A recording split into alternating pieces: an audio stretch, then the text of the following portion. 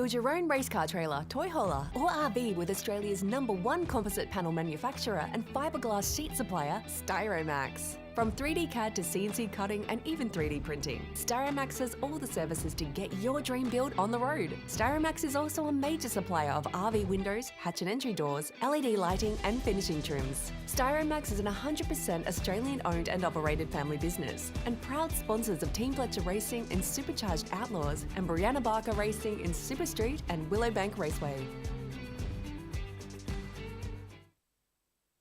Real Street, Supercharged Outlaws and Junior Bike, please, to the lanes. That means we'll be getting into our, of course, first round. So Outlaws, Real Street, Junior Bike, to the lanes immediately. Thank you.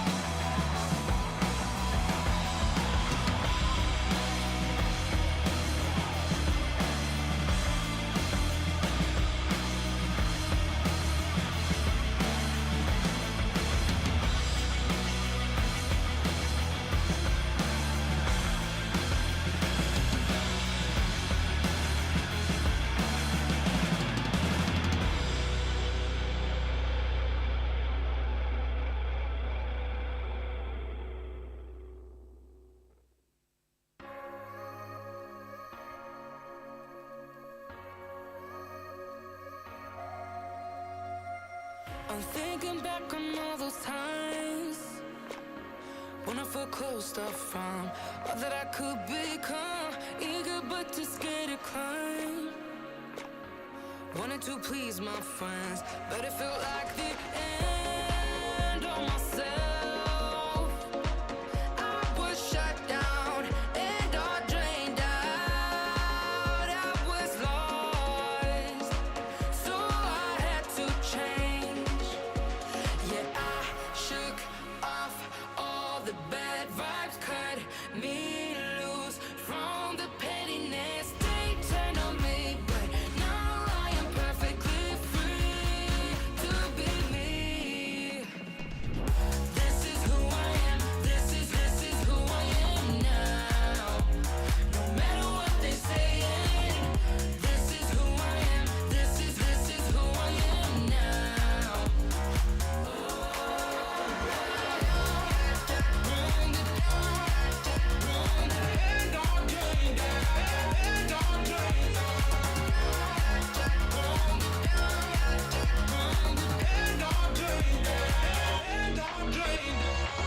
They think that I have lost my mind, that I'm not being true, but they don't have a clue. 'Cause this is me when I cut out all the shallowness and everything I suppressed to fit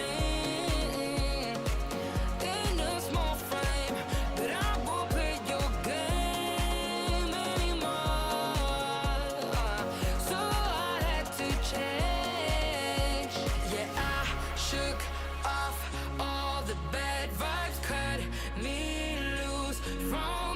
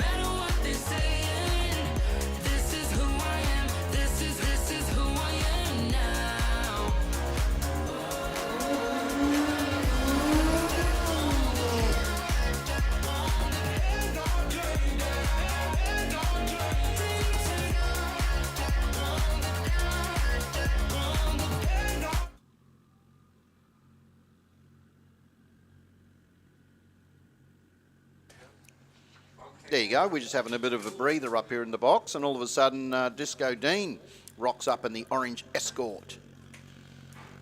When you think about that 6-cylinder Toyota turbo engine that he's got in there, I'm surprised it fit. yeah. Well, look, those sort of vans back in the day. They've got to remember, I'm an older guy. They Where are we going with this, Terry? well, those sort of vans were really popular. The Escort panel vans and that sort of Sandmans and all that were really popular. But I don't know about you, but I had a couple of mates who had Escort panel vans back in the late 70s, early 80s, and mate, they only went out with short chicks because the back of the van was short. Oh yeah, the little tailgate.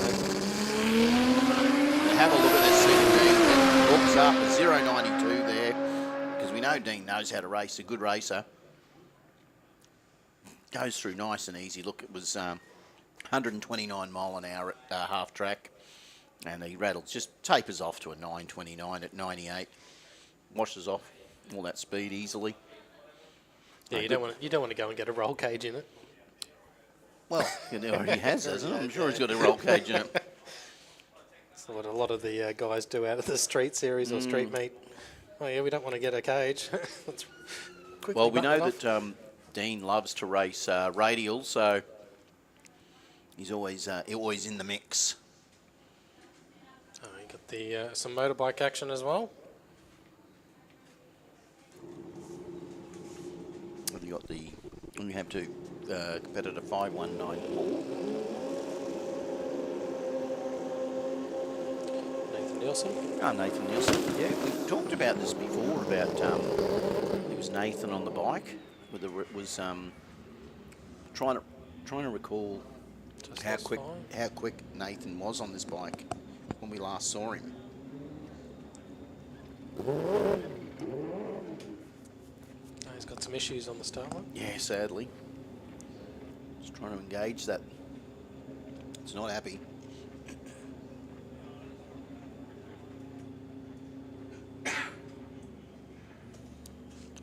We can see Dave from Drag Photos down there on the start line, grabbing all the good shots.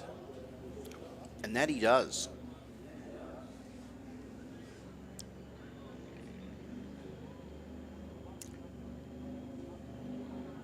So there's Dave doing his deed, and they got the other bike over here. They moved the bike over. Surely not. No, I think he's, No, it's 4140. he's had some issues and got pushed back. So we got Neil. Look, it says Neil 4140. Murphy. Neil Murphy on a bike. So Murph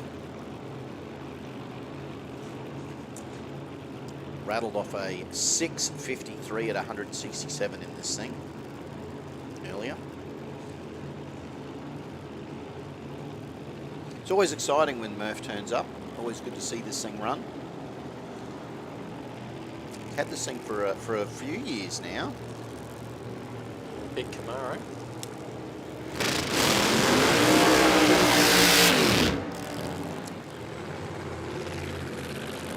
And he doesn't run tests his quite a bit. You know, it's really, it's never disappointing. He loves like this thing. He most certainly did. But they probably, I'm not just trying to think how many years. I'd have to talk to his crewy Daryl, who's at the back there. It's got to be 2 odd years, or maybe even 3. Maybe he's had this thing now. But how cool is it?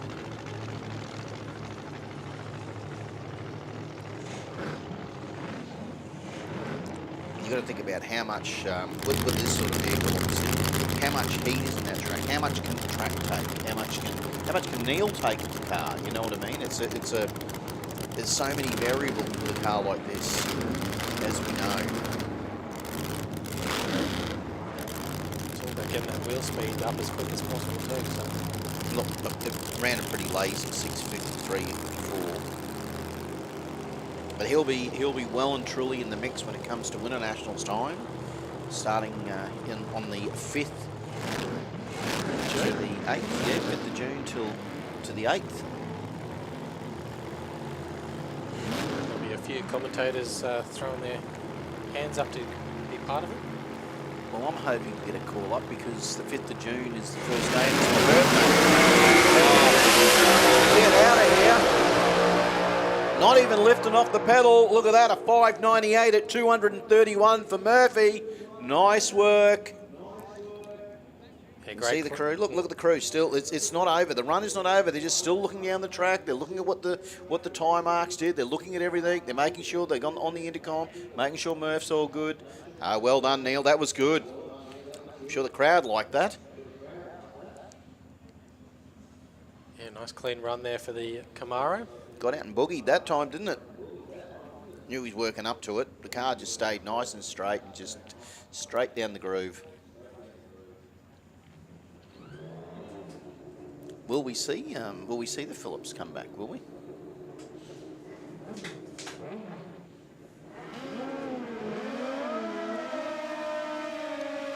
High revenue.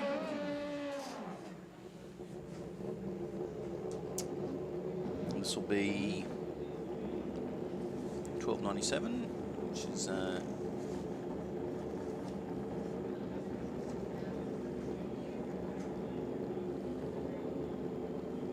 just trying to figure out who we've got in our mix there. Chris, can you see? Yeah, I can't see it. It must be a late entry. Which one? Oh, that one.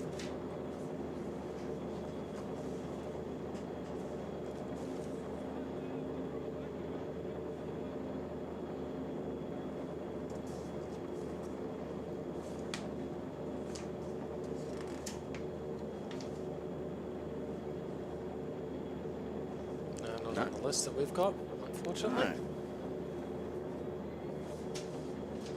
As we talked about earlier, it looks like a pro bike, but it's not. So I'll see what it runs.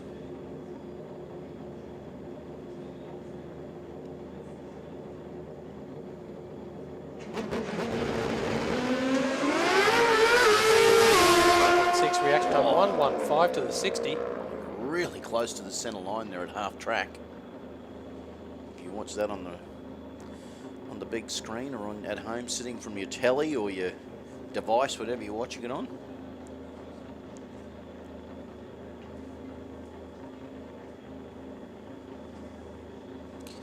So Colin Lloyd coming up next.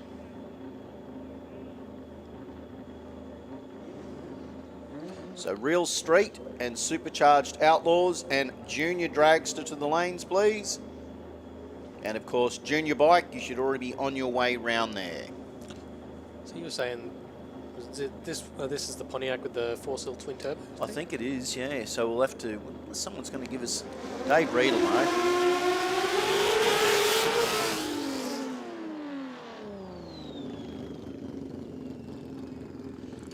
Well, it's double D, isn't it?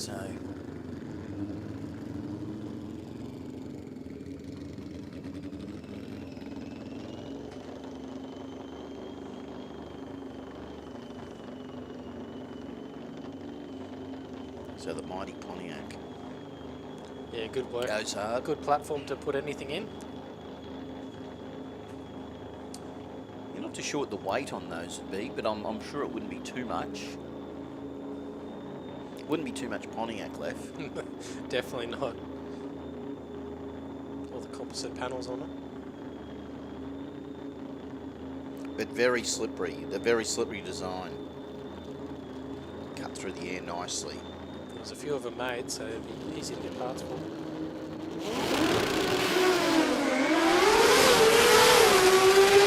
Comes on boost drop. 347 reaction time, 121 to the 60 and 324 to the 330. Yeah, 154 mile an hour, half track. It's definitely on a march. That'll give you an indication of where it was heading for Colin. So as I said, if you're sitting at home watching, it's a beautiful day here at Willowbank Raceway. Crowd all, everyone's settling. Everyone got see a few umbrellas kicking around. Big welcome to the people over there on the grassy area. Hope you're all well. And a big shout out to the people up in the grandstand. Hope you, the crew, are all well as well. Been a while since I rolled down those grass hills. Yes, I remember doing that very much years ago. You used to drive the car, reverse the car up the top of the hill. Yeah, when they will back in the old days, we never used to have the big grandstand. Of course, it was a grassy mound on the Both sides. both sides. It seems like forever ago now. It seems like forever ago I was here when the track first opened up with all the bunch of us Mazda Rotary guys. Big shout out to a lot of my old Rotor crew. Big shout out to Alvin. Hope you're listening in or watching, mate. So here we go. It feels a little bit jamboree with Mr. Britton in the Brumby, doesn't it? Yeah, for sure. Good to see the Subaru out. We've got quite a few jamboree style cars here. We talked about the Subaru Brat, where they had the 2 seats in the back. This is not that at all. He's got it loose there, but did the right thing. Got off the throttle. We're only here to test it. But yeah, the Subaru Brat, Chris. We didn't get them in Australia, but they had the two seats in the back of the ute, tray, facing outwards. Imagine that. Imagine driving down the Ipswich motorway and you got 2 people sitting in the back with seat belts on in the back of the ute. That would be kind of be frowned upon. But it would be fun. That's the old days, mate. We used to be able to go to the tip in the back of the trailer or the ute back in the old days. Nowadays, you'd be called a bad parent. You let your kids sit in the back of the trailer when you went down the what baby seat? Baby seat. You're kidding me. We had a baby capsule. We had to try and cram in an R100 back in the 80s. It was ridiculous. The Commodore. The car of the people. The Holden Commodore.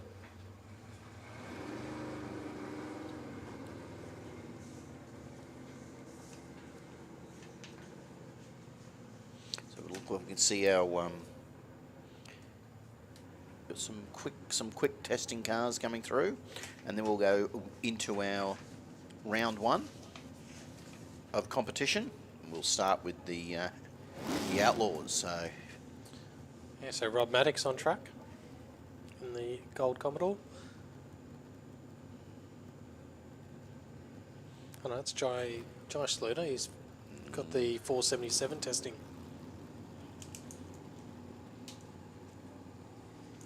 you can see I just can't make out what doing double duties. I just can't make out what category he's running. It'll be one of the super stock categories. Obviously running in competition. EMSA? Yeah, it looks like could be. Modified sedan automatic. So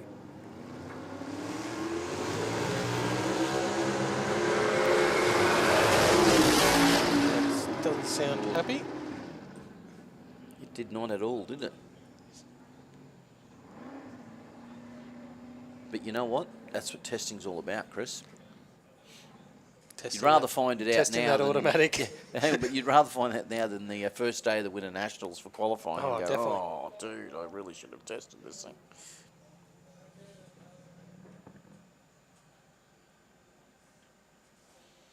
But as we roll them through our test vehicles and bikes,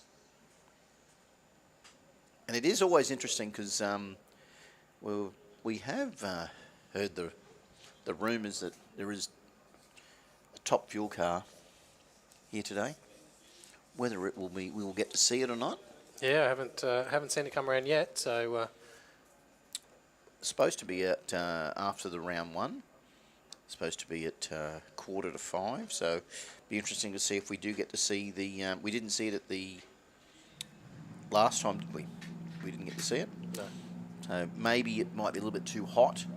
And really, if you're testing, most of the time Top Fuel will run in the cooler times of the day. So if you're going to be running it in as close as a comparison to when you'll be racing it properly, you probably want to race it at a time where it's more appropriate that you will be racing it. That, and it's also quite expensive to do a teardown on a engine and have to rebuild it for another run. That is exactly true. So, but they're booked in for another 2. Booked in for another 2 at 4:45 and for 7:22 tonight. So hopefully they will run it because we get to see those beautiful flames in the evening. Yeah, but they'll also be doing their little test hit in the pit lane at their when they get it, so it's all fired up, ready. Chances are we'll probably hear that.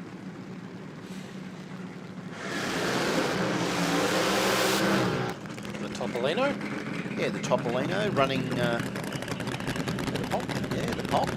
Rather than that's a. It's a form of power adder.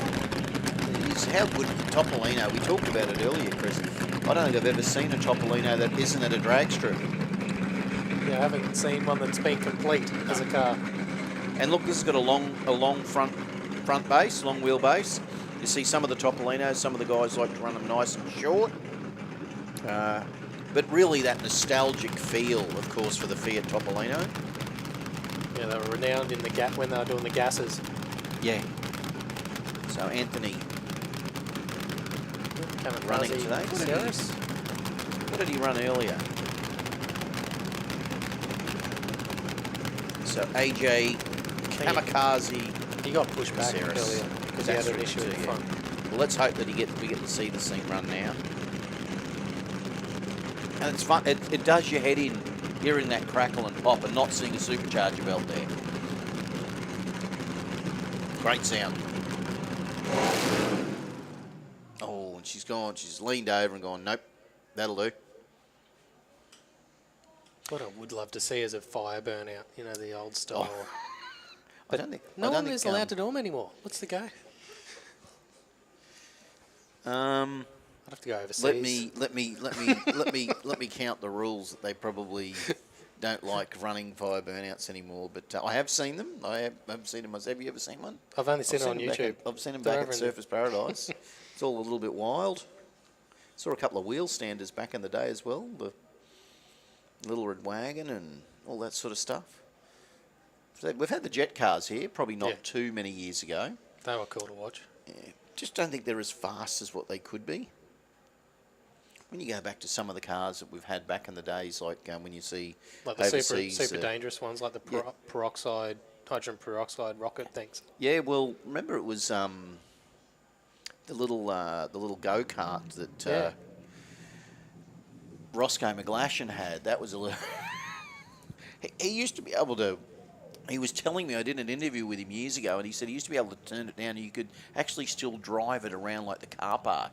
But then it would run like whatever it was, 4 odd seconds or something in a quarter mile. It was like insane. But that's it's like whatever. But then you've got, you know, obviously other different sorts of rocket cars, and you've got the Jade Warrior on the bike with the old mate laying face first on that. Drag races, it's like, drag races are like... It brings out the different sort of silly. What? The different sort of silly. It's like, dude, really? You going to lie down face first on that thing? Yeah. I'm going in head first. That is it. So how good does this thing look, though? This looks killer with the green. Man, it looks so good. The Corvette. You know what? Look, I don't know what he ran a 9.8, obviously in a 13. So getting the car in, getting it hooked up. But mate, that thing just looks so fast, just sitting there. Look, you don't even have to even think about how fast it's going to go because it looks like it's just moving at 200 mile an hour, sitting there. And there's a few of the Corvette body shells coming across from the States. We've seen a Mazda workshop down in Sydney have one of these as well as with their main drag car with Pack Performance. They ran the fastest mile an hour in a rotary last night down in Sydney.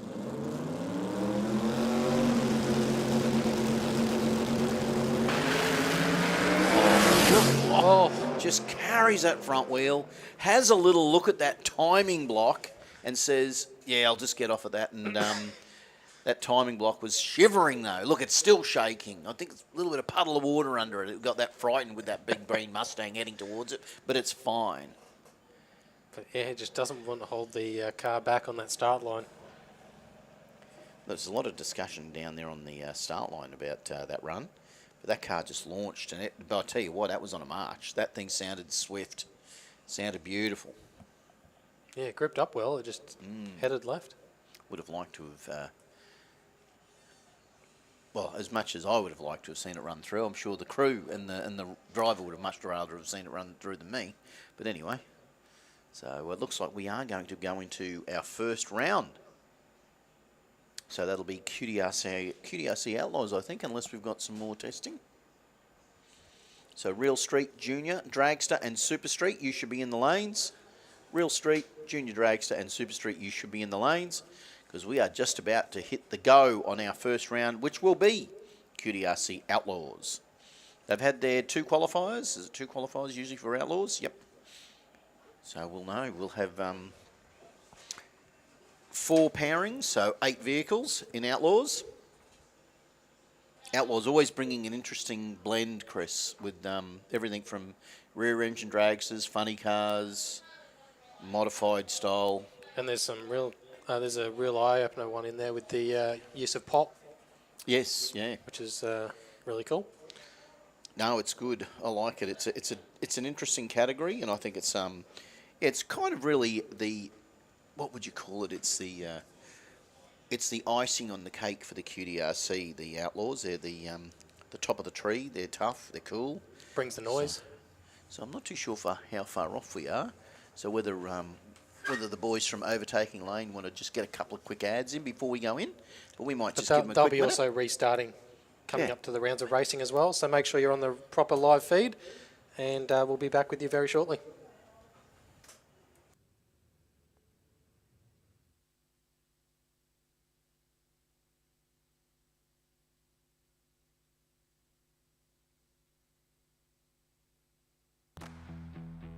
Build your own race car trailer, toy hauler, or RV with Australia's #1 composite panel manufacturer and fiberglass sheet supplier, Styromax. From 3D CAD to CNC cutting and even 3D printing, Styromax has all the services to get your dream build on the road. Styromax is also a major supplier of RV windows, hatch and entry doors, LED lighting and finishing trims. Styromax is an 100% Australian-owned and operated family business and proud sponsors of Team Fletcher Racing in Supercharged Outlaws and Brianna Barker Racing in Super Street and Willowbank Raceway.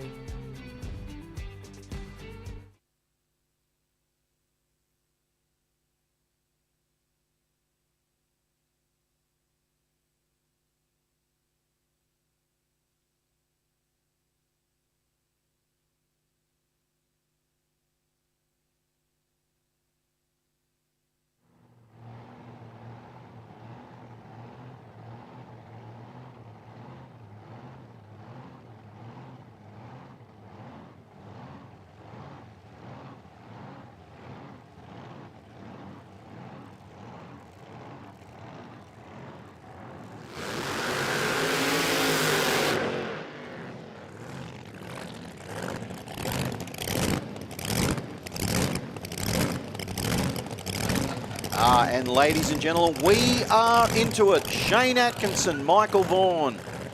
The Tirana versus the funny car. Big burnout there from Shane in that beautiful LJ Tirana. Michael Vaughan, the American Direct Parts funny car. 702 dial in for Vaughan, 738 for Atkinson, and I'm welcomed to the microphone, Mr. Wayne Benson. How are you, my man? I'm well, Terry. Good to have yourself the PM shift here for this afternoon's racing. The PM shift, thank you. What Prime Ministerial? Not post... But more excitingly, we've got for the first time in our QDRC 2025 season, we've got dial-ins on the board. So we get to see some racing.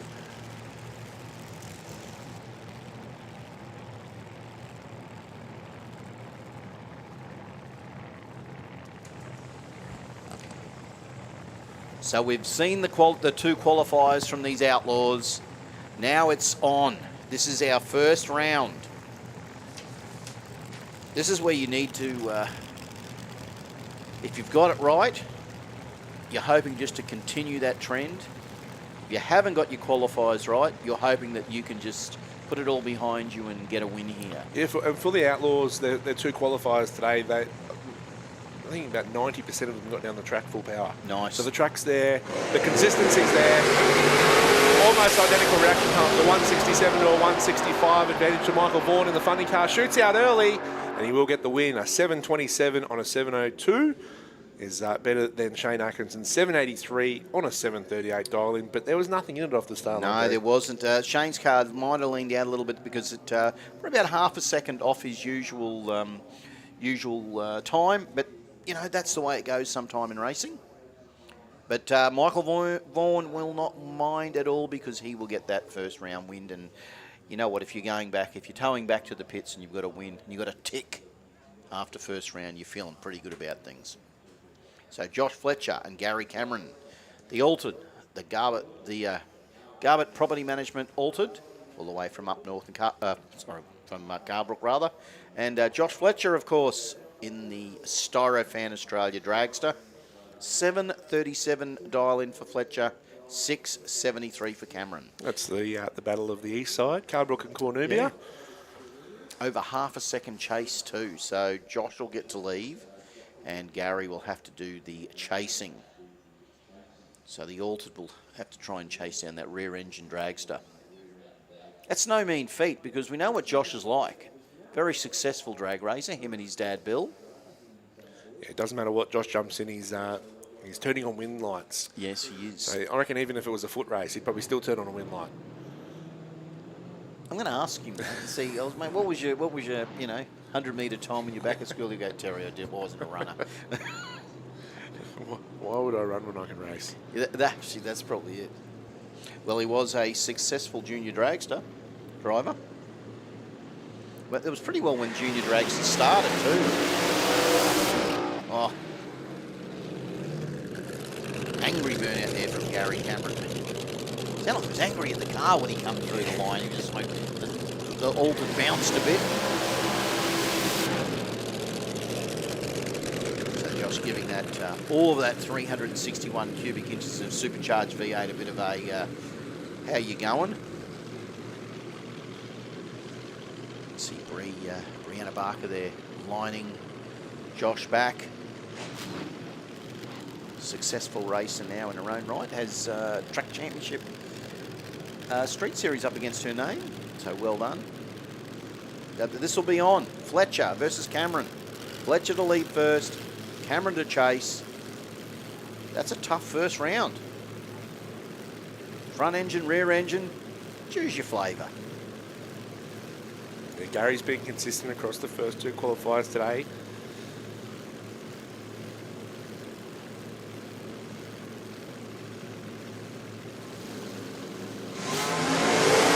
Oh, but it's all by the by. It's Fletcher's 066, and Gary's gonna put up a red, but Fletcher will go 741 on a 737, and Gary a 674 on a 673, but a 061 red. Yeah, it was there. It was there, wasn't it? Based on was. what he's run, but he knew he had to cut a good light, and that's what happens when you come up against good racers like Josh Fletcher. Sometimes you just got to have a crack at the tree. You know you've got to have a go at it. And look, 199.49 in the top end for Cameron as well. 155 for Josh. But yeah, and Josh would have seen that win light once that red light pops up anyway. But 199.49 out of that tough altered of Gary Cameron's. Oh, that was I'll tell you what, a win against Fletcher is not an easy thing, and he's that was hard. The red light that'll hurt you. But as we wait for our next pairing, as I said once again, if you have tuned into the overtaking lane, a big welcome to everybody sitting at home, either sitting on the couch watching it on the telly or sitting out the back under a tree watching it on your favourite device, whether it be a Galaxy or an iPad or whatever you got. Imagine that just sitting there. Big shout out to all of our live stream sponsors as well, from Styromax, who we've just seen on the side of Josh Fletcher's Dragster, Webby's PTYT Ltd, the Cabling Specialist, Max ECU Australia, Priority Roadworthy Queensland, and CHD Motorsports. They've all jumped on board to bring the live stream to everyone at home. And of course, we get to enjoy the wonderful pictures here on the big screen at Willowbank Raceway. But more importantly, it expands the reach of people that can sit back, relax, and unwind on a Saturday afternoon to the dulcet tones of fast cars doing fast things. I thought you were going to say the dulcet tones of you and I. Then I thought, no, you're going somewhere I don't think you really understand what you're saying, Wade. But that's fine. You took that left turn then. That was fine. You didn't have to worry about hearing us too. But yeah, look, it's always good to to be here on a beautiful day like this. And as I said, you and I just were discussing it because they had the start of the year. You and I called the Sportsman for the NDRC at the Top Fuel Nitro Funny Car Meet. And you and I called the 2 days of that. That theoretically was almost our first event of the year, but you and I haven't really called anything at Willowbank. No, and I spoke earlier this morning with Chris, and I said that basically the break that we had, you usually get a bit of an off-season when we wrap up for the end of the year, and then you get Christmas, New Year, and the holiday period. Yeah. And then, we come back racing sort of the start of February. But you throw in that Nitro event, yeah, and the actual break between the end of 2024 and the start of 2025, we've actually had a bigger break from February to now. Too. Well, I did have the finals of the street meet. So that was the only thing that I've really done. And besides, look, we know that, look, there's a lot coming up. We've got the street meet next week. We've got, obviously the QDRC today. Then we've got, we move into, the diesel assault, and we've got all sorts of stuff coming up. And then we move into the Winter National, the warm-ups, and then the Winter Nationals in June. Because that is so close. You think about, we're now in beginning of April, beginning of June. So we've only really probably, about 8-9 weeks away. Yeah, 2 months. Yeah, from the Winter Nationals. I mean, that is hard to believe. So anybody who's out here racing and testing today, that is purely on their mind, is how they're going to go in 9 weeks' time when they're racing at the Winter Nationals with probably another 400 competitors. So 4 days, full on, it's going to be wild. And it always is. Winter Nationals, I mean, it is the crowning jewel in Australian drag racing. That's it, and we've already got over 340 nominations for that event. So, really? that was just the early entry cut-off. So that's just junior dragsters. So Stuart Pryor and Joe Shembry.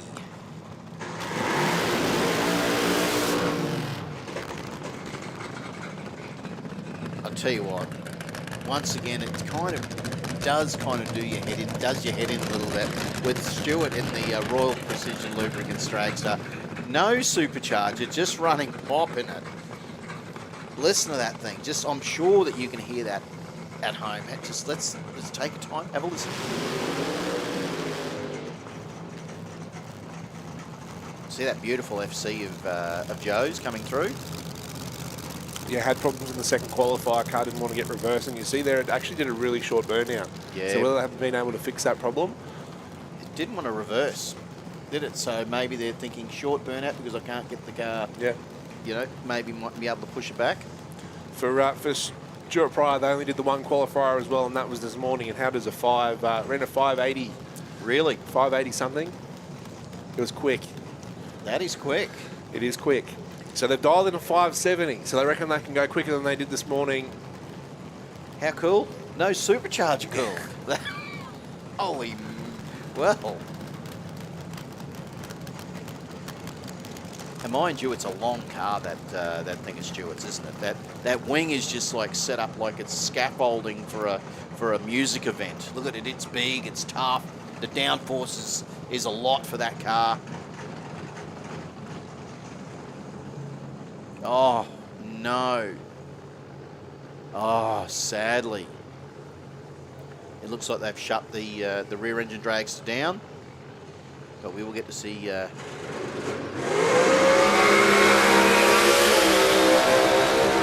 knows he just has to get it down there. And he'll get the win. 8:34 at 147. So he's at 145 mile an hour at half track was Joe in that FC.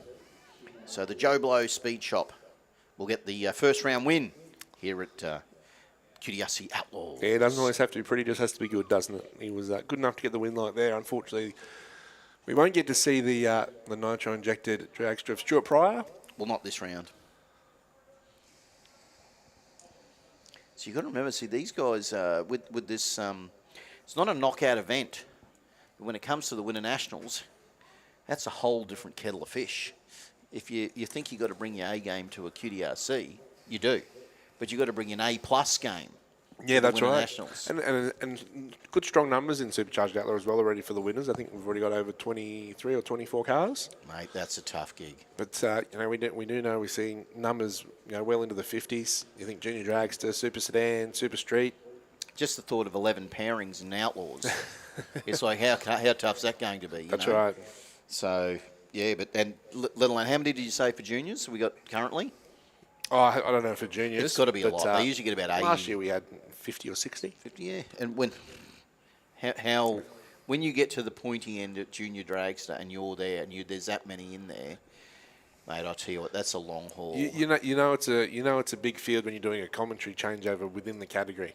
Yes, exactly right, because there's so many. And I'll tell you what, there's a lot of disappointed kids sitting on the sideline early on. That's right. Yeah. So they're all up at the tuck shop van, spending mum and dad's money on the Saturday afternoon. And the parents are probably hoping that they not only do they want them to go through rounds, but it probably costs them less if they go through rounds because they go, oh, Mum, I need more money. No, you don't. You're racing. Oh, okay.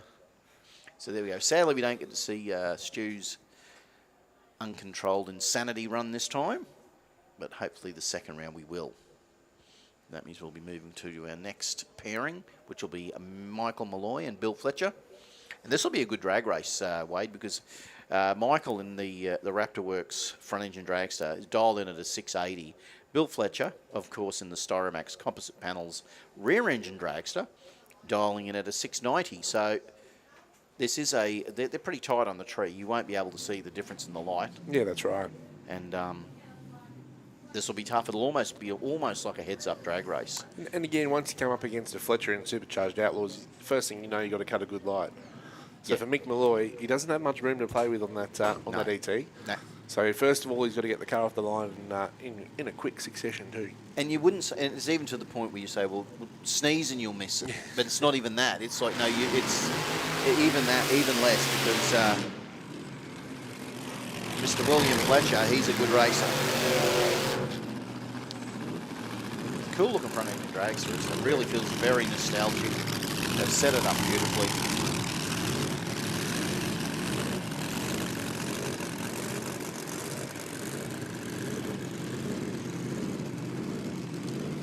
See at the front of Bill's car, you got Amy aiming the car back.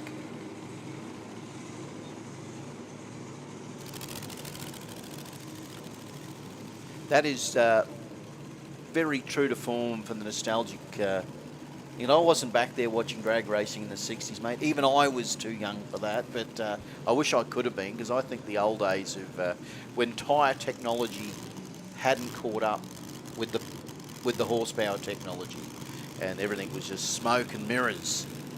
But now everything gets that power down. So Fletcher, Malloy, this will be a good race, folks. As I said, almost a heads up, a 680 to a 690. Who's going to get first round win?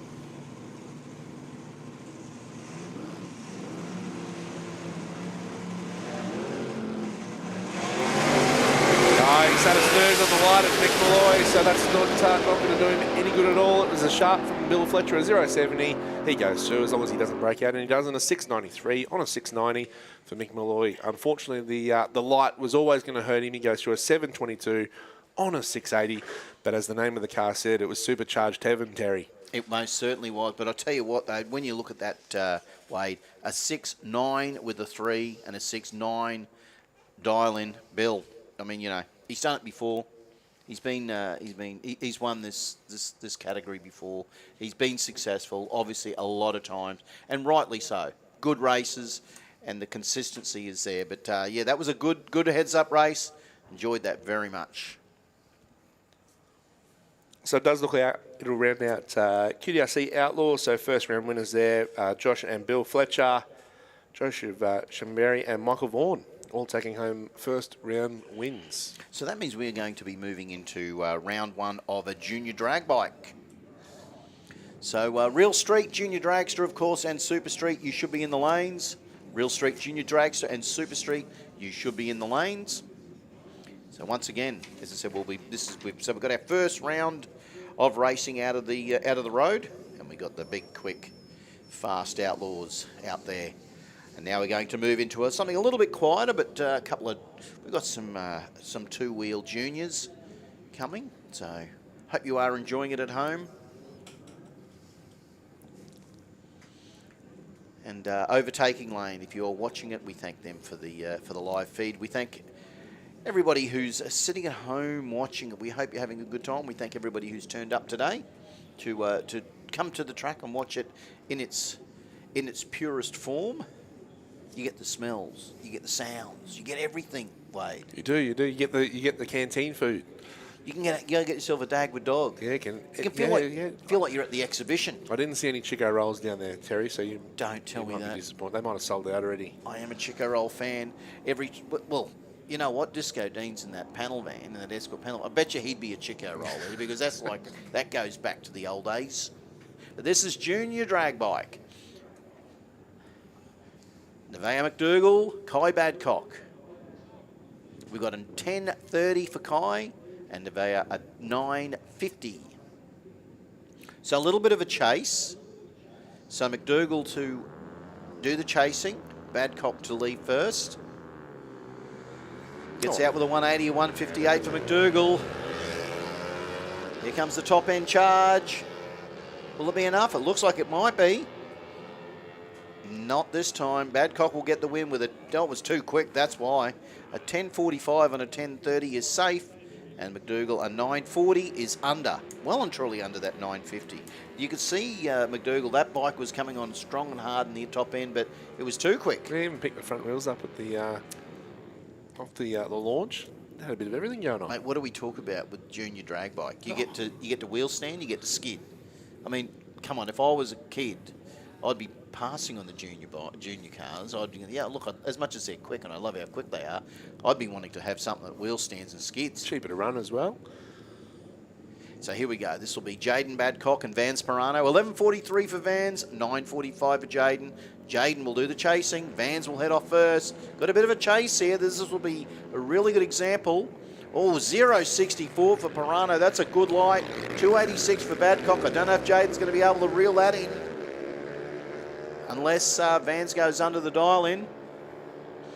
Not a chance. So 11.70 on 11.43. Pirano will get the win.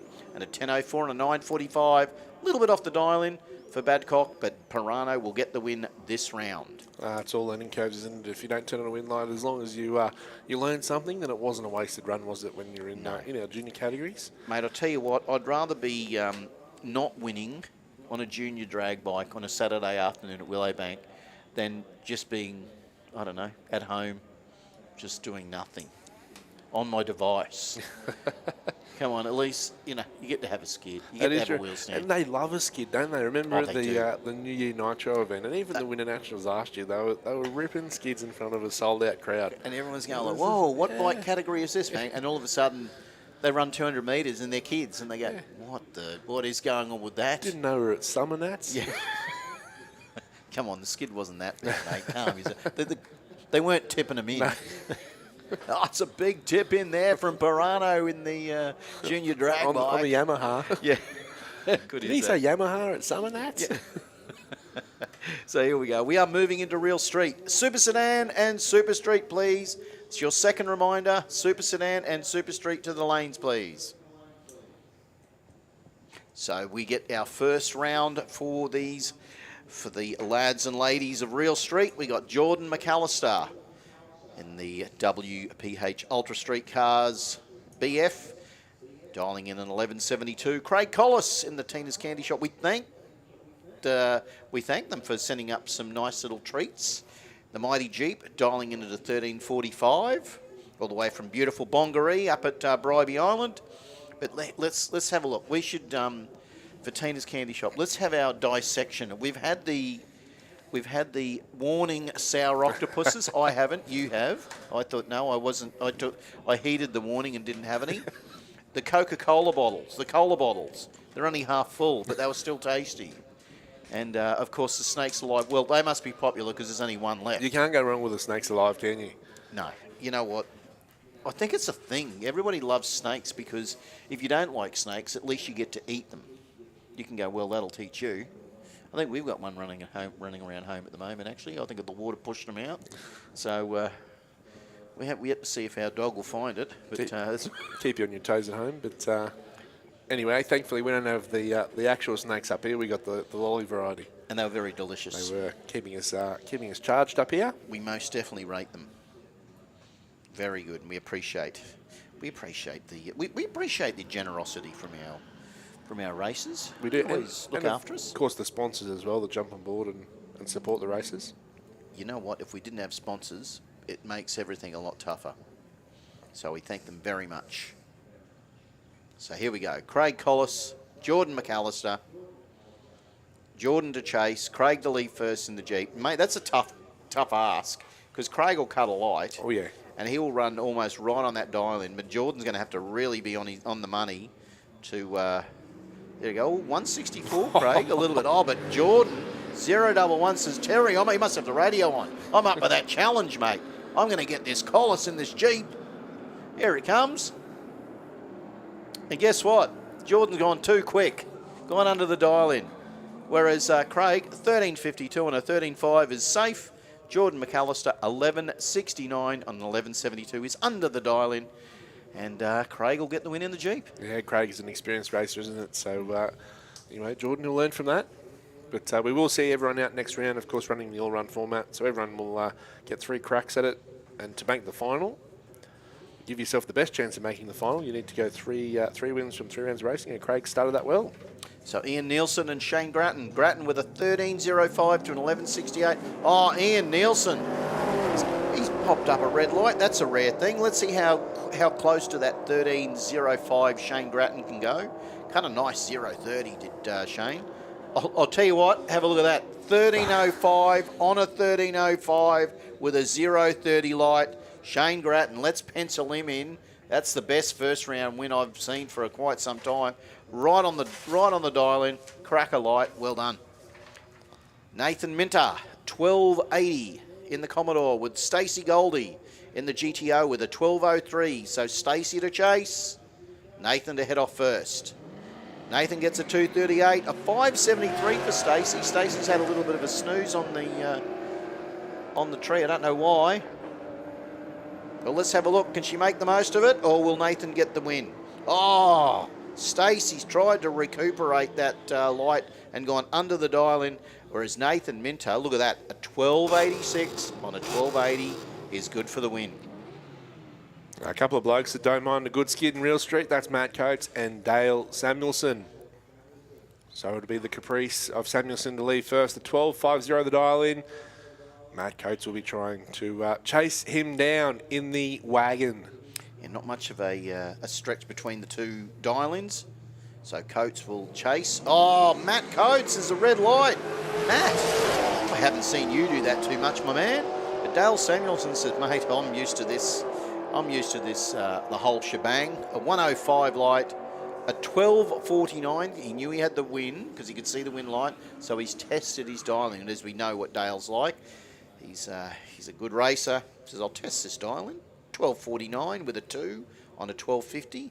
So that's a fly's wing just under his dialing. You thought I was going to say something else then, didn't you, Wayne? I didn't know what was going to come out of your mouth, Eric. Mate, that's what my wife says all the time. Keep each other on our toes, I reckon. Mate, Chris is the worst one for it, but I'm glad he's not in the box here. So Cooper Lay and Paul Nielsen, 11.30 to an 11.36. Oh, this is almost a fair dinkum drag race with Paul and Coop. The battle of the Fords. Oh, red light from Nielsen. He got the Black Panther Racing got nervous, and Cooper Lay says, "I'll have that." So Peter Lay won the Peter Lay Custom Imports car of Coop, and he's tested his dial. Hang on, have a look at Cooper. Cooper's gone 11.16 on 11.36. Knew he had the win. You watch. When we see him later, I had to recheck that dial in, Terry, because I'm going to have to. He gets the win, but holy moly, went under. Oh, here he is, Mr. Dean Merchant, the face of Real Street in the Nova Ford Caboolture Ford, up against Stefan Gowes.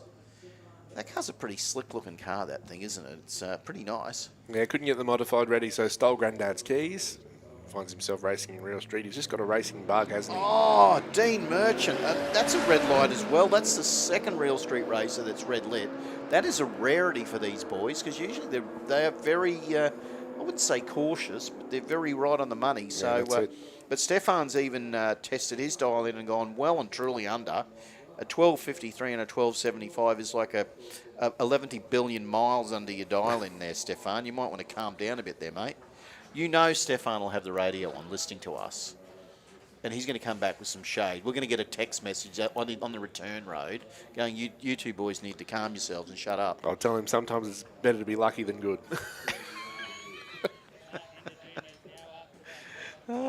Says the two blokes that don't race. I like that. You know, that's the good thing about being a commentator. You know what? You know how like they show people on movies and they blow stuff up and they just walk away? That's you and I and Chris today. We can just say stuff and we just walk away, and people just have to put up with us. The overtaking line, guys. Probably Dave and Tyson are probably hitting the mute button on us half the time. There you go. He hasn't even made it to the return road and he's already messaging me. He is. Look at him. Mate. I hope he's not texting and driving. Where's the IHRA official? Don't let the driver of that car come back up if he's texting while he's driving. Someone lock the door to the tower. He might come up here. Yeah. Mate, he won't come up the tower. It's too exhausting. He'll have to get his nails done. He says he's an electrician, but he works in the office. Yeah. That's exactly right. He is an electrician who works in the office. Geez, we're cruel. But you know what? We're allowed to get away with stuff like that. So we should theoretically be moving into the category we talked about with the 12 pairings. We talk about junior dragster. We should be moving into junior dragster. This is where it's going to get tough. How many? Will there be tears? Will there be tantrums after the first round, Wade? It'll be like, I just need to get that first round. Hang on, I don't just. I need to get that first round win. Well, how tight is it in junior dragster? I mean, we headed into the last round of last season and there was still theoretically 14 races that could have won the championship. Yes. Because of how many cars they do have, and we run eliminations in that final round. But so often in junior dragster and these bigger categories, you can make a final on 2 wins. Yes. But also, if you do lose a round, then you can have a number of drivers on 3 wins. Yes, exactly. So it can go both ways. So all you want to do in the first round, it's pretty simple, isn't it? And that's win. So let's see how we go. Max Rowling with a 780 dial in the AA Junior. Jasmine Kidd in the A Junior with an 820. So Jasmine to lead first. Max to chase by almost half a second. So 2 good races. That's a pretty tough pairing first up, to be honest. 0.64 for Jasmine Kidd, 1.54 like for Max Rowling. So Max, he's chasing. He's left himself some work to do. I hear the womp going on there. Yeah, that's it. There was a womp, and it didn't matter. It was a whomping win for Jasmine Kidd, an 8.25 with an 8 on an 8.20. We'll get the chockies. Max Rowling breaks out, goes a 7.70 on a 7.80. How nice was that? Yeah, an 8.25 and an 8.20 for Jazz. That's a good combination there with a 0.64 light. You can't get a real lot better than that. That's a good first round win. So Sophia Lode, 8.70 in the A. Paige King in the B Junior, 8.75. That is right, an 8.70 to an 8.75. This is a heads up. These two will be side by side. They'll want to have a look over at each other, these 2 girls. Whether they'll look across and go, come on, you slow down. No, you slow down. Will it be a double breakout? Will it be one breaking out? Who's going to push the envelope a little bit harder than the other one? Well, could we see what we saw at the New Year Nitro, Terry, where the junior drags the final? Identical reaction times, identical ETs. It was all going on in juniors. Mate, it was phenomenal, seriously. And that's the future of drag racing in our junior drags' hands. So, there you go, red light. Sophia got a little bit nervous. 0.76 for Paige will get the win. Now let's have a look how close Paige goes under that dial, or goes close to that dial. 8.82 and an 8.75 with a 0.76. Sophia says, I'm going to red light and I'm going to go under my dial in because you know what? I'm going to test it for next round. How's that? That's like the closest package you can have, but going under. Yes, and exactly. Red lighting. That's pretty tidy. So here we go. Lexi Lancaster in the Kitson Freighters A Junior. Tamika Carslake in the other A with the Scully refrigeration vehicles. 8.90 dial-in. So once again, not too much in these dial-ins between Lancaster and Carslake. Both of these girls will be ready. They'll once again, as I said, well, are they just lining the female races up against each other? Is there a plot and a plan here? Oh, Lexi's gone red, sadly, but Tamika doesn't mind. She's gone a nice 0.65. 900 on an 890, an 811 and an 803 with a 059 red. So Lexi just enough red to hurt, but Tamika won't mind. So she'll get that first round win. Yeah, it was quite interesting this morning in qualifying, Terry. I don't know what the third qualifier was like, but the first two, there was a lot of red lights in the juniors. Nerves. So we're seeing there's still a few creeping around. Well, like you said before, when you and I with Chris were talking about how many times we've commentated, how many times have these guys raced this year? Some of them would have raced at the nitro meet. Some of them would have raced wouldn't have raced at the QDRC. So when have they raced? Yeah, that's right. This is Yep. for some of them, it might be their first time this year. Yeah. I'll be going into school on Monday and telling my teacher, guess what, I can't do that assignment and homework. I've got to get the practice tree out. Exactly. See how you go with that. Here we go. Nixon King, Xavier Paul. The battle of the B Junior to the A Junior. An 8.04 for Nixon and an 8.80 for Xavier.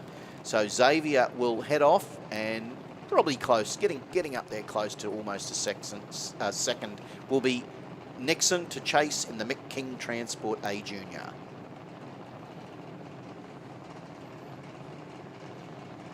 Nervous much? I think they are. Oh, 247 for Xavier, 103 for Nixon.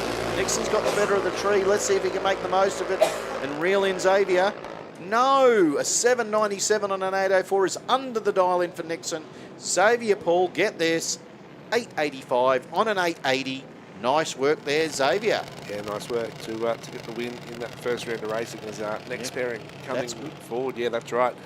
It'll be Nash Pirano over in the Rocket Lane, dialing in an 806.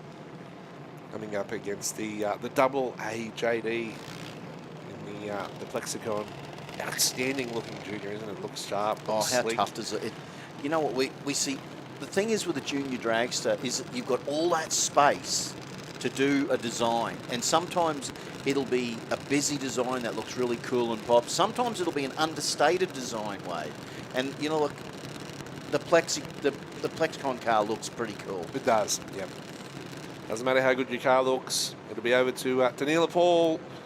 Cut a good light. Chase down Nash, who will leave first. Nash says, I'm going to cut a light. And most certainly did. 0.53 to a 0.61. Look, there is nothing in it. Will Paul have enough in the top end? No. Look at this. Nash Pirano, 8.06 on an 8.06 with a 0.53. How good's that for a first round win?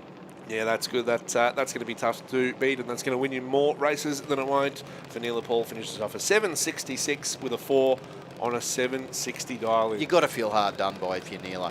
But cuts the light, gets all those sixes, but still loses to Nash, who's right smack on the dial-in. That could have won any of the other races, I reckon. 100%. Yeah. So you'd be thinking, Nash would be going, well, So Neil's probably thinking, oh, you've got to be kidding me. Sometimes you just get beaten by someone that put something better together, don't you? You still go, look, gave it a good crack, gave it my best, and giving it their best will be Bronte Janusz and Kyle Day. So at 12.30, the C Junior will leave first, and that will be Bronte, who's gone into deep stage for Kyle. He's going to have to pack his patience. He's dialed in an 8.68. The chase is on, and he's got some work to do. A 2.03 light for Kyle Day. Bronte, how's this? A 0.008 in the C Junior.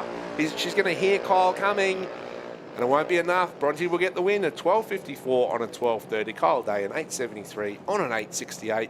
But that 0.008 light, Terry. That 0.008, mate, that is impressive. So, look, top sportsman, and Super Sedan to the lanes. Super Street, you should be there. Top Sportsman and Super Sedan. But yeah, that 0.008 from Bronte, that was very impressive. That's one of the lights we've seen today that is really just to win. Very hard to beat. Yeah, I think, and she's been cutting lights all day as well. Was in the top 3 for qualifying this morning in the first session. So it's continued on. Whatever she had for breakfast, I want to know what it was. Yeah, I want to cut a 008. I don't think I've ever cut a 00 anything. So Isabella Hunter, Dakota Bray, the Smith Transport A Junior of Dakota. Isabella with an 850 to a 787. Oh, Isabella gets out with a 067. A 210 for Dakota. Dakota usually cuts a quicker light than that, but will she have enough? No, not this time. Isabella will get the win with it. Oh, nice. An 8.56 on an 8.50. And look, Dakota at a 7.96 on a 7.87. I'll tell you what, some of these races haven't raced for however long, but you wouldn't think they've been out of the seat at all. You'd think they've raced yesterday. Some of them might have tested, but racing is a different story than just testing. So, look, Nevaeh McDougall with a 7.99, and we've got Cody Sedmak with an 8.65 in the B. So the JTS racing car of Sedmak and the SVO transport and towing of McDougall. Mate, it's pretty wild. We've seen a few quite, like on the dial-in, if not exceptionally close to it. Yeah, we were talking early this morning as well, just about how tough the QDRC competition has become. Year on year, it just gets tougher and tougher. We had over 50 races in finals last year. But at the moment, Cody Sedmak, 0.33, a 150 from that McDougall, who will be chasing down Cody. It's going to be neck and neck. But Cody will get the win, courtesy of the better reaction time, 8.73 on that 8.65 for Nevaeh McDougall, goes an 8.06 on a 7.99. And I think the thing is we're seeing so much in these junior drags. We're seeing so many good races coming through. The old adage of a high tide raises all ships. I think that is a true analogy of junior drags. The quality, you would not want to be coming. And don't get me wrong, we've got some awesome races interstate. But if you're coming to Queensland for the Winter Nationals, we know there's some really good races interstate. We know that. But you're going to have to be good because there's a lot of good races here. Yeah, 100%. And it goes through you talk about even our smaller categories as well. Top Sportsman have got 11 here this weekend. But, sometimes they've only got 7 or 8 in the field. But you look at the field and you go, yeah, any of them could win. Any of them could win. So and the times say it all. When you crunch the numbers, you know how good they're racing. It's like, well, it doesn't matter if you're racing in a field of 200.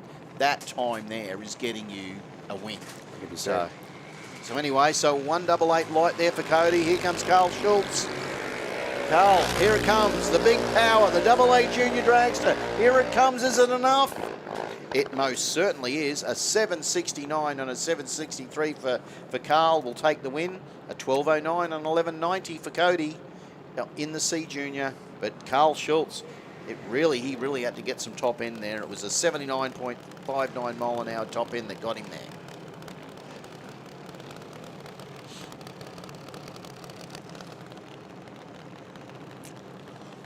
So a pair of Piranos come to the line. One looks at the other and says, "What have you dialed in, Terry?" "Well, I'm Lucia and I've dialed in a 10.06. "What have you dialed in, Vans?" "I've dialed in an 8.58 and I'm going to have to chase down Lucia and see how I go." I wonder what was talked about in the pits. I wonder if there's any chat. I wonder if there's any, as I said, any...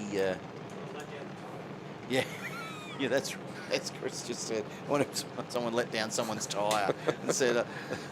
I don't think it's come to that extreme, but you know what? I'm sure in some other sports it would definitely happen to be like,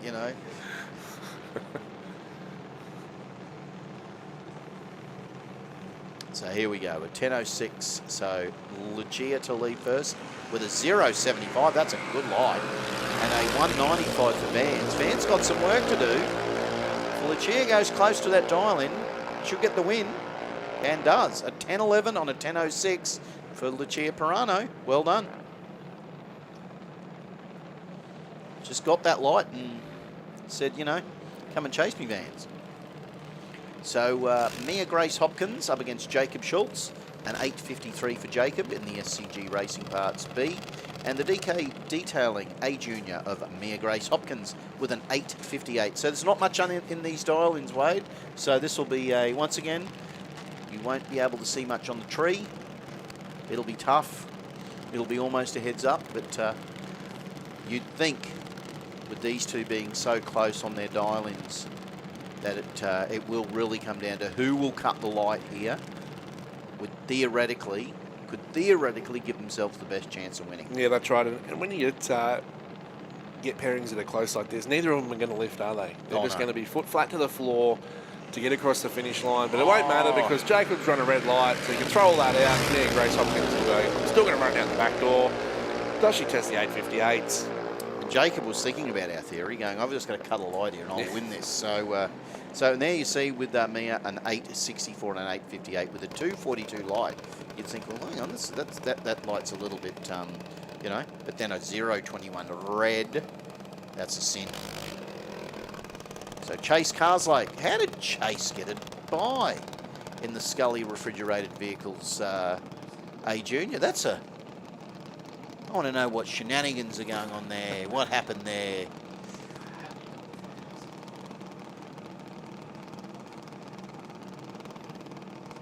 So well done to Chase. Well, let's see. Will Chase test the dial in? Test that 811. You see Dad out the back with his racing gear on as well. Oh, that's a good light there. 023 and 023 red. Yeah, yep. But he cut it. 812 on an 811. There you go. Just needed to get rid of that red, and that would have won it any day. Top Sportsman and Modified Bike now to the lanes as well. Top Sportsman and Modified Bike. Super Sedan and Super Street, you should be in the lanes. So there you go. So that'll be our 12 pairings of Junior Dragster. We'll be moving into Super Street. I think just giving the track a little bit of a drag. As I said, once again, I know you're all tuning into overtaking lane. I hope you've rebuffered and you're all not sitting at home going, oh, what's happened? What's happened? When they rebooted. So you can see all the upcoming events coming on there, up on the big screen and on the screen at home. Whatever you're watching on. As I said, next week will be the street meet. We've got Test and Tunes. Thank you to ASG. We've got all sorts of stuff. We've got the wild and woolly diesel assault coming up as well. It's on a Saturday, Terry. Mate, it is going to. I cannot tell gonna you. Go off. I cannot tell you. If you were to tell me, however many years ago we started running a diesel night, if you had told me, how many people do you reckon we'd get to come and watch 17 and 18 second four-wheel drives? I said, how about we get a couple of thousand people here to watch it? No, that's not going to happen. Well, it will happen, and it does happen. What are they doing? Are they doing a light of the night, or I want to see a diesel vehicle just cut a light.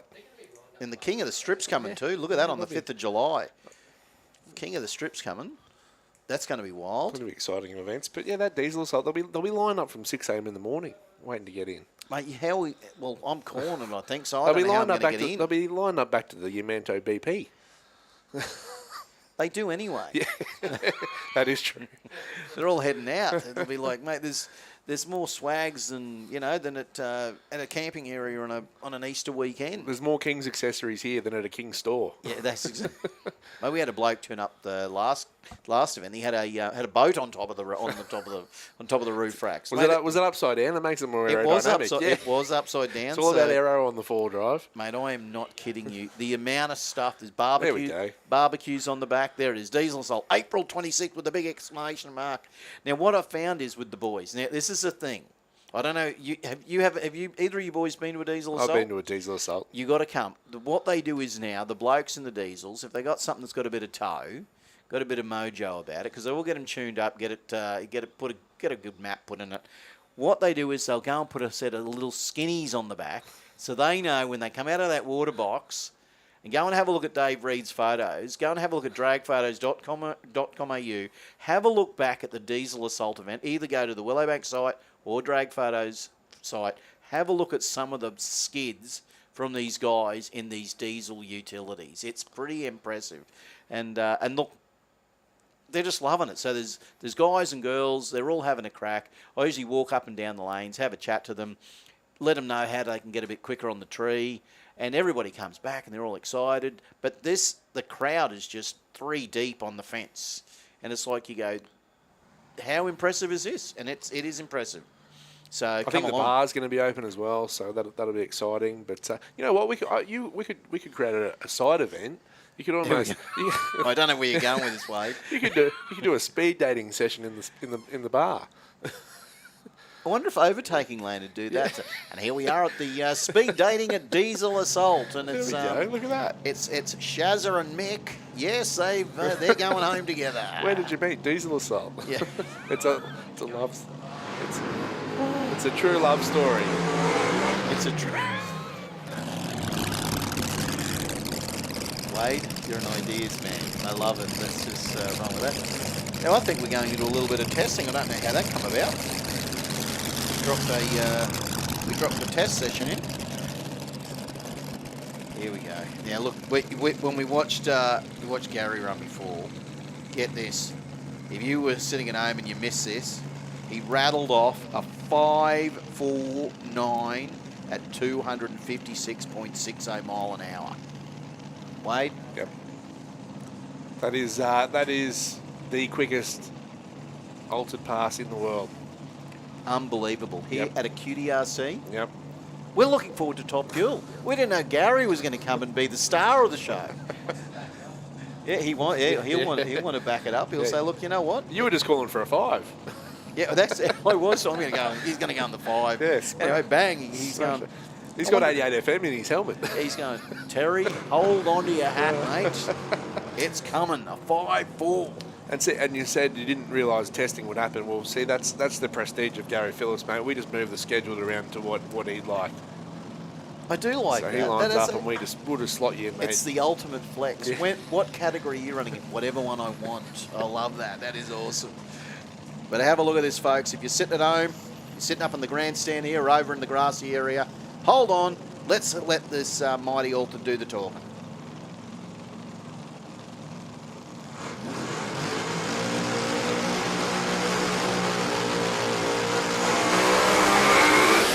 Oh, she got up in the air, got some shudder, didn't it? The front lifted up, the rear wheel started shaking, and Gary said, I'm getting off this thing. That was wild. But you knew. Look at the chatter marks on the. We're sitting up in the tower, and if you look down on the track from where we are, you can see the marks. Yeah, look, and it goes a long way too. It's almost like he tried to drive through it, but yeah. And if anybody knows how to drive through tyre shake, he's a man. He's Gary. He can most definitely drive through tyre shake. So I'm saying that he's just gone. He's probably could see 7 race tracks in front of him. He was shaking that bad, and he thought, I'll just get off it. But it had the front left in the air with some tyre shake, so that just gives you an idea of how much power that Altered was putting down. It was impressive. How was the light too? Still cut a 0.45 on a Pro Tree. As you do. Mate, Winternat's ready? I think so. No, very impressive. So that means we will be going into our Super Street. As I said, top sportsman, super sedan and modified bike. You should be in the lanes.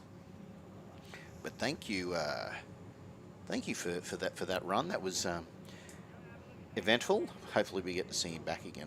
I'm really hoping, because we want to see that thing run again. So here we go. Kevin Toy and Sean Taskus in the Capri, the 477 Motorsport Capri of Sean, with a 10.99 dial in, and he will be chasing down Kevin Toy in the Commodore with an 11.90 dial in. So a full second, pretty well. These guys, look at, they're just testing. Look at that, they're checking down the track there. That thing really, look, mate, I think it was that much shake in that thing. I reckon he's probably rotated the earth a little bit more. We're not on we're coming off daylight saving time tonight, but I think Gary's just forced it an hour. Just knocked it back into the. Sorry guys, it's not at midnight. It's at whatever time it is, at 3:50 in the afternoon. We're now on off daylight saving time now, thanks to Gary turning the world. He's thrown the TV football programming out of whack. Yeah.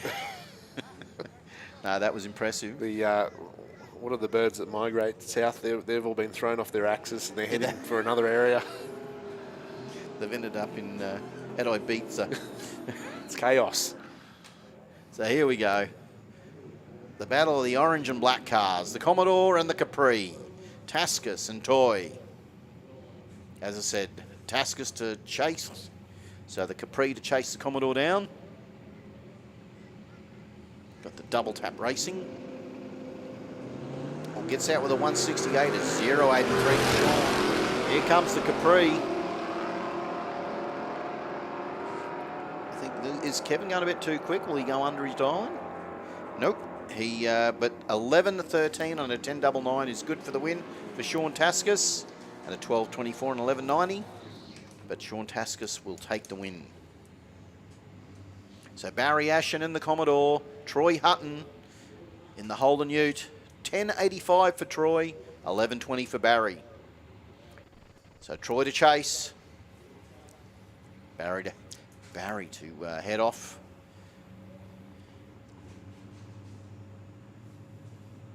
The hard charge in Commodore, that thing. Oh, well, look at 170 to a 0.69 lighter Hutton. Troy got the tree. Barry trying to hold him out.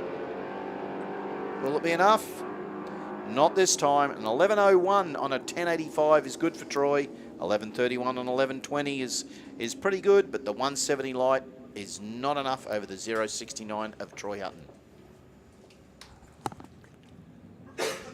So Top Sportsman, this is your third call. Top Sportsman, please. Final call for Top Sportsman. Darren Peddington, Tom Ryan, ready to rock and roll at 11.59 and 11.45. Not sure what just happened there with the timing system. So we'll let the team up here in the tower decide what happened there. What would happen, Wade? So I dare say we would. I don't want to say it. You're setting you up then. You were. I dare say. I dare say that pairing will have to go again. What? No. What do we call it in the business? What, we're not allowed to say it? No. It would be a rerun. That's exactly what it would be. And that's something you're not allowed to say. There's a couple of R words you're not allowed to say. It's rerun and rain. Poor Tom Ryan. He's sitting there on the start line, and goes into full stage, and then the red light comes on. He hasn't even moved. So that's what happened, and that's why they'll have to go again. You know what? I think it's because of Phillips has readjusted that daylight saving, so it's even thrown the timing system out. Yeah, the lasers aren't aligned. It's the knock-on effect. It's like what he's caused running that 5.4 earlier. He throws our schedule out of whack. He throws the world out of whack. It's just... So, look, yeah, as I said, once again, folks, while we wait for our next pairing, big welcome to everybody over there on the grass. Hope you are well, ladies and gents. Good to see you guys and girls.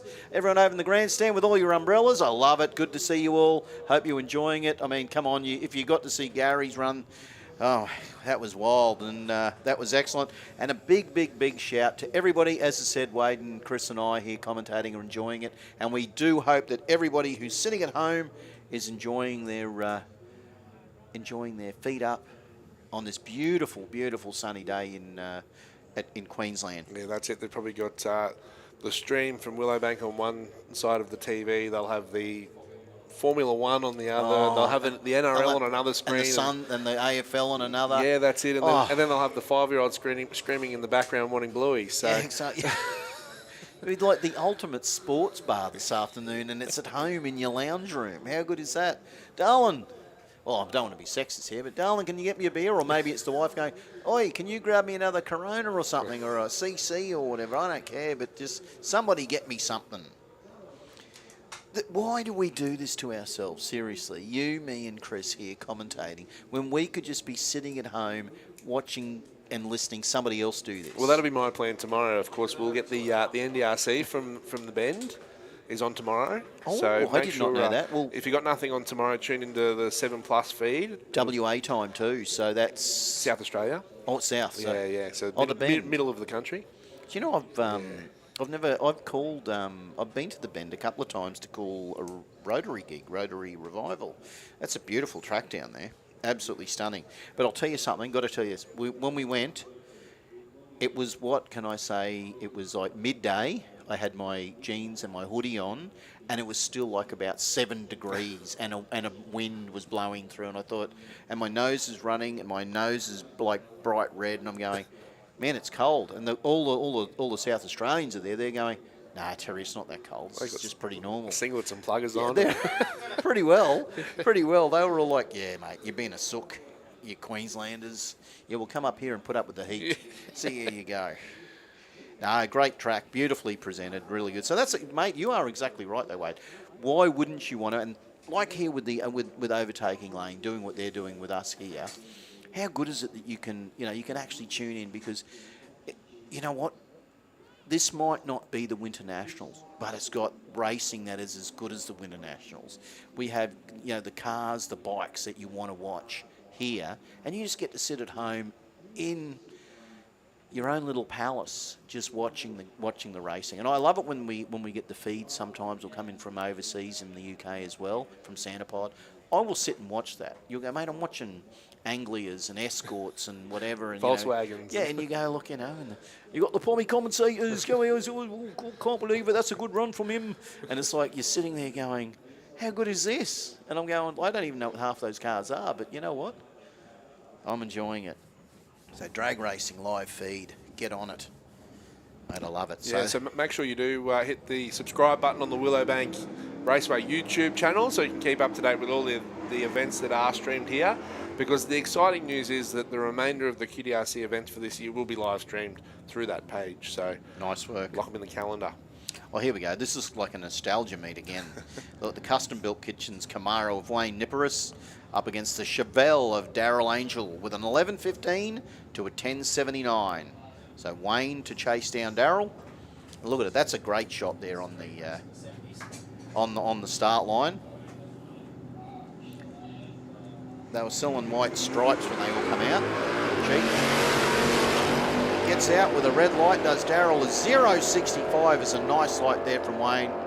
And Wayne will go through for the win. And let's see how close he goes. 10.88 on a 10.79. Well done, Wayne Niparis.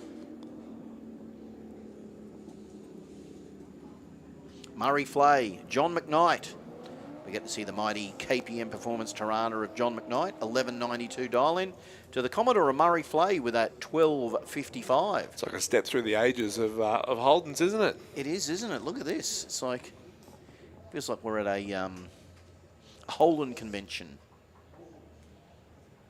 Well, where is Murray? Where? Oh, it looks like we got John gets a solo run. And you know what? If you're going to give someone a solo run, you probably shouldn't give it to John McKnight. He's a good racer, but he'll say, I love that. Thank you very much. So a 0.37 red, though, for John. That's okay. He'll get the win. 11.96 on 11.92. Mark Rosso and Jason Carpenter. So Mr. Mark Rosso in the Camaro, 11.51. As I said, Mark used to race an Altered back in the day at Surfers Paradise. 10.95 for Jason Carpenter in the 2 Easy Racing 32 Chev pickup with an LS in it. I've been in that car. I've been down Coralban Airstrip in that thing. That is a tidy piece of work, that beautiful looking car from Jason Carpenter. Can you just call Tom Ryan and that back to the lanes to rerun that? And that. Tom Ryan and that. Oh, gets out with the 171, does Mark. A 0.99 for Jason. Here comes Carpenter in the pickup. Will he have enough in the back end? He most certainly will. Have a look at that. A 10.99 on a 10.95 for Carpenter. That is a good run.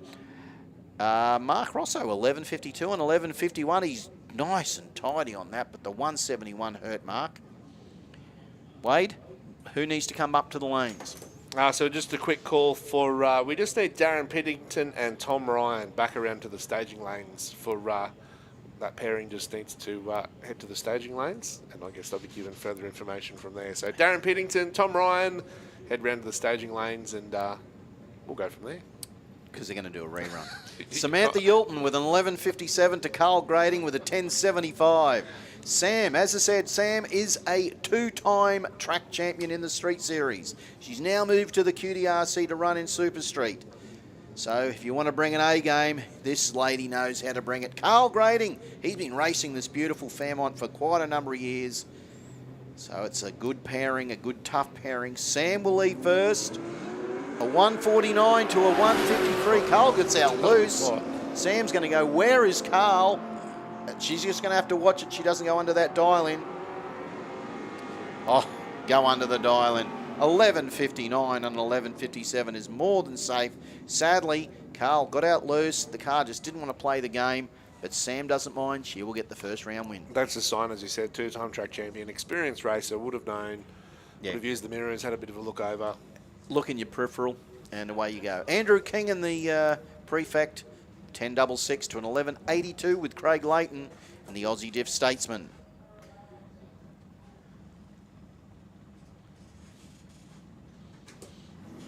Well, they're holding these boys up.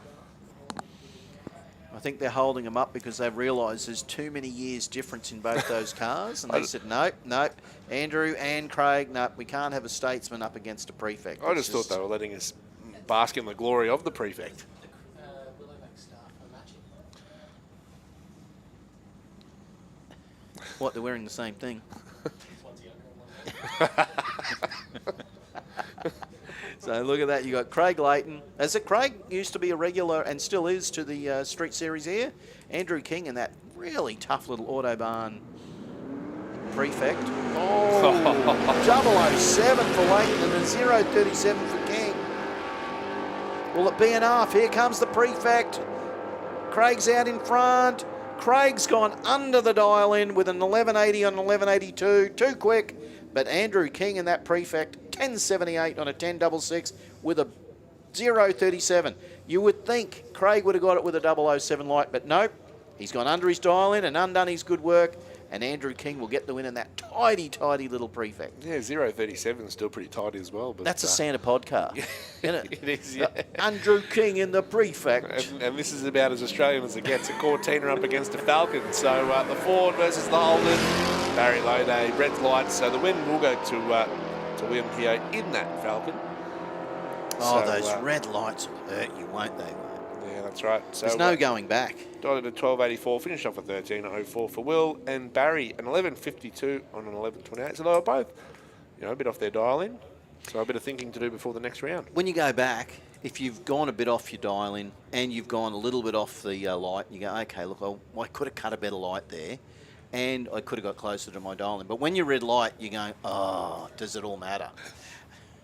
So Nicole Goldie. And we've got this awesome panel van, and we still haven't got a name for Mr. 7186 or whoever she is. I had a crack later. I thought it was Matt Francis. Ooh, okay. It is. Yeah.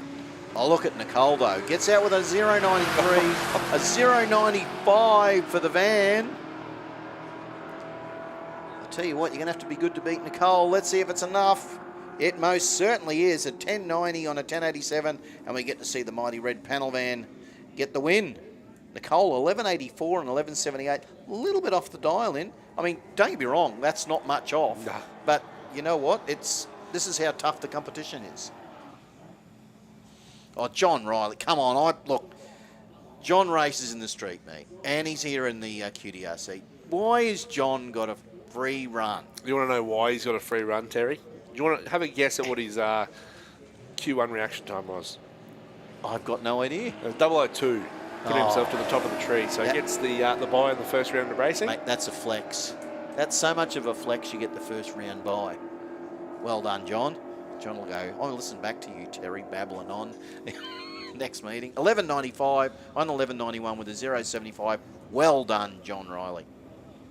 It's a quick car, that. 11.91 for a 3.08. Yeah, get something boogies, doesn't it? I like it. The Ute. Mate, back in the day, I'll tell you what, back in the 80s when Willowbank first opened up, that would have been an exceptionally quick street car. What are we moving into, Wade? I think we, are we moving into Super Sedan? I do believe. Well, we should be getting this, the other pairing of Tom from Ryan and Peddington, to be honest, at some point in time. Who won that pairing? Did Jason Carpenter win? Yes, Jason Carpenter definitely won. Who did he beat? That's a very good question. It was only... Can you just rewind the live feed for us so we can see who it was? I know you're trying to crunch some numbers so you know when we move closer to the final, we'll know who's going to go in. Is that coming? It is coming through. That's better.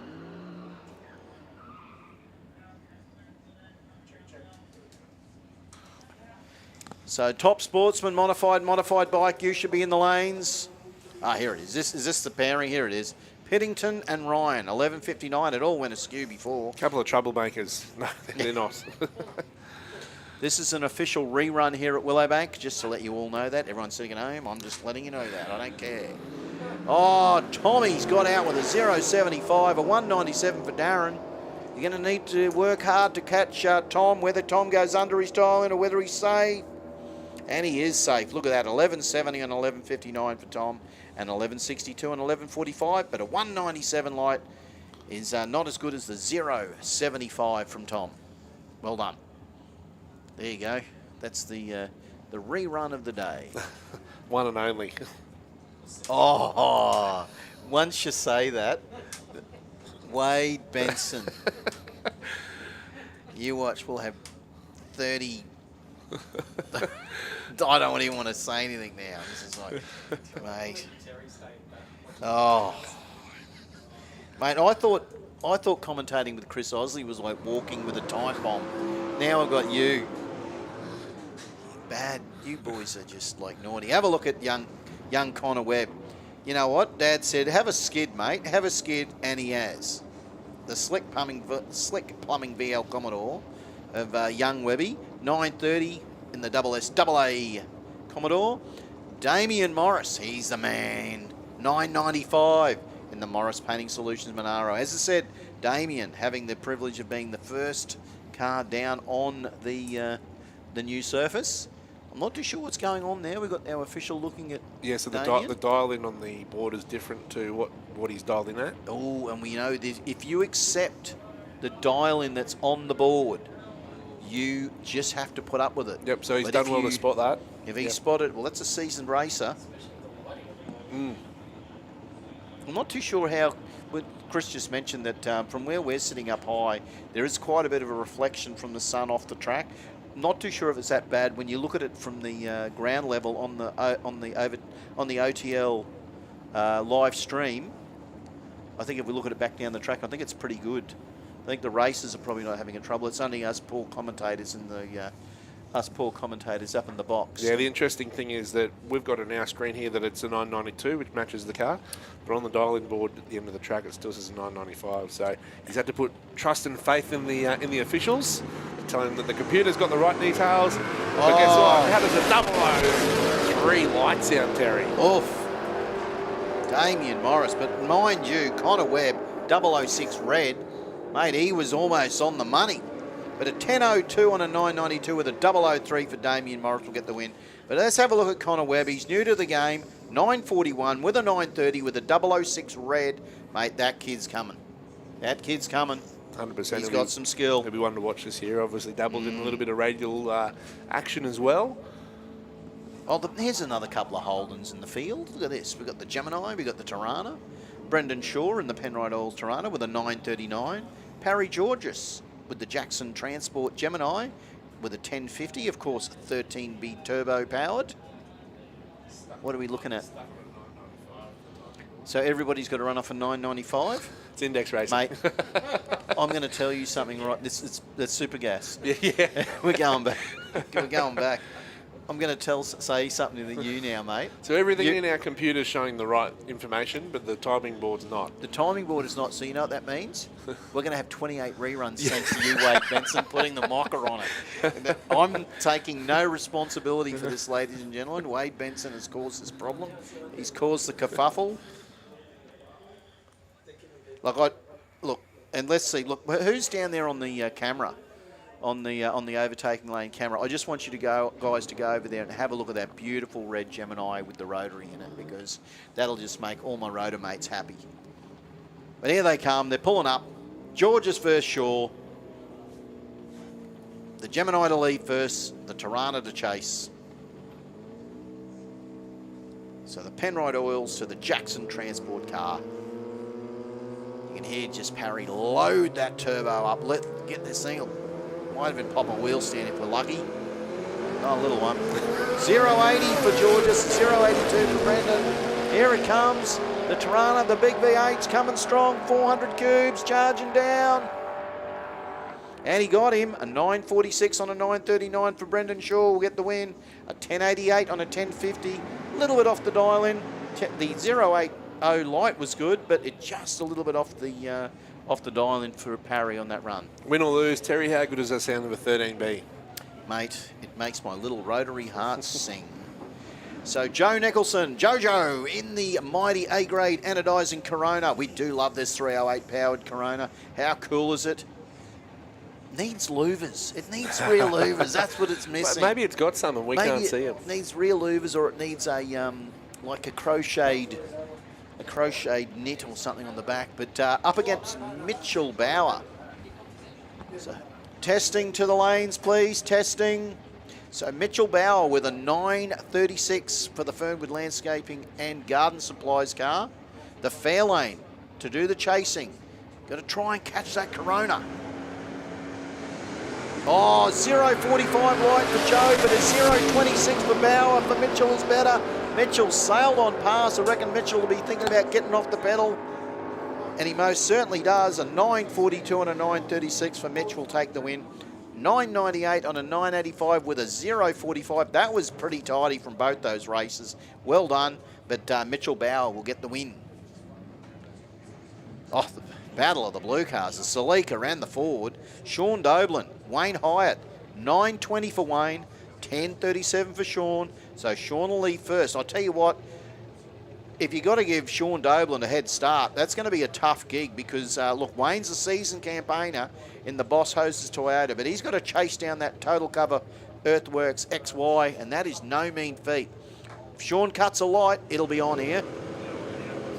Cut a light, 0.10 to a 0.93. The Ford is out of there. Will it be enough? Can he hold him out? Has he gone too quick? Not a chance. Gone a tenth over. 10.46 on a 10.37 for Doblin. A 9.22 and a 9.20 for Wayne. That is a tidy package as well. But believe it or not, a 0.93 was the error. Can you believe it? Well done to both those races. So Rudy Wyatt with a 9.39 in the Pine Mountain Performance VS Commodore. The Dakota, the 383 cubed Dakota of Jaden Plant with a 10.26. As I said, Jaden knows how to drag race, but this is a whole new kettle of fish. He's got this car. He's new to it. He's out racing QDRC. He'll get to lead first, get to see if he can cut a light. But he's up against Rudy Wyatt. What a tough competitor too. Not going to be an easy mark. Oh, gets out with a 007. You've talked him up there. Oh, and a 0.24 for Wyatt. Now Rudy's in the back seat, trying to move into the front seat. Will it be enough? I'll tell you what, it will, because Jaden has gone under his dial in with a 10.17 on a 10.26. 007 light. I'll tell you what, that was a really good run for that young bloke. But a 9.40 on a 9.39 with a 0.24 for Wyatt. Rudy Wyatt, well done.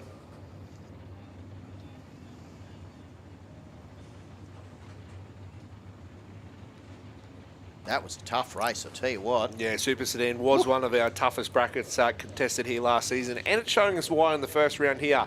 Rob Price, a 9.50 over in the Tirana. Hamish Strachan in the Commodore, a 9.80. But throw that out the window because Rob Price has left a cherry on the tree, and Hamish will take the W. He dialed in a 9.80, and he runs a 9.80 with a 4. Oh. Thanks for coming. That's how easy drag racing is, Terry. Hamish says, look, you know what? The Complete Property Commodore says, he says, mate, look, I've been doing this forever. He probably won't say that, but, I'd be throwing that out because it's pretty impressive.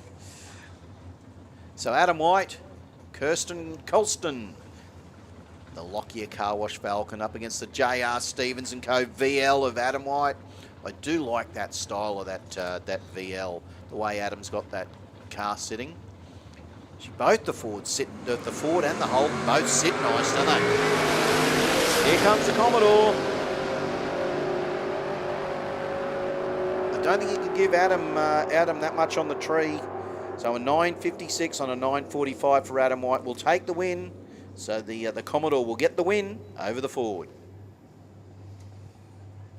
you know what that means? We are going to move into top sportsman. So modified bike and the test vehicles. Modified bike and the test vehicles. You are required in the lanes, please.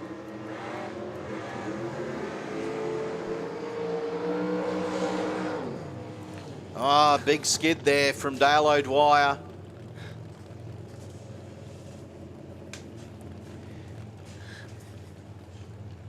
I don't know what's going on in the box here, but you know, this is the problem.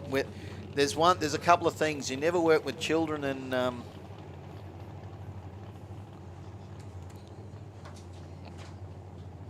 okay, righto. Thank you for that, Chris. He's like walking in a landmine field sometimes, Chris Osley, isn't he? What would you like me to do? Dale O'Dwyer, what do I need?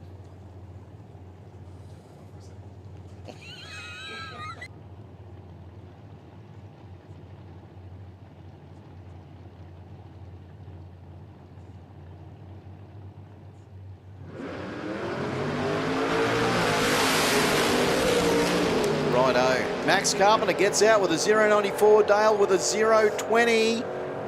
And Max Carpenter will get the win quite easily because the car went off for Dale O'Dwyer. An 8.86 on an 8.80 for Max Carpenter gets the win. Welcome back, Max.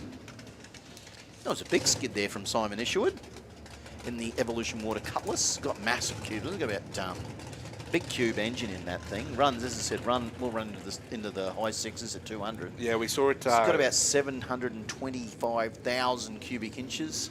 That might be an exaggeration, but I know it's got a lot. Not sure what it ran in the third qualifier, but it did run a 699. Yeah, it'd be something like that. In the second, so he's dialed in a 698. 197 or something. Yeah, something like that. Yeah, gets up there. But he's up against Neil Maxwell. So 734 for Neil within the precise automatic Pontiac. So 734 for Neil Maxwell. Simon Isherwood has gone, here it is, 689 dialing. 689 dialing for top sportsman. You want to dissect that a little bit? Has he run that quick today? No. Well, it will be interesting because, again, what's on the board and what's on his dialing boards don't match. So I don't know if any of them have spotted that yet, but we'll wait and see. So this is where 88 FM, if you're listening in, ladies and gentlemen, if you've got 88 FM on, if you're at the track, you can listen to it on the radio. They broadcast it obviously around the track here, and which is always good because it's better than any other radio station. Because it's not just because you get to hear us That's right. gibber on, but it's because you get to hear all the scores. You get to see here. So let's have a look. 698, not 689. I reckon that's going to be an issue there. Been pretty lucky because Neil Maxwell cut a red, and so went a 701 on that 689, 698, but it was 689 on the board, so that's what he had to run against, and Neil Maxwell goes a 793. Tomato. Yeah, he would have buttoned it off. And, tomato. I don't know what it was. 689, 698. You know what? Does everybody just want a rerun? Is that what they want? It's not happening on my watch. Simon Isherwood. 701 at 196 miles an hour. Because I'm thinking, I've never seen him get anywhere near a 689. I mean, he's good. He's not that good. Come on. So Tony White and Danny Lake. How beautiful are these two cars on the line here, though, Wade? Look at that, the cars of Wyatt and Lake. 787 dial in for Wyatt, a 796 for Dan Lake. So there is not much in these dial-ins. So the Pine Mountain Performance Calibra and the Lang's Building Supplies Cutlass. You'll see these guys head off. There won't be much on the tree. It'll be a tidy drag race. And once again, I'm going to say it, and it is very true. I think whoever cuts the light here will probably win it. Yeah, 100%. And as you said, not much between their dial-ins. They'll know where each other are the whole race. They'll be able to hear the other car. They'll probably be able to see in the peripherals as well where that car next to them is. So 007 to Danny Lake. Thanks for coming. A 0.35 for Tony White, so he's not out of it yet as they get across towards the finish line. But the better light will win. Danny Lake a 7.98 on a 7.96 with that 007 light. And for Tony White, just left himself too much. Goes a 7.85, breaks out on that 7.87.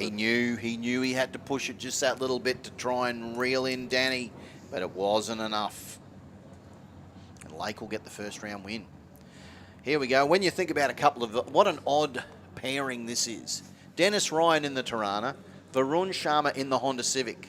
Now, this thing is, look, Varun does usually run a Toyota with a 2J, runs well and truly in the 6s. And now, but have a look at this awesome-looking 101 Motorsport Honda Civic. And look, Dennis Ryan's here in the wheel-standing Tirana, so it's not like you got something that's a little bit average up against you. You got someone who's a red-hot, cracking drag racer. But an $862 dial-in for Dennis Ryan. But how's this? A $770 dial-in for a Honda Civic. If you say that out loud, it kind of doesn't sound right. In a front-wheel drive. You've got a 421 cubed small block, high revving Tirana up against a Honda Civic. And, you know, you're giving away a second. It does have a big hairdryer on it, though. It has, yeah, well, it has got a big hairdryer. What we call them in the business, Chris, is a spoolie boy. And he's going to have a lot of, how many, we said to Varun, how many boosts would you like? And he said, all the boosts. Give me all of them. So let's have a look and see. Look at this. Have a look at this. Varun has actually got, they're spraying some traction compound down there. Like, what has he done? He's just gone and he's in the Honda. He's gone, mate, can you do me a favour? Can you just give us a little bit more stick? You know? And he's gone, yeah, mate, we can oblige with that. But I'll tell you what, it does have, besides Dennis in the fabulous Tirana, with Varun in the Civic, has definitely got a Jamboree vibe. So if you are in and about here in August, don't forget to come along to Jamboree if you are listening at home or you're here at the track. If I do not see you at Jamboree, I will expect a note. Because Jamboree is like the carnival, 2-day carnival of sport compact racing. It is just sensational. It always brings a good vibe, doesn't it, Terry? You get the stands are full, the grassy knoll gets full, you get all the gazebos. It gives it that festival vibe, as you said. You get all the traders out the back, and there's a good bars, and you get the entertainment off track, and you get the sound off, and the kids' entertainment, and mate, the it's show all and shine. And they get to see you race. We'll see. You get to see me commentate. We'll I've only ever had my car in the car show here lots of times, and I've commentated it for probably, I don't know, 8 years, 9 years or whatever. I got a bit disappointed in Sydney. There was a street compact car that was running slower than I was. You wanted to be the slowest Because I in the always field? had when I was here, I was the slowest car at Jamboree. Because it's good. Only one person can be that. I like that because you always get to leave first. That's exactly right. And you get to see someone else charge on past you. Or do they? Slowest car, and I'll do a bit of flex and say I did a 001 reaction time. If you ever want to know how good slow cars are in a fast field, go and ask Lucas Holtz, because he'll tell you. So, mate, how does it feel to have the slowest car in the field? Mate, I like winning. 100%. I like winning. Now I've just got to start setting on win lights. I've got to go spend more time with Lucas and find out what the secret is. Actually, you should do that, mate. Yeah, he's a very obligable guy. He's a very nice guy. I'm sure he'll give you every hint and tip because, you know, unless you go to modified, then he won't say anything to you. But that was, look, we're just about to wait and see what's going to happen. But we are, as I said, we've got the Tirana of Dennis Ryan up against the Honda Civic of Varun Sharma. And I know we're carrying on a little bit, but we do hope you're enjoying it at home if you are listening in. Because it's been, it's always fun. We do thank the Overtaking Lane for doing this live stream, and we do hope you are enjoying it very much. We thank our beautiful sponsors, of course, Styromax, Webby's, Webby's Cabling, the cabling specialists, of course, Max ECU, Priority Roadworthy Queensland, and CHD Motorsport. Those guys, of course, they do compete in the NDRC Autoflow Sportsman Series as well. And look, we got some good sponsors on board, and we thank them very much. We love you to death. And it is good to have you guys on board. Sponsors make the world go round. I talked about sending some messages. I've got about 2,800 messages now on my phone. I shouldn't have said anything, but there you go. Dennis Ryan, a big skid from the small block Tirana. I'm going to jump off after the top fuel testing, I think, and let Chris jump on. But here we go. Sharma and Ryan. What a pairing. Look at this. Who would have thought it? A Honda Civic up against a Tirana. Varun will either go off the dial-in or under the dial-in. He'll be one or the other. And Dennis will go right on the dial-in. And he'll have a good time doing it as well. Yeah, whatever. Oh, big wheel stand. Has a look at the centre line. Dennis has a look at the block as well. Oh, here he comes. It's coming fast. Dennis is off the pedal. But he still will get it, a 9.31. What a comedy of errors.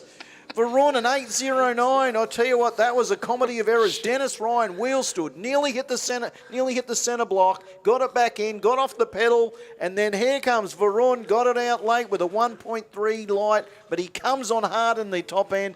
I thought he's going to get Dennis there. I thought Dennis is probably thinking, mate, come on, Tirana, do what you got to do. But it just wasn't playing the game. Oh, there was plenty going on, Terry. It was an octopus fighting an octopus. There was just a lot going on. All I know is that first timing block here, ladies and gentlemen, if you look down the track, that timing block is on borrowed time. It is, whoa, hang on. So Carl Davies, they're getting the the bye. He got the bye. He got a beautiful bye too. Look at that. He got a red light, and we didn't even get a time. But yeah, it that just went boom. He was just gone. Caught us off guard. I thought it was that roll racing at Willowbank. He just rolled straight through the beams and he was gone. Carl Davies, the Monza. That was wild. Did I miss something there? Mate, I think after all the... I was going to say something rude then, but all the dumb whatever it is was... All the shenanigans from the past before. With Ryan and Sharma, and then all of a sudden, Carl Davies has said, mate, hang on, I'm going to one-up you guys. You're going to one-up you guys, and I'm just going to drive straight through these beams. I'm not even going to stop to do a skid or anything. I'm just going to do it. That was funny. What a whole world of fun we've got here. But we're going to move into modified bikes shortly. But as I said, modified bike and the test vehicles, if you'd like to make your way to the lanes, if you have not already done that, you should have. You should be there. I'm pretty sure there's some test vehicles. Can you see some from where you are there, Wade? Is there a couple up in the block? I can't see any at the moment, but I've got a bit of glare in my way. We have got the blazing... Listen, hang on. Let's not complain about the blazing sunshine that is now bearing down on us with almost clear blue skies. Because, mate, as we said earlier, I'm going to have to get out, I don't know, I'm going to have to buy a rider mower just to get through my driveway tomorrow. Everybody will be... Chris was talking about that earlier. He's got a mow. Do you live in a unit or a house? No, I love a bit of lawn porn. Oh, really? Yeah. Take good care of my lawn. Mate, I'm going... You should do what my neighbour does. He just sprays it completely with zero, as if to say, it's like, mate, I don't know what nationality he is, but he's napalmed that thing. You go next. You know what? He's got some contacts, Terry. Well, he's got some contacts in Oxley, that's for sure. No, I don't talk to him because I'm thinking, mate, he's going to kill my lawn. But how good is this? So we are moving into modified bike. Just makes yours look better, Terry. Yeah. I've got a neighbour 2 doors down, and it is always pristine. It doesn't matter what time of year, it's always pristine. It drives me mad. So Rebecca Marsden, Jason Clarkin. Yes, Mr. Jason Clarkin with a 9.25 dial in. He will chase down Rebecca with a 9.98 on the Honda. Well, Jason's ready to rock and roll, isn't he? He's got that stance. As I said, mate, he's been successful. He's won when they've done the bikes down the road with at QR. He is in roll racing. He's won it every time. That is how good he is. Not only is he a good drag racer, he's good at other stuff. Oh, Rebecca, there's the red. That's a bit sad. But a 0.32 for Jason. That is a nice slide. And he'll have a look. He'll test that dial in. Yeah, there you go. A 9.30 on a 9.25. That is safe at 155 miles an hour. So well done there, Jason. It's a bit brutal, isn't it? Look. Yeah, that's it. So still in our first round of racing for modified bikes. Second pairing, Mark Ashworth, Dave Oliver. So Dave Oliver dialed in an 8.40. Mark Ashworth a 9.07. They're getting first round, and we've got 8 pairings, 16 riders. You want to get that first round win. So let's have a little look. As I said, Mark Ashworth to lead first, Dave Oliver to chase. Oh no, Dave's crept through the beams, and not happy, whereas Mark Ashworth just headed off there into the sunset. And we'll ride it through for a 9.11 and a 9.07.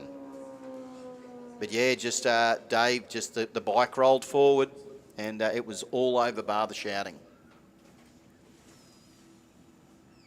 Yeah, that was tough. I'll tell you what, you just be thinking probably holding onto that bike, holding onto that clutch, and the bike just crept forward. And that's the thing, isn't it? You can have your 3 qualifiers, and they can all be seamless. And then you roll into that first round of racing, and nothing is guaranteed. You could almost see the despair on his, on his face from here.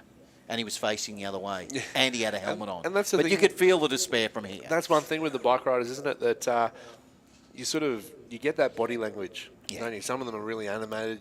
You can see them if they cross the finish line. They're banging the tank if they've won. They're banging the tank if they've lost.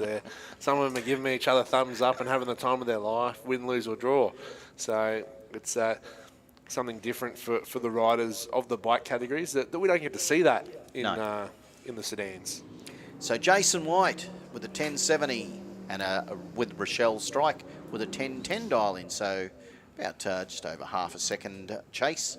So the Hayabusa and the Harley, the final strike concreting Harley of Rochelle, all the way from beautiful Newbeath, and is a nice part of town. But Jason White says, I'm here. I'm on the Busa, 1070. I'm going to lead first, and I'm going to give Rochelle a lot to work for. And knowing Jason, he will. He'll cut a light here. 172, I've seen better. 602 though for Rochelle. I tell you what, you can't give Jason White that much though. You go close to that dial in, and he will. A 10.77 on a 1070 will take the win over Strike. So Jason White will get the win. So here is the man they're all chasing from last year, Brian Alvizio, current track champion, and hey, fair dinkum. How about a heads-up drag race? A 902 in both lanes. Scott Much will come forward on the Suzuki and will challenge Brian Alvizio on the Kawasaki. Very interesting. Now, Scott still races in the street meets as well, as does Brian. So both of these riders have met each other quite a few times over the years. But this is, like you said, heads up. There will be a top-end charge from the Suzuki. Or will Brian go right on that dial-in? I'll tell you what, Scott had to push it. He's gone under his dial-in. Brian Alvizio says 918 on a 902 with a 028. I'm safe. Bring on round 2. But here's the man he's going to have a hard time with. I can tell you now. If this guy is on the money, or Veen or Tar, it'll be interesting. I would almost go as far as that. That almost could be a final. But Clarkin will have something to say about that. He's definitely hit the ground running as the BMW. So Kenny chased down the Bow Strike. Almost identical reaction times. That might be too quick. No, well, Veen's gone too quick. He's gone underneath that dialing with a 927 on a 930. And look at Bow Strike. There you go. Stop, Terry. Stop talking about the other boys. What about me? 977 on a 977 with a 6 on a 072. Bow Strike has arrived. The Harley. Ooh. How many times have you seen a Harley in a final for a modified bike? Yeah, that would be one for the ages. We'd all be impressed with that. Few and far between, but we do have a couple on the field today. So Kirsten Oliver, Dale Marshall, 890 for Marshall, 1046 for Oliver. Oh! What the shenanigans! A big mono for Kirsten, and then a 068. Hang on. Oh, she's gone too quick. Even with the wheels there. Cut a good light, pulled the front wheel up, and went under the dial-in. And all Dale Marshall had to do was cut a 231 light and go 901 and an 890, and I'll win. How many things? Kirsten, give us a warning before you do that next time. Emily, want a bit of air clearance first. Here's the go. Kirsten knew that she'd be on the highlight package of overtaking lanes video. She says, I'm going to be the highlight. Oh, well, you know, if you can't be good, be bloody damn good at it. If you can't win, be spectacular. Exactly. Jeff Marshall, Ricky McDougall, 889 for McDougall, 870 for Marshall. The battle of the Suzukis. Oh, 029 for Jeff, that's a good light. 051 for Ricky, not too bad either. Oh, but that's tough there, side by side. But the win will go to Jeff because An 872 and an 870 is tidy, but Ricky McDougall has gone an 885 on an 889. He's broken out. So Jeff's done everything right. Cut the better light, gone closest to the dial in. Ricky knew he had to make it up a little bit, but just made it up a little bit too much. But the bike was tidy on the run though. So that means we are moving into modified. I've got to be honest. We've got a in modified. We've got an 8-car field. Is that right? So I don't think I usually see a lot more in the modified. Yeah, we have lost. We have lost a couple. So Real Street, Supercharged Outlaws, junior bike and testing vehicles and bikes. Yeah, so there's 3 that were nominated that we have lost. So how did we lose them? Where did they go? We're still looking for them. So we know Stephanie Giaz is racing in Real Street. Stephanie Mole we haven't seen today, and unfortunately Brett Farnell's day is done after qualifying. Oh, so, what happened? Yeah, so unfortunately some engine damage. Oh no, that's really sad for Brett. That looks like Chris Reed. Most certainly is Chris Reed and Jason Vanderlyn. Oh, look at that. These boys ran in up against each other in qualifying. So look at 863 for Chris Reed, Jason Vanderlyn with a 780. So the chase will be on. So a good chase there. So the Sanford Valley Realty, that tough little altered of Vanderlyn's. It looks stealthy, doesn't it? It looks tough looking car. Yeah, it does. For Chris Reed, he's always a very consistent racer, one that we always see potentially being able to make a final. You always see him with that, with 2 or 3 wins at an event. Consistently gathers the points through the season and has then certainly finished top 3 a number of times. He most certainly has. Oh, look at that. There you go. Oh, look at that. Got it loose, but it was a 015 light. But once again, that timing block. And he wins. Double breakout. Double breakout, but Chris has got the lesser of the 2 evils with an 862 and an 863 with a wild 015 ride, got the car loose, had a look at the timing block, I think he just spat at the timing block as he went past it, and well, hang on, that timing block has shaved it. It's never going to have sex ever again because there it goes. Vanderlyn, 777 on a 780. Man, I tell you what a race. I hope the overtaking lane understand that the narrative today is just for craziness at the QDRC. It's just wild. Oh, does Phil Bellett get the courtesy of the buy? This is why timing blocks should have sponsors on them. We've talked Imagine about that this. if your timing block gets hit, you get $100. Mate, I remember we were it was one of jamborees we had, and every timing block was hit. Every single run, and they were just roly-polying over. You thought, mate, if there's an opportunity. Even to the point where they don't need to be hit, they get shaved and they'll fall over. Or it'll be the flame or the exhaust, coming out the side, out of the wastegate, just bangs it over. Oh, there you go, Phil Bellett, 025. Let's see how close Phil goes to that 776. 779 and a 776. Well done in the TBRE Performance Dragster. Phil Bellett, he says, I'm just here to win. How did Phil get the... So I thought we had 8 in the field, so it's interesting there was a buy. Yeah.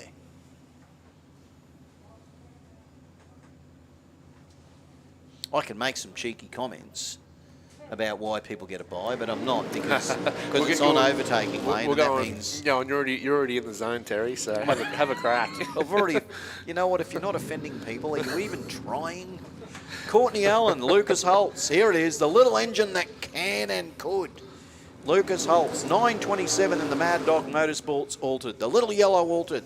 This driver, he knows what to do. Courtney Allen says in the T-bucket with the 406 Chev, says an 836 has got to chase down Holtz.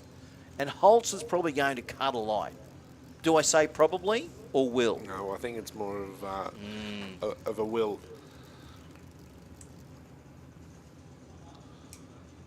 I want that. I want old mate's mullet. He's cut it back a bit. Courtney's crew. How good does Courtney's T-bucket look? That's a tough looking car, isn't it? It's the pink shoes for me, Terry. The pink shoes and a mullet. Is that a combo Mate, you think you'd see at Willowbank? You know what it is? It's a statement. It's just a statement. Reeks of confidence. Look, they're pushing the cars back. I think they're pushing them back because they've just realised you're not allowed to wear pink shoes at the on the start line. Yeah, that's it. Unfortunately, until we get those fixed, we won't be able to run anymore. So you need to change out of those pink shoes and go put your grey Crocs on. So I don't know what's going on. Maybe they're going to safety pluggers with a bit of duct tape. That'll do. Yeah. Mate, I've seen. We have seen everything. I reckon the amount of times that we've watched out the front here on the start line, people lose their thongs, people lose their slippers. Are we having a sunbreak? What does that mean? Do we all go to the bar? Yeah, the sun hasn't been out for 3 months. Are you kidding me?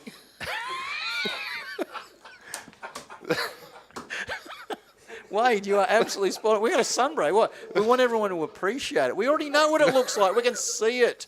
It's just because it's blinding the drivers. Let's calm themselves. The sun wants its 30 minutes of fame. Hold the phone. Our tractor driver doesn't seem to be worried about the sun.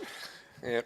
Yes, Bump in the John Deere. Let's see what it can do. The John Deere running out at 28.20 at 42 miles an hour. Anyway, we're going to have a little bit of a break. We're going to let the boys from Overtaking Lane play a few ads, play a little bit of stuff so you can go grab yourself something out of the air fryer. I'm sure you put some potato gems or something on at home, ladies and gents. So go and have yourself something to eat. We'll see you all very shortly once we get rid of this sunbreak. Build your own race car trailer, toy hauler, or RV with Australia's #1 composite panel manufacturer and fiberglass sheet supplier, Styromax. From 3D CAD to CNC cutting and even 3D printing, Styromax has all the services to get your dream build on the road. Styromax is also a major supplier of RV windows, hatch and entry doors, LED lighting and finishing trims. Styromax is an 100% Australian-owned and operated family business and proud sponsors of Team Fletcher Racing in Supercharged Outlaws and Brianna Barker Racing in Super Street and Willowbank Raceway.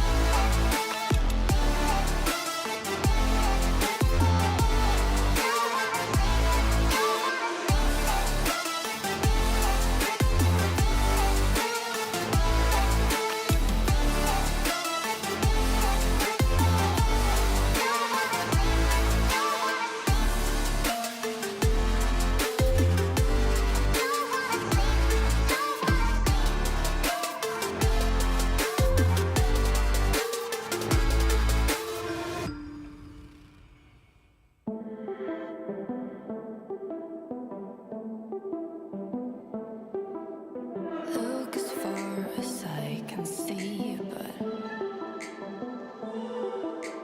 you don't want to talk to me, no. And not through words, not through songs, not through whispers, not through phones. When I look at you, I know that got me in a state of mind, traveling through wasted time. Think of how I will rewrite every single song.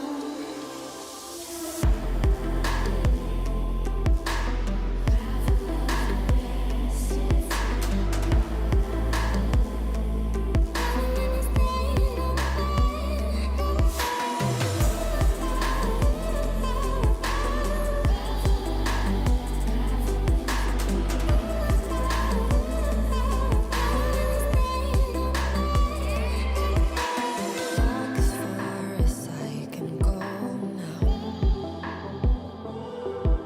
I keep repeating overgrown. I think of you passing by, round the corner meet my eyes. I don't know what we would say, but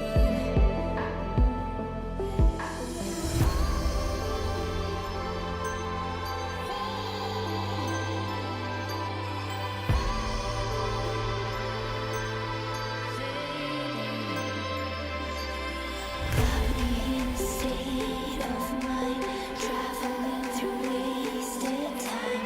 Think of how I will rewrite every single song. You got me in a state of mind, traveling through wasted time. Think of how I will rewrite every single song.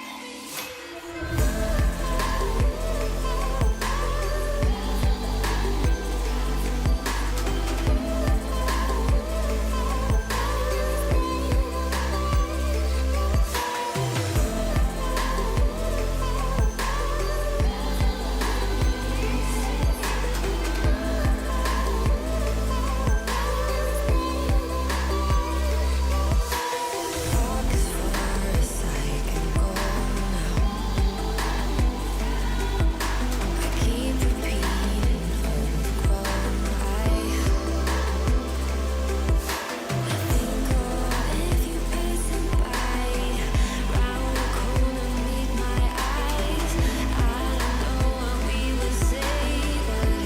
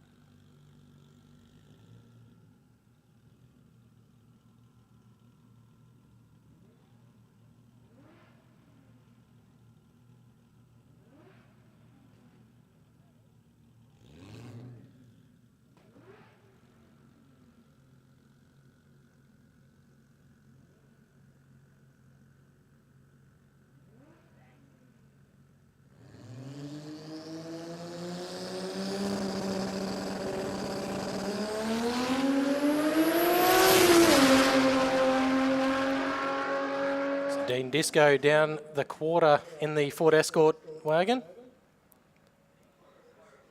Runs it through for a 9:34, 97 mile an hour.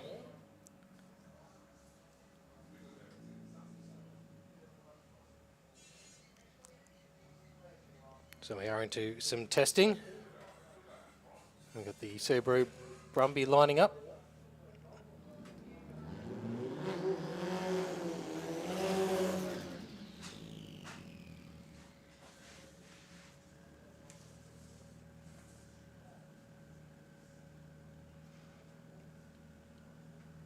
So Errol Britton in the Subaru Brumby.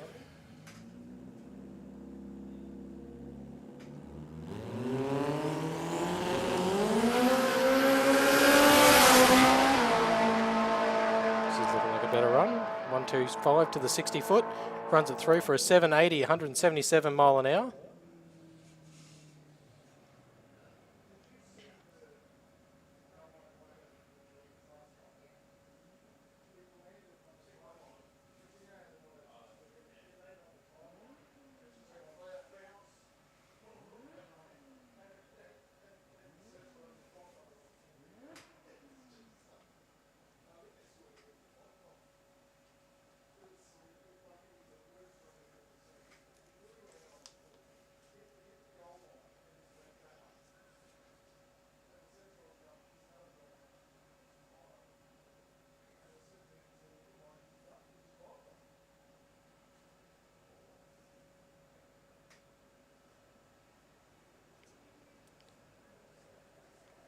So if you're not in the lanes already, you've got Junior Bike, Super Street, Supercharged Outlaws and Real Street. You need to be in the lanes. That's Junior Bike, Super Street, Supercharged Outlaws and Real Street. You need to be in the lanes.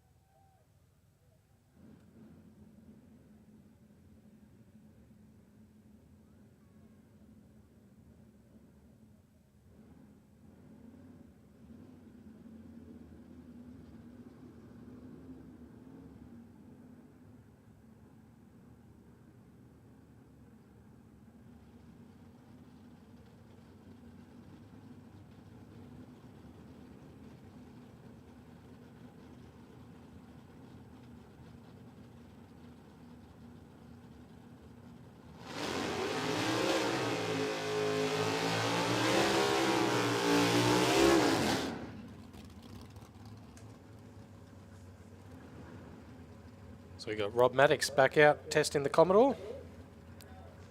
Previous best run of a 10.02 so far today.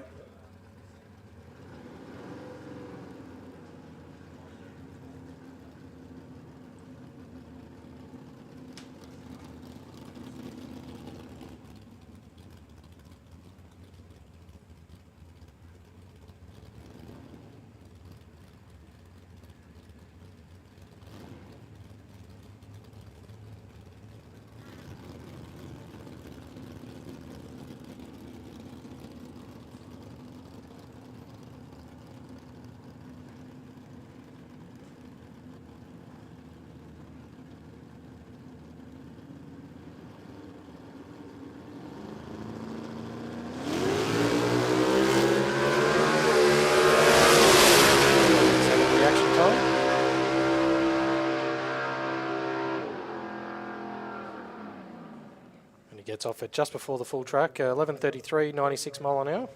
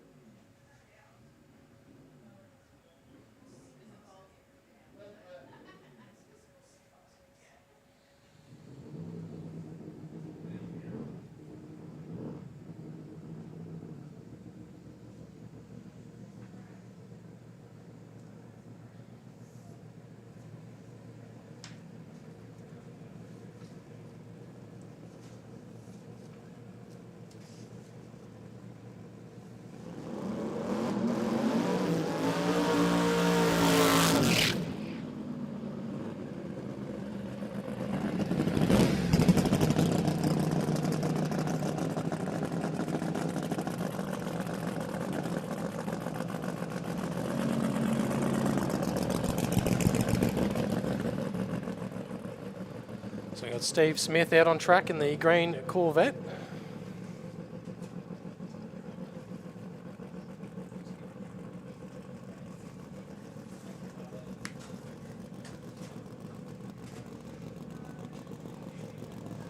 Previous best run of a 986. Definitely not representative of what he can run.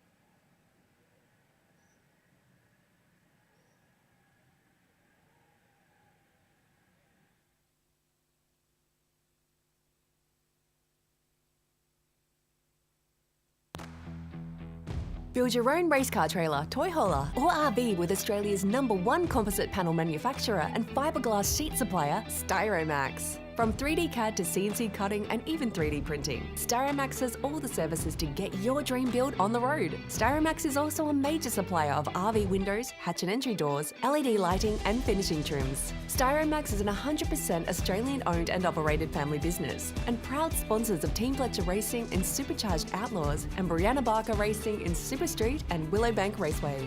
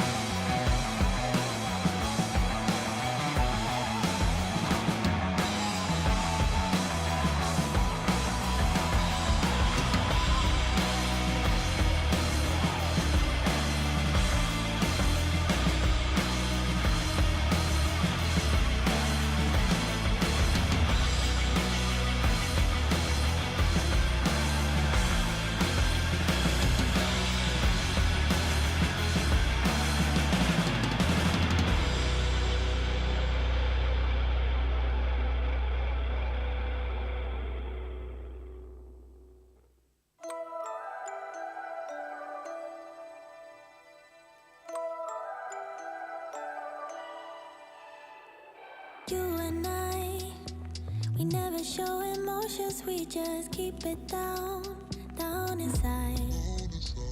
Yeah, you and I, both longing for expression for the things we like, but we stay quiet. Hold me now, tell me things, tell me all about how you feel. Just let yourself go. Say it loud, wake the world on the other side, make it real. Just let yourself go, just let go. Ooh, just let go. Oh yeah, just let go. Ooh, just let go. Just let yourself go. Let yourself be in you. We're holding back each other in the things we do. It's all so blue. Yeah, what if we could grow just like the flowers through the concrete? Just you and me. Hold me now, tell me things, tell me all about how you feel. Just let yourself go. Say it loud, wake the world on the other side, make it real. Just let yourself go, just let go. Ooh, just let go. Oh yeah, just let go. Ooh, just let go. Just let yourself go. Let yourself be in you. We're holding back each other in the things we do. It's all so blue. Yeah, what if we could grow just like the flowers through the concrete? Just you and me. Just let go. Ooh, just let go. Oh yeah, just let go. Ooh, just let go. Just let yourself go. Let yourself go. Let yourself go. Let yourself go.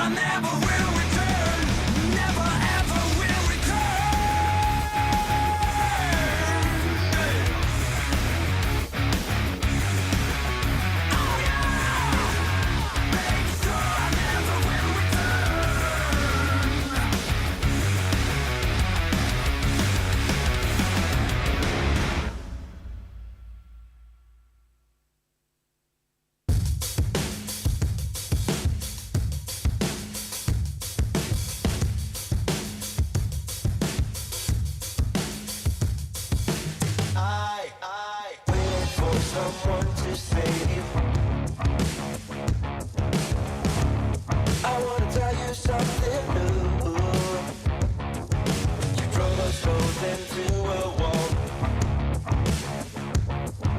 I drive away into the night and I contemplate for a while. Don't you think it's funny before the best if I pack my stuff and leave sooner than this? Don't you think it's funny before the best if I pack my stuff and leave sooner than this? Don't you wish I would have been someone else? I wanna feel your gap without making a mess at you. Oh, won't you tell me something new? I wanna tell you something new.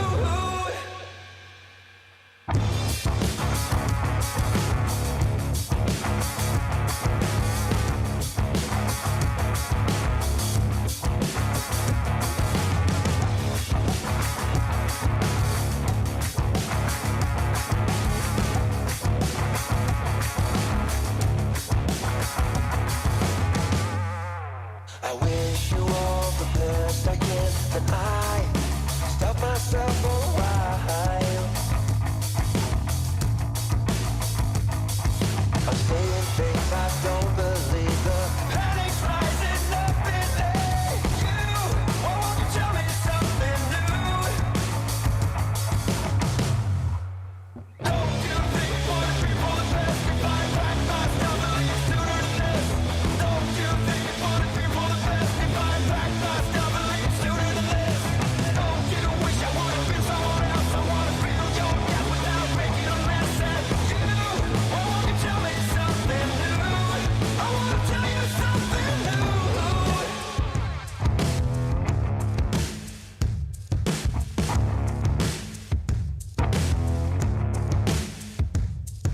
You drive us both into a wall. I drive away into the night and I contemplate for a while. Don't you think it would be for the best if I pack my stuff and leave sooner than this? Don't you think it would be for the best if I pack my stuff and leave sooner than this? Don't you wish I would have been someone else? I wanna feel your gap without making a mess at you. Oh, won't you tell me something new? Wish you all the best I can, then I stop myself for a while.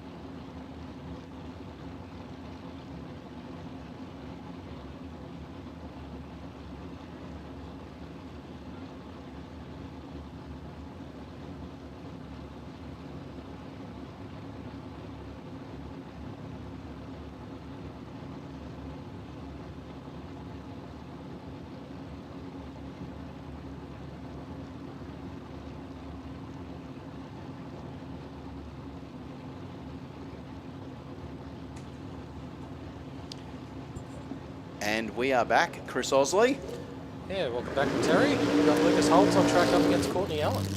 Yes, nice work there. As we talked about it earlier, this tough little tea bucket of Courtney's, dialing in at an 8.36 to Lucas Holtz in the Mad Dog Motorsport Altered, dialing in at a 9.25. So we've got a little bit of a chase. Got a second in the hole that Lucas will head off. And we know what Lucas is like. He's been very successful in modified and in Super Street.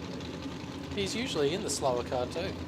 It's like the... he likes being chased. He does like being chased, and he does it very successfully, but he's got this super tough tea bucket of Courtney Allen in here. I guess by having your better at the reaction times at the start. Yes, you can give the you can give the Put opponent the pressure on straight away. Yeah, give the opponent something to think about full on.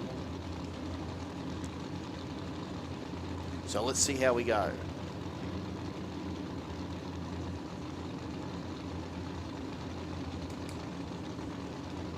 I can feel the tension out there. Oh, thought Courtney was going to go deep there. No. 043 line to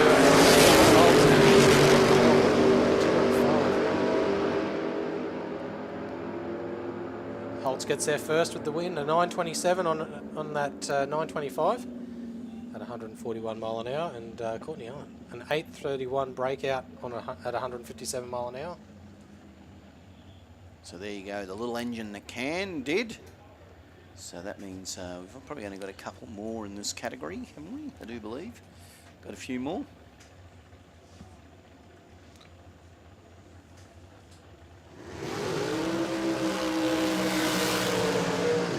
We've come back from a sunny afternoon to like a beautiful, nice evening here, Chris, all of a sudden, isn't it? Yeah, it's very nice outside. So Liesl Gowes. Yeah, dial in of an 8.62, and Ella Sting with a 7.68 dial in. So we are in first round of modified.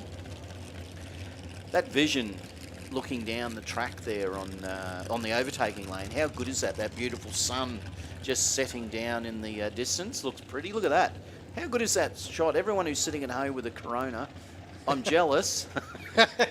I'm jealous, but we've got that beautiful sunset just tapering away. Look at that colour. That colour is just absolutely stunning for everybody who's watching at home around Australia. And we know there's quite a few of you. If you've got any friends who you don't think who don't realise that it's on, make sure you get onto the overtaking lane live stream, because it's well worth it. Not just because you and I and Wade are on the commentary, mate. It's because there's a lot of very tough racing on tonight, and we did see an exceptional run earlier from Mr. Phillips. There's been a couple of exceptional runs. Yeah, Gary Phillips doing that record pass earlier was just that cherry on top. That was just tantalising, wasn't it? Oh, here we go. Not too sure what's gone in. Oh, so yeah, you can see. Bit of a leak. So, Mr. Gowes, so Liesl's dad there. Just looking to see Liesl coming in. As I said, Liesl extremely successful. Youngest ever national champion in junior dragster. Now in the longer car with the big V8. See a family that races together. You can see there, of course, it was dad and her brother there. Get to see how we go, because Liesl will head off first. If she cuts a good light, she's going to make young Miss Sting have something really hard to think about. Yeah, so we see Ella Sting straight into pre-stage. So Sting and Gowes. 0.60 to Gowes, 1.18 for Sting. Here comes the quicker car, but is it going to be enough? Maybe too quick? No. Thought it did look too quick, Chris, to be honest, from where we were sitting. Yeah, Sting went too quick, a 7.67 on a 7.68, giving the win to Liesl Gowes with an 8.63 on an 8.62. Yeah, you could see that. The car looked too quick. It honestly did, and you could see that she probably thought, well, Ella's thinking, I've got to try and grab the back of that dragster of Liesl, but Liesl said, no, how does an 8.63 and an 8.62, and good night. That'll be my first round win. So well done to her. Yeah, you don't leave that much on the tree. Mate, In 30 mile an hour modified. extra on the top end too.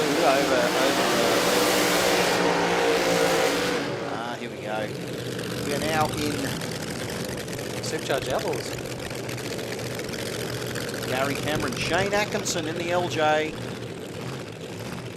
The ultimate Gary Cameron. Yeah, Cameron with a 672 dial in, 785 for Shane Atkinson. So this is the second round of our Outlaws, Chris. Yeah, QDRC Outlaws. Nice to see that beautiful Tirana of Shane's. I never get tired of looking at that car. It's just a really tidy looking beast. So, mate, I'm gonna jump off the microphone because Wade Wade's Benson, back. he's back.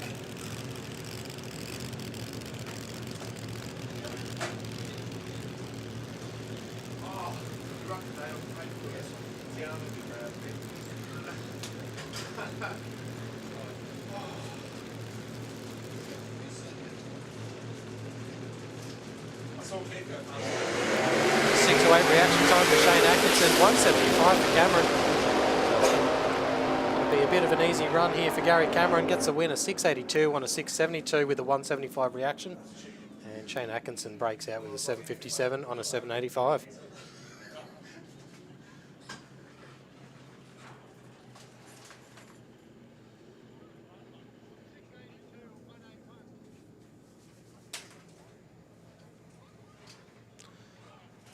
Welcome back, Wade. Thanks, Chris. What did I miss? Oh, just a bit of supercharged action. Oh, excellent. I mean, oh. Oh, yes, I saw a couple of those races, yep. Oh, no surprise. Status quo. Oh. Yeah, I was giving a little bit of advice to a brother. You know, just a national champion, Queensland champion, just, you know. Anyway, we get to indulge in some more outlaw racing. There you can see the 53 Chev moving forward. And if you thought it couldn't look any better, how good does it look under lights? Oh, it's great with the colour at the moment. Like if that's not a shot, you have a look at that beautiful sunset. Everything's got that orange colour.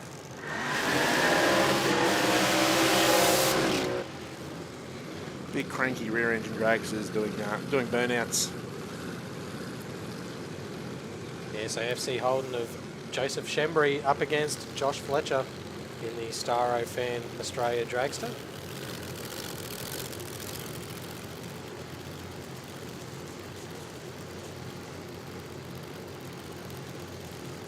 It's going to be a decent chase too with a 640 dial in for Shembry. Josh Fletcher with a 729 dial.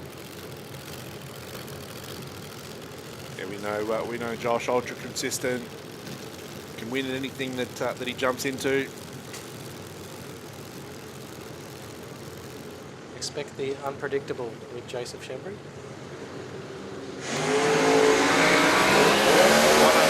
Problems for Joe.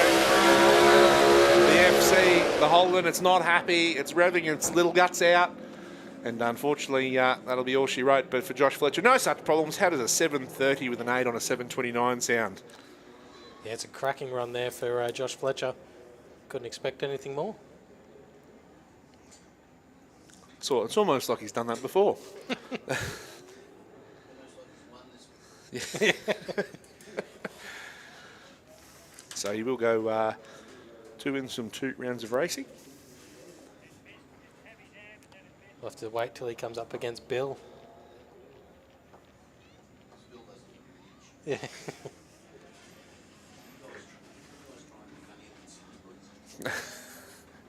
It's not even a contest, please.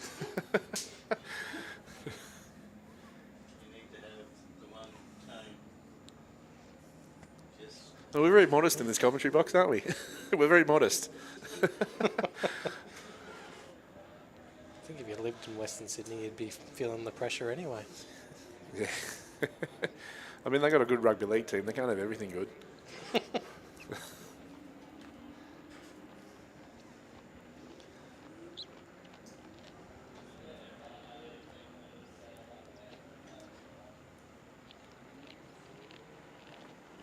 So it looks like there's just a bit of residue to clean up down there in the rocket lane. But the win from the speed flow lane, Josh Fletcher. Yeah. You got to say it in a monotone voice. Artificial intelligence could do that. Well, artificial intelligence was providing quite the comedic relief the other week, wasn't it? On Facebook for us. So Yeah. I'm sure we could give it a crack at doing a drag race. Hopefully it picks the right drag. Yeah. Anything's possible. I don't know if Mark Allen's in charge of your AI. Anything could happen. I wonder if Mark's tuning in on the live stream. Oh, he was out here earlier, so he? it Yeah. wouldn't surprise me if he's still hanging around. Yeah, kick the kids off the TV. Well, you only live 2 minutes away.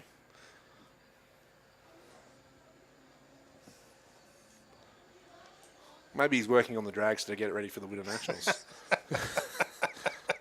You laugh like it's not going to happen. I know it's not going to happen. Did you hear that, Mark? Challenge has been sent.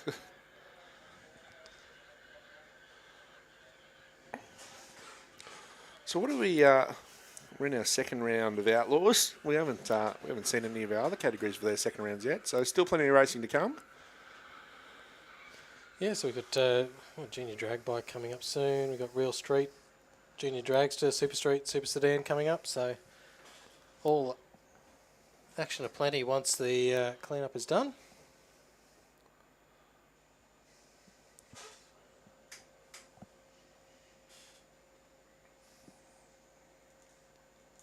You can see the tractor just down the deep end, just doing a couple of quick runs.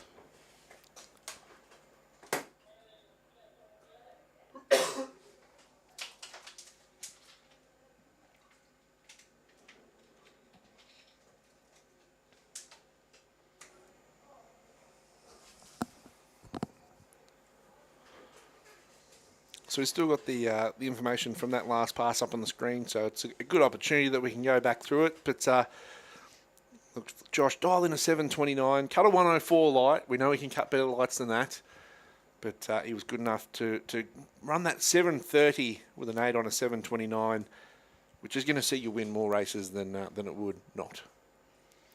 Yeah, exactly right. You've got just a couple of hundredths off the off your dial-in time, really, and yeah, you could sharpen up that reaction time, and yeah, you'd be very hard to beat, and like Joseph found out, but 104 to the 60, nice quick getaway for the dragster, and 148 at half track, just escalated into 172 across the finish. Oh, you say escalated like it just was rocketing down, wasn't it? Did not leave the groove. Yeah, it was just on a march, and yeah, he was lucky to be in that seat. So a nice stout run there.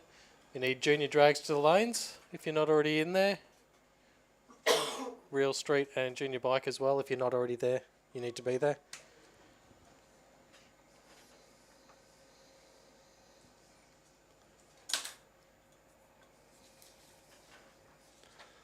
Another big shout out to our live stream sponsors for today on the Willowbank Raceway YouTube channel: Styromax, Webby's the cabling specialist, Max ECU Australia, Priority Roadworthy Queensland, and CHD Motorsports. So CHD Motorsports is a professional drag racing team, and they compete in our NDRC Aeroflow Sportsman Series, which we'll see here at the Winter Nationals. Known for their high-performance vehicles, they aim for excellence on the track, showcasing their skills in one of Australia's premier motorsport competitions. That is CHD Motorsport. So a big thank you to them for jumping on board as a live stream sponsor.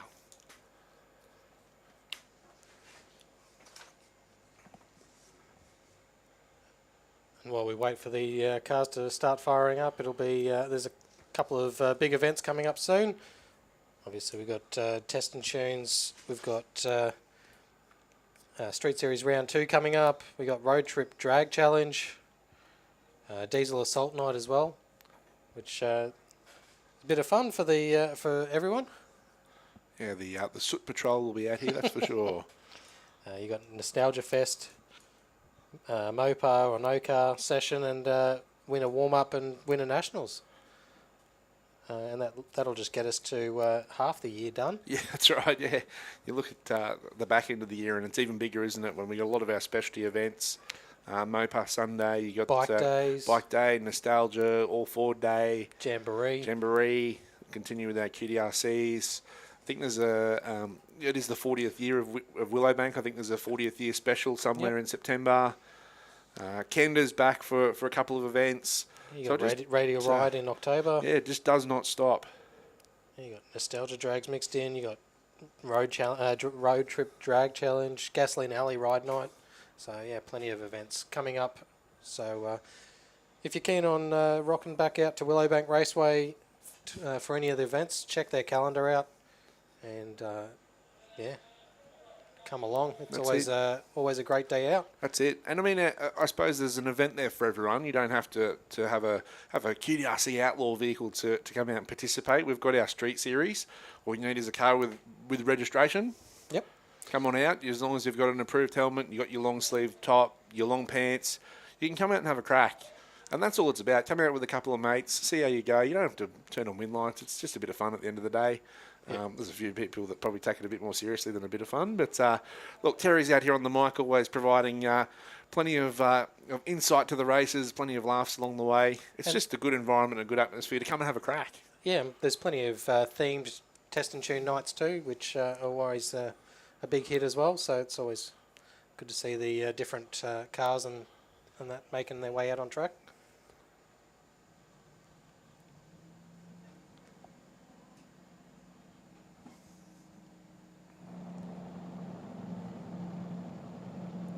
Hear something firing up.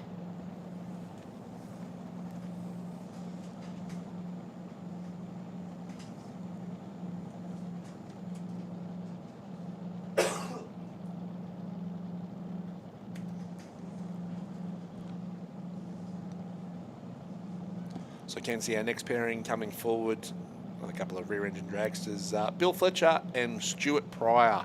So I'm just wondering if that's the rumbles of a bit of nitro injection. Yeah, we can see the fuel cloud.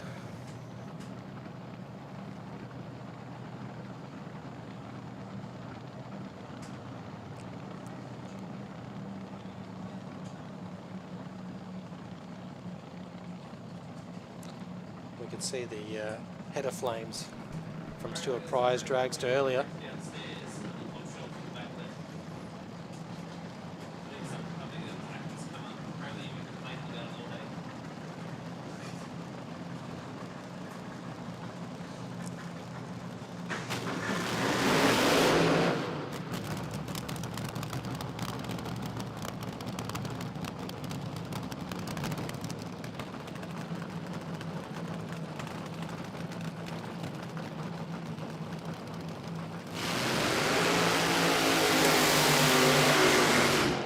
So Stuart Pryor going through the motions, 560 dial in up against Bill Fletcher. Did you say a 560 in QDRC Outlaws? Yeah. The weapon in the car. It is, but it doesn't. It looks like a weapon standing there. But when we see it launch, I always say it looks lazy.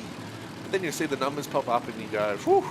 And all done without a supercharger too. It's just the fuel. Yep. So there's not too many races that Bill Fletcher will have to do the chasing, but the other way around.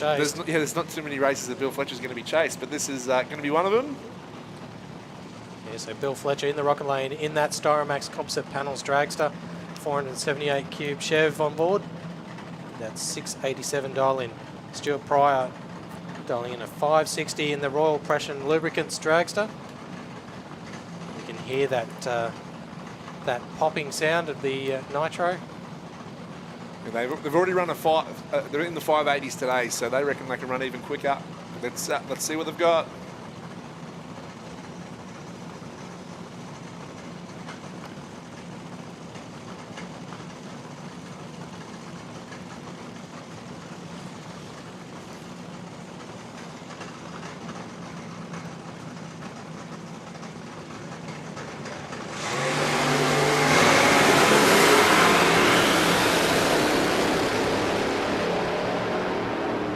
He gets the win. Stuart Pryor, 581 on a 560 for the win. Bill Fletcher went a bit too quick, 686 on a 687. Yeah, that nitro-injected dragster, it was charging towards the top end, wasn't it? And that look, it didn't run near that 560, but still a 581 with a 4, 251 miles an hour. There was nitro Powerful. flames. There was all happening, Chris. Love the header flames. That's it.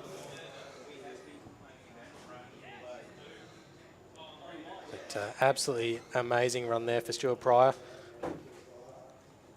So for Bill Fletcher, runs the smallest of breakouts, a 686 on that 687, and the win goes to Stuart Pryor.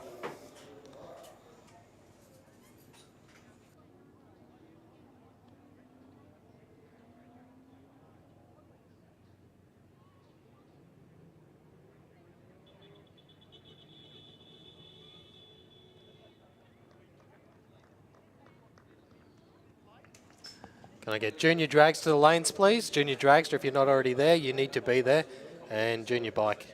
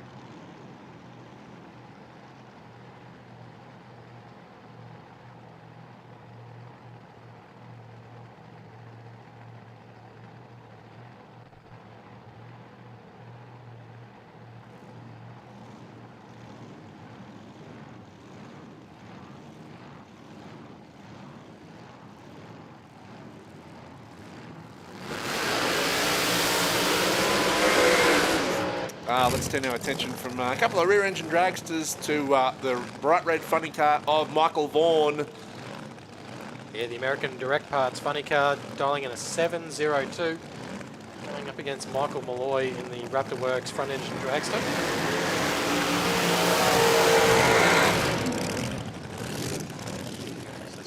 Big burnouts there for Michael Malloy.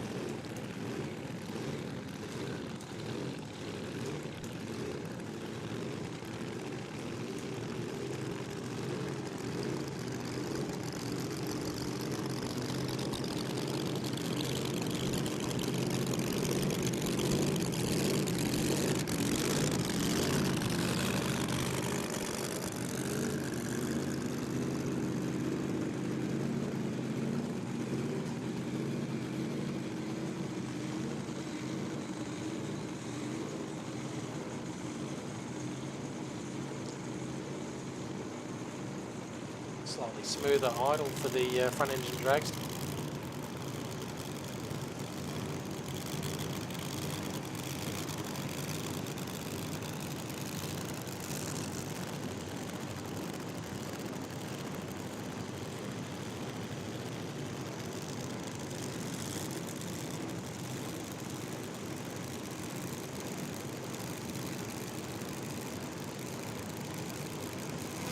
So here we go. How's this going to play out? The funding car of Vaughan, a 702. Will be chased down by the front engine drag start on Michael Malloy. 161 right to Vaughan. 316 for Malloy. The shoots go early on Michael Vaughan's car. He gets the win, a 719 on a 702 at 152 mile an hour. And Michael Malloy there with the front engine dragster, a 745 at 193. Yeah, it was looking strong, wasn't it, on both sides of the racetrack, but the shoots were out early, as you call, Chris, and Michael will get the win. So that'll round out round 2 of QDRC Outlaws. Interestingly enough, only one racer has 2 wins from 2 rounds, and that's Josh Fletcher. So the rest of the chasing pack.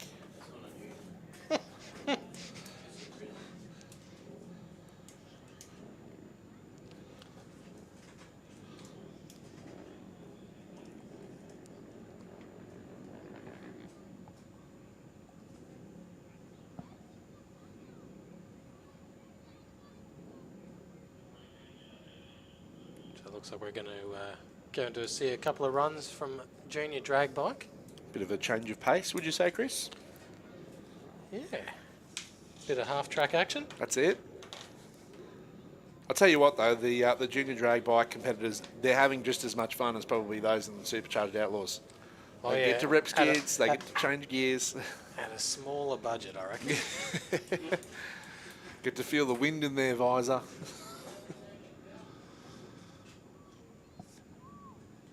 Pocket money economy is still working for them.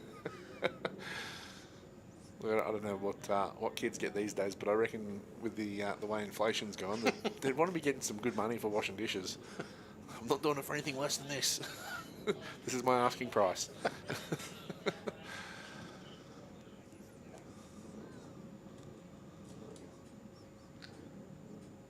Don't tell my daughter that much. Anyway, I've got the tiny teddy economy going pretty well. I do find the bank of mum and dad always does have the best interest rates, though.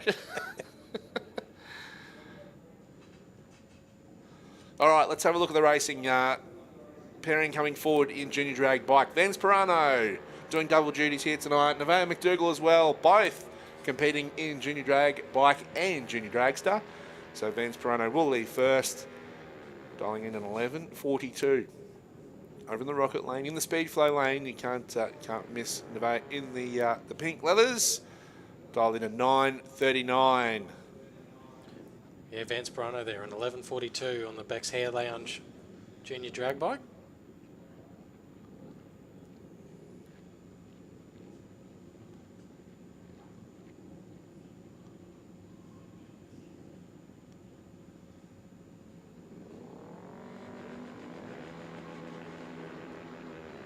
Red light there for Vance Pirano, 052 red. Nevaeh McDougall, 07.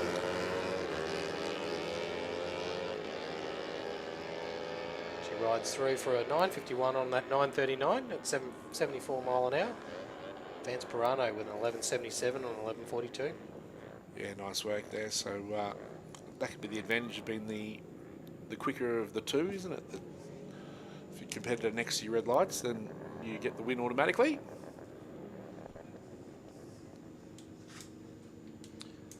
We got Jaden Badcock on the A junior drag bike, dialing in a 9:45. Kai Badcock in beside him, dialing in a 10:30 on the B junior drag bike. Look at this. They could have done this race in Slacks Creek down Moss Street. But here we are at I'm pretty Willowbank sure Raceway. went. Yeah, they They probably have.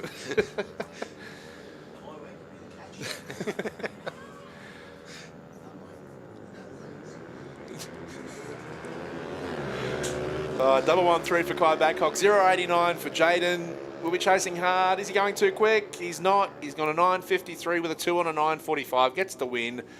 Beats Kai, who goes a 10.65 on a 10.30 to round out our junior drag bike field. Can I get all Super Sedan to the lanes, please? Super Sedan to the lanes, Real Street and Junior Dragster. You should have already been there. So 4 competitors in junior drag bikes. They've all had 1 win each. So that's how close the field is. Yeah, very tight field. So we got some Real Street on the live stream. Craig Collis up against Shane Grattan.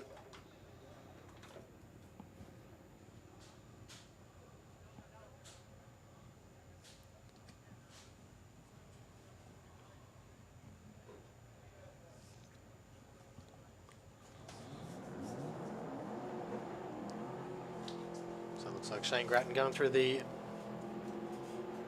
burnout routine in the Hostile Customs BF Falcon. Dialing in a 12.98.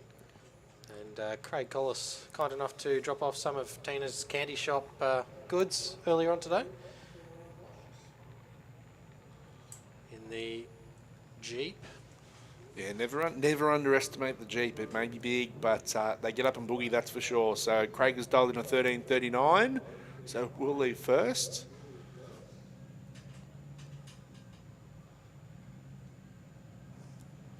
Both in full stage. All advantage goes to Shane Grattan off the tree. He's going to be charging hard in the Falcon.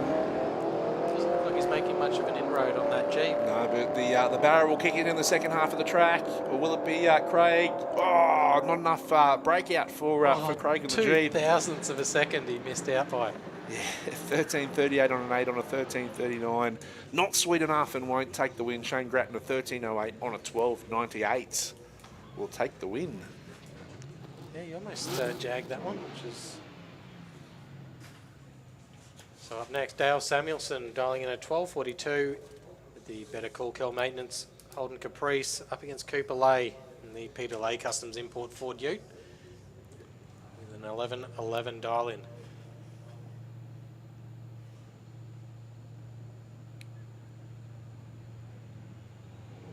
.025 light there for Samuelson. Oh, Cooper Lay with a 0.12.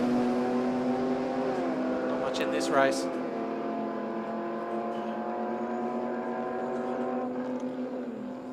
Dale Samuelson breaks out with a 12.41 on a 12.42. Cooper Lay gets the win, and 11.21 on 11.11. Yeah, Dale would have known that he was in front. He would have known that Cooper was coming. But look, put his foot on the brake, but it wasn't enough. Still broke out.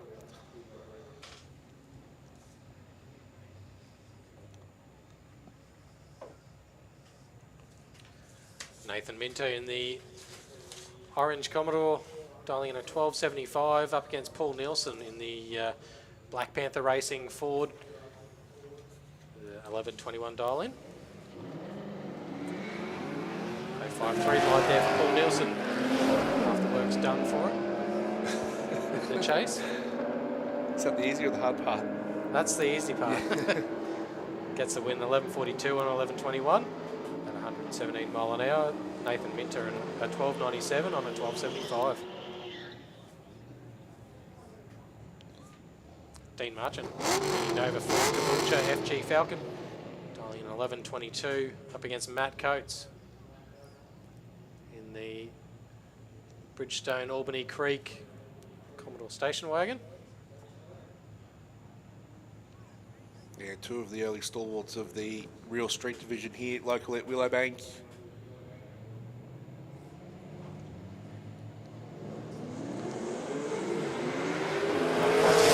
Matt Coates, 0.36 for Dean Marchant.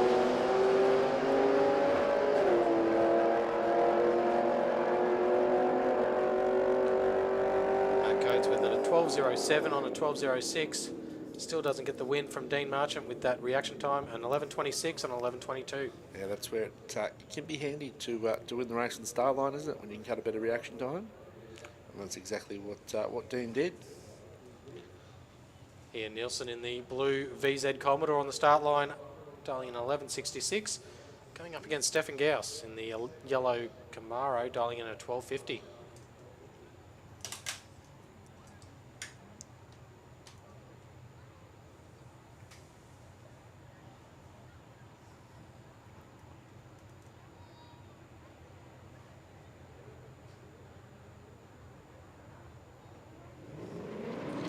Red light for Stefan Gauss. 5.7 red. Ian Nielsen with a no 5.6 light in the blue VZ.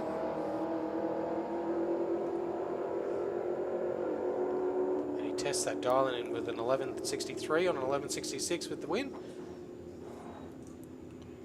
Stefan Gauss runs it through for a 12.74 on that 12.50.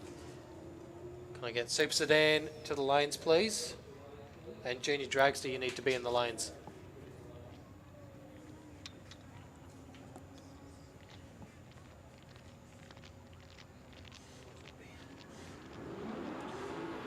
Jordan McAllister up next in the WPH Ultra Street Cars BF Falcon U. Going up against Stacey Gouldy in the Quick 60 Badass Race Cars. The Holden GTO.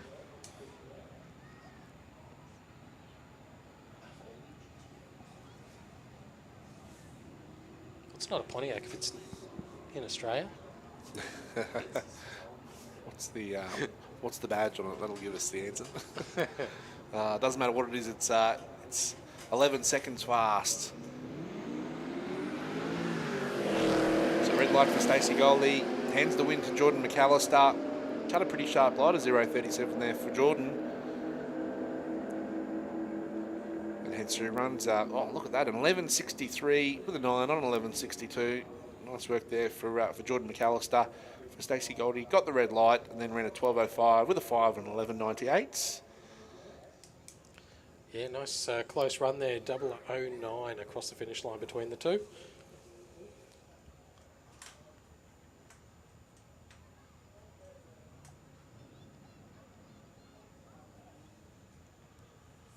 Not sure if they've just fired up the smoker to put on the brisket for tomorrow, or if someone ripped a big skid in the last pairing. A lot of smoke back there. Yeah, it can't be from Junior Dragsters. No, it can't be from Juniors. Unless they've got a bit of nitro on board. They're nitro injected Junior. That is sick. That sounds dangerous. Dangerously fun.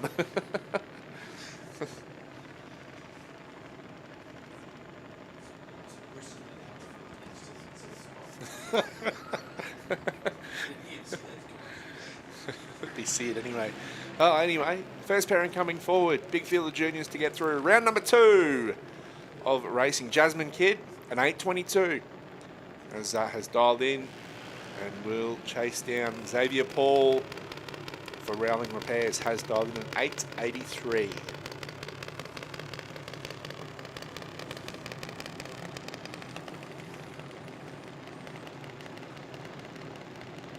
So we saw Xavier get a win in round 1. Both got wins in round 1 actually, so looking to go 2 from 2. Xavier Paul into pre-stage.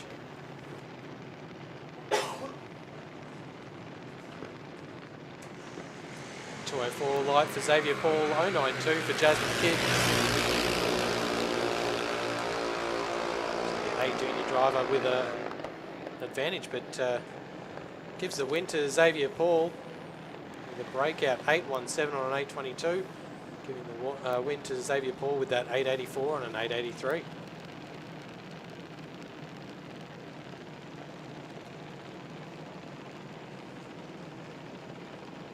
Sophia Lode up next in the A Junior Dragster, dialing in an 8.68, going up against Neela Paul with a 7.60 dial in that double A Junior Dragster.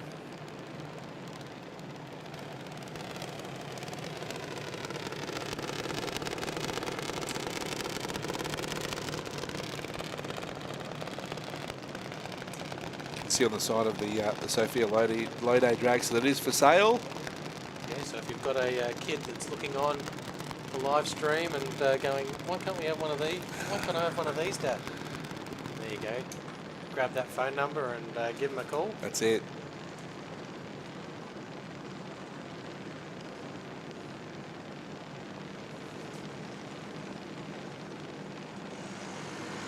.001 light there for Sophia Lode.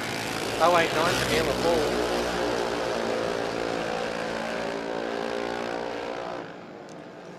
Great run there for Sophia Lode. An 8.70 on an 8.68 with that 001 light. Neela Paul, 7.66 on a 7.60. Oh, that's a 001. Have we seen any perfect lights today, Chris? We've seen one. We saw one. So, oh, so close. Yeah, Danny Lake ran triple O light earlier today in Q3. Kyle Day in the A Junior Dragster in the speed flow lane, dialing in an 866, going up against Chase Castlake in the Scully refrigerated vehicles Junior Dragster with 809. Yeah, so Chase was our number 1 qualifier, got the bye in the first round, so already has 1 win to his name.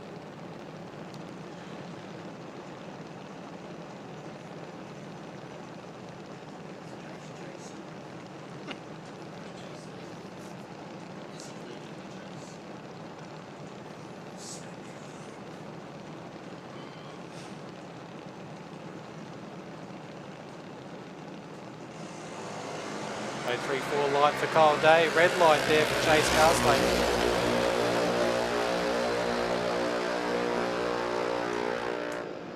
Kyle Day just checks that dial in just to smudge it in a bit, an 864 and an 866. Yeah, nice work there for Kyle. So next pairing. Nixon King in the A Junior Dragster dialing in a 793. And he'll be chasing Paige King with a dial in of an 883.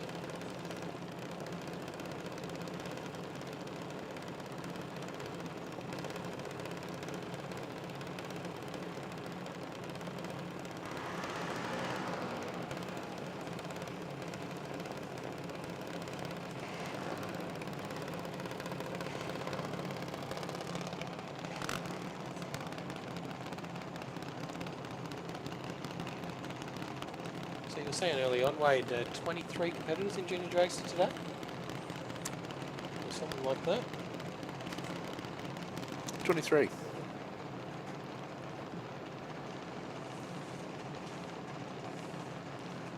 Big field of Super 4 Junior Dragsters for today's QDRC.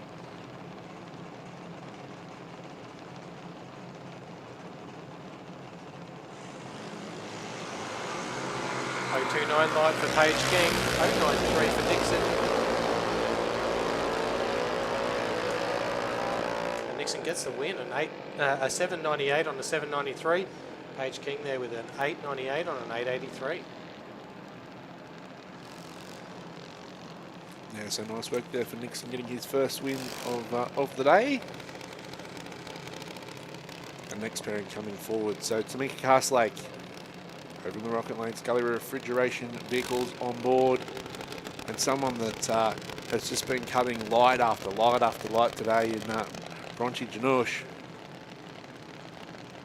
for Unreal Plates in the C Junior. So he's been sharp on the tree. Can she do it again here against Tamika? Has dialed in at 12:30.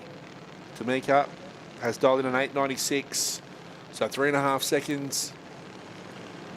Yeah, Bronte deep stage that one and red lighting with the 2.9 red.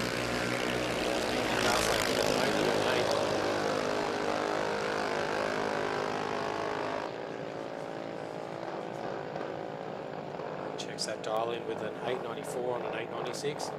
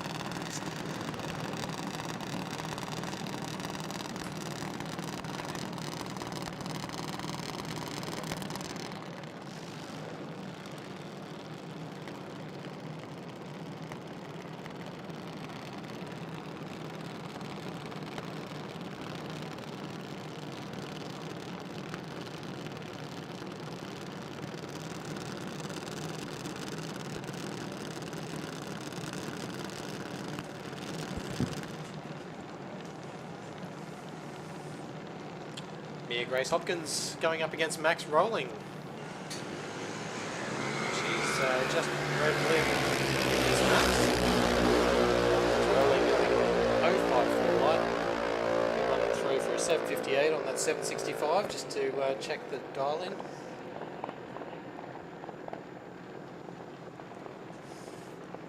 Yeah, it's almost a bit of a free pass, isn't it? When you can see that win line and you go, hey, I don't have to lift. Yeah, that's I'll it. run to the back door. No whomping this time. That's right.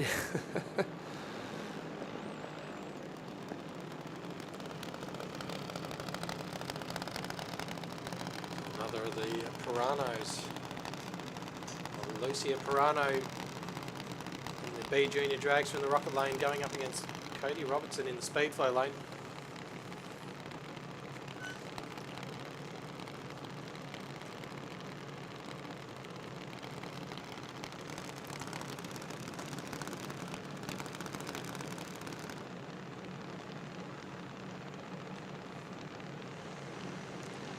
Light for Cody Robertson, 015 for Lucia Pirano.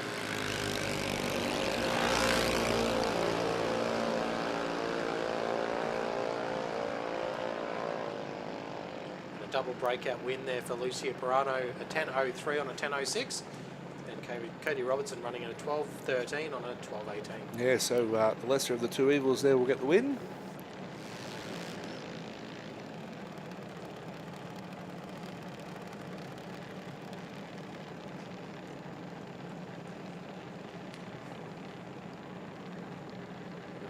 McDougall in the A Junior Dragster, the SVO Transport and Towing Junior Dragster, dialing in an 800, going up against Jacob Schultz in the SCG Racing Parts Bright Yellow Junior Dragster.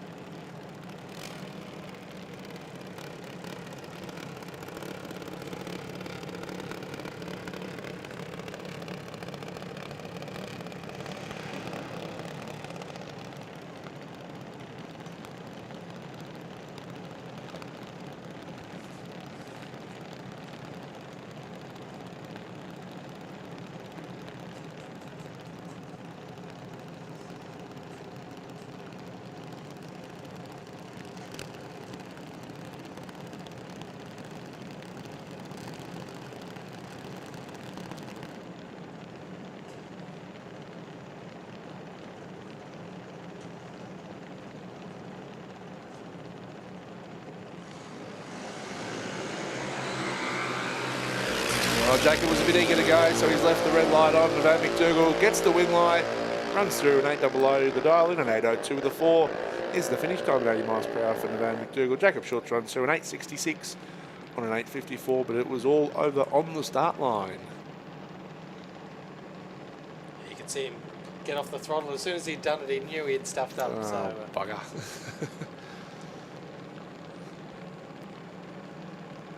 See Cody Sedmak on the live stream, dialing in 870 in the JTS Racing Junior Dragster.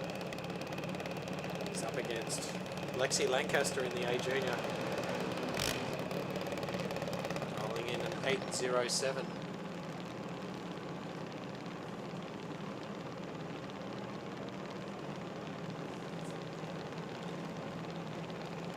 Need all modified to the lanes, please. All modified to the lanes.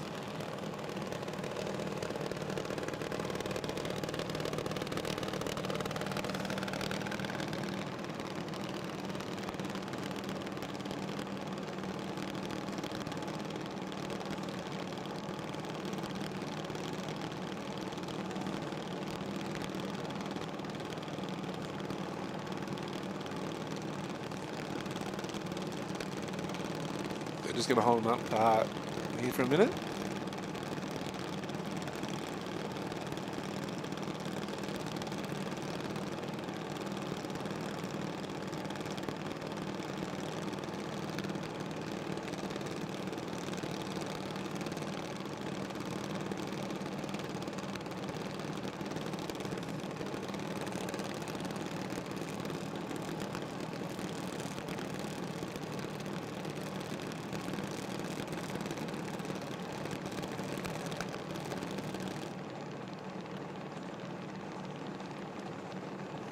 And we'll have a second attempt at getting these two underway. You can see Lexi just trying to rock that junior dragster into stage. Yeah, that's it. Take a deep breath. Refocus. red light there for Cody Sedmak. 1.6 red. Lexi Lancaster with an 091 white. 803 on an 807, just to test that dial in. Cody Sedmak with an 876 on an 870. Yeah, a little bit of a learning curve, isn't it, for the juniors when something like that happens? Just to, you don't have to rush anything, take that time, reset, refocus. Easy to have that adrenaline build up, you're ready to rock and roll. You can see Dakota Bray on the live stream. Just going through the pre-race motions. The Smith Transport Junior Dragster dialing in a 786. Nash Pirano in beside her with an 801 dial-in. The Ballistic Performance Parts Junior Dragster.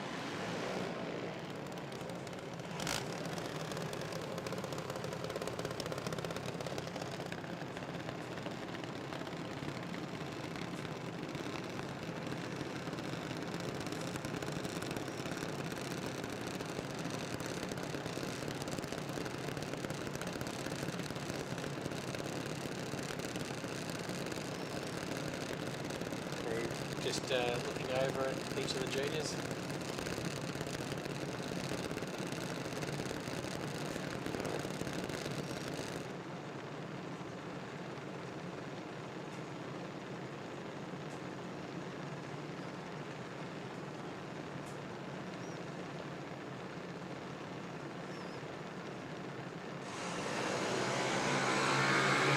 $184 to Nash Pirano, $141 for Dakota Bray. So there's not much in it as they get towards the 8th mile.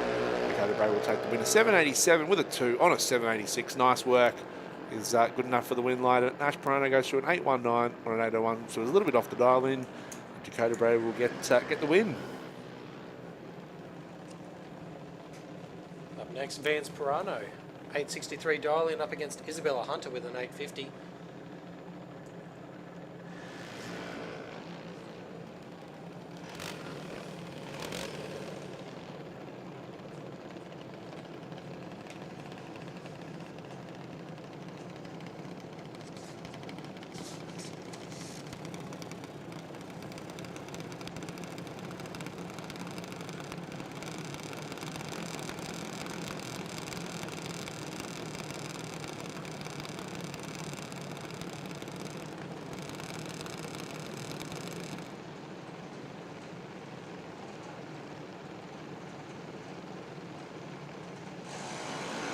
Great reaction time there for Vance Pirano, 074, Isabella Hunter with 156.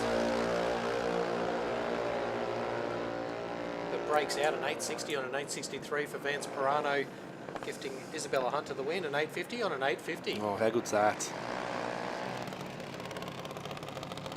How many wins has Isabella Hunter now got? That's 2 from 2. Nice work. Looks like Carl Schultz with a solo run, a 765 dial in the A Civil SCG Racing Parts Junior Dragster. Yeah, so has been a previous track champion back in 2023. So knows how to win. Turn on win lights. I know earlier in the year as well at one of our street meets he was up here in the commentary box on the mic. Just can't make it up for the QDRCs obviously because he's racing. So obviously he's a good racer and obviously he can talk as well. 011 light there for Carl Schultz. Oh, that's good. That is a good racer. Runs it through a 778 on a 765. At 84 mile an hour, so I guess you could slightly change the dial in if you needed to.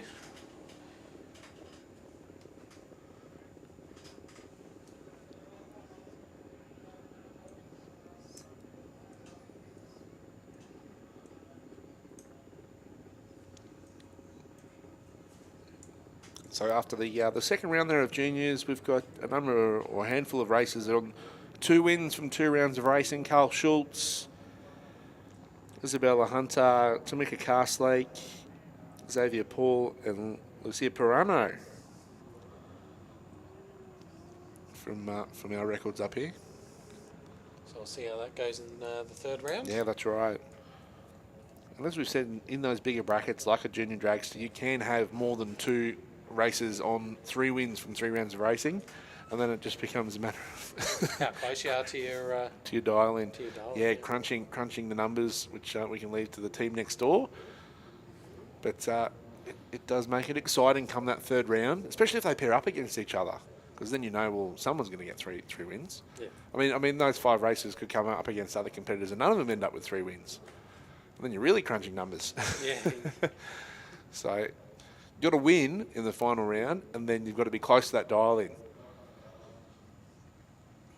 Yeah, so all the valuable information there for Carl Schultz, and he'll obviously have a look at those numbers and Yep. refine them down if need be. Because you can have a near perfect day where your 3 qualifiers were seamless. Your 2 wins from 2 rounds of racing, heading into that third round, your competitor next door could red light, you get a win, but then you're 2 tenths off your dial in, which is leaves room for another competitor to come in and sweep that finals those position points. away from you. Yeah, that's right.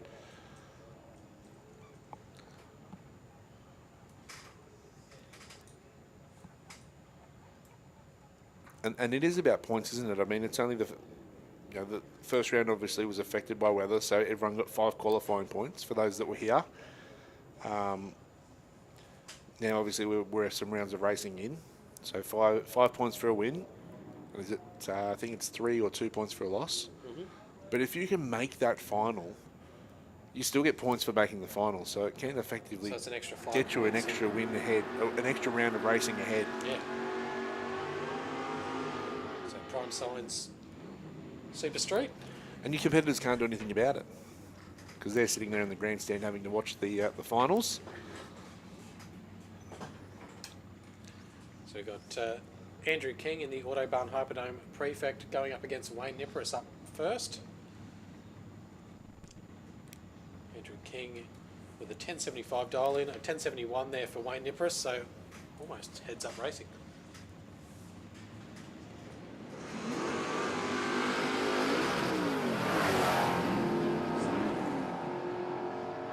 Yeah, problems there for the prefect of Andrew King.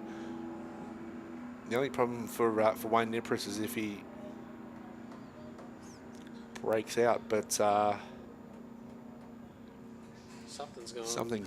something a bit funny's happened there. So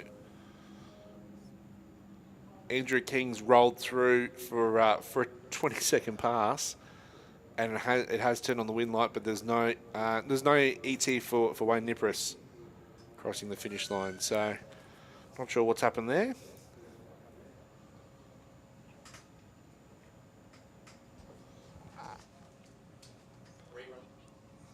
Did you say it? Did you say it, Chris? We've all said it today. We've all got to go to church tomorrow.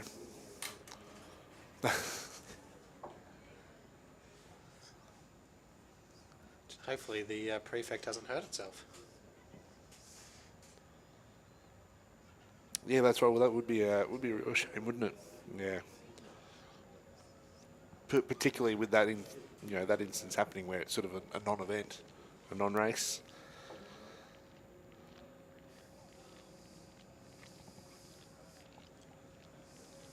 And Andy had a win in the first round as well. So it was all up for grabs in our second round. So while we do a quick reboot.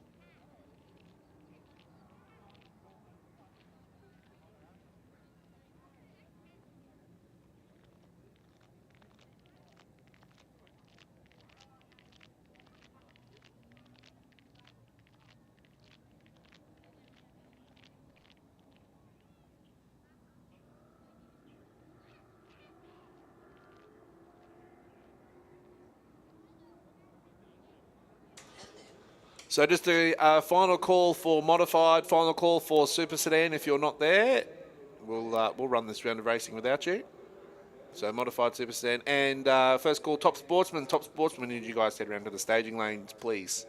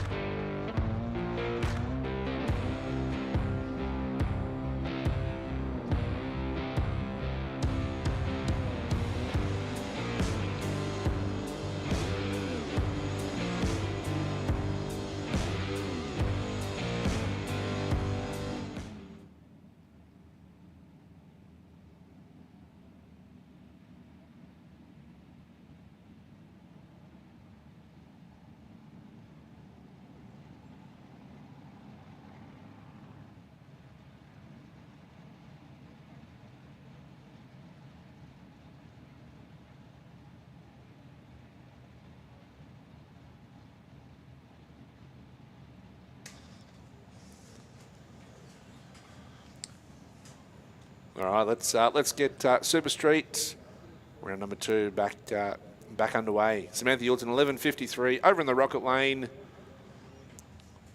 Bit of a Ford versus Holden battle. Nicole Goldie in the Speedway lane in the Falcon. Total Cover Earthworks on board. So a couple of tough races down on the start line. Oh, not much in the reaction time, but it's a slight advantage to Samantha Yulton. Yeah, she ran a 1:43 reaction time there, 1:75 for Goldie. And Samantha Yulton gets a win 11.67 on 11.53. Nicole Goldie with an 11.88 on 11.75.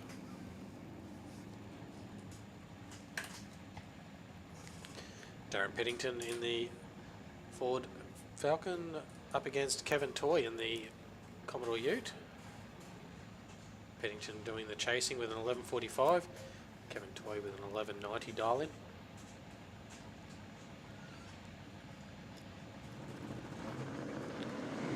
Or maybe had a double tap of the throttle there because he didn't want to go anywhere in a hurry for Kevin Toy. No such problem for Darren Peddington. Is charging towards the finish line. And he's on the brakes. Yeah. He gets the win at 11.95 on an 11.45. And Kevin Toy there with a 12.64 and an 11.90. Up next, Mark Rosso in the black Camaro, dialing in 11.50 up against Craig Layton in the Aussie Diff Statesman with an 11.75.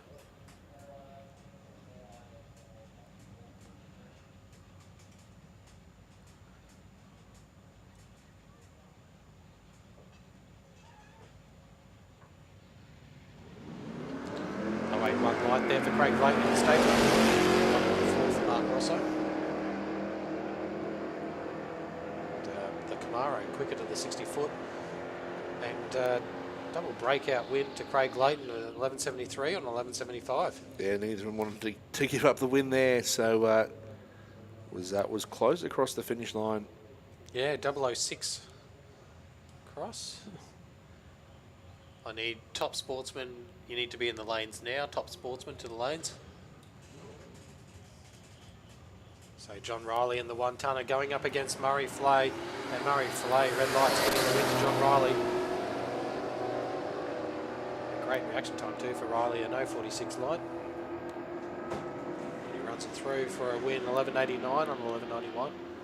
So gets to test out that dial in.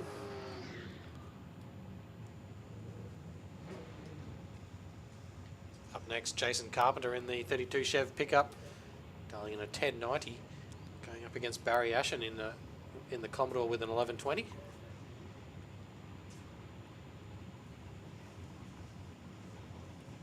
Yeah, so Barry will have that beautiful Chev pickup, chasing him down. Yeah, by about a light. Jason Carpenter racing with a light. Barry Ashen with the 1.52.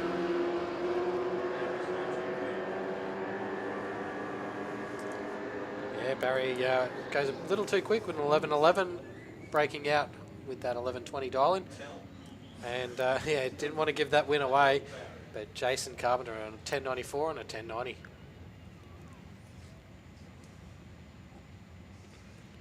The TE Cortina back on track. Barry Lode going up against Troy Hutton in the TH Tiling and Waterproofing Holden U. Yeah, another one of those cars that just pops under lights, doesn't it? Just enhances its, what do you call it, Kermit Green? Yeah, definitely Kermit Green.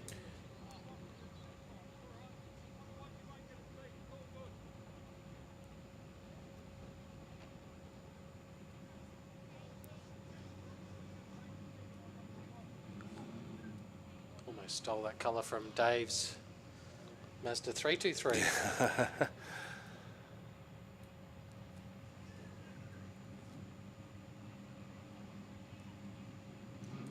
It's good to have Barry here anyway. He was they were out testing last night as well. So usually before the QDRC events, we have the testing the night before for anyone that wants to come out. We can have a look at that. Can double check that on the calendar.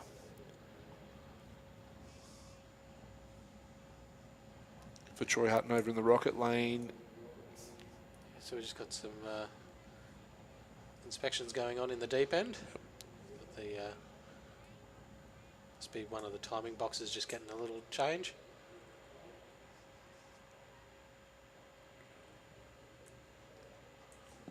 Troy had some recent success. New Year Nitro, made the final. Super Street really kicked off what was such an exciting night for the finals, because in the Super Street final they pulled identical reaction times, him and Josh Fletcher. So it really could have gone either way. Yep.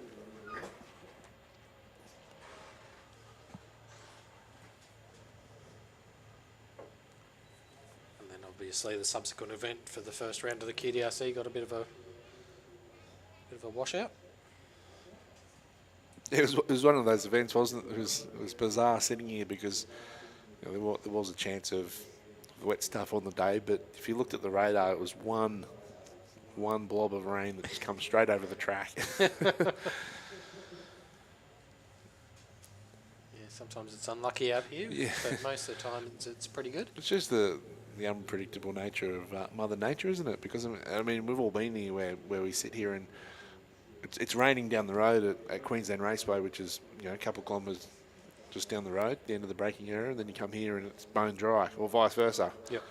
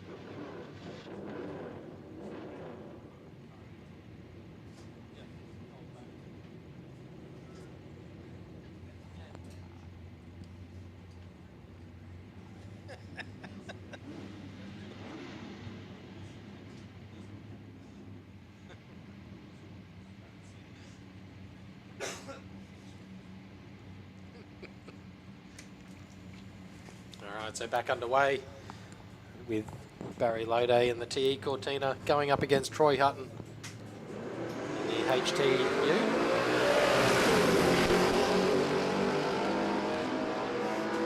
Great reaction time both sides of the track, but Troy Hutton's got the advantage.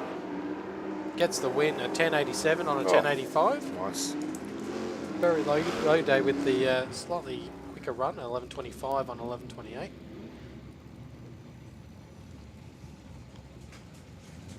Sean Taskus up against Daryl Angel.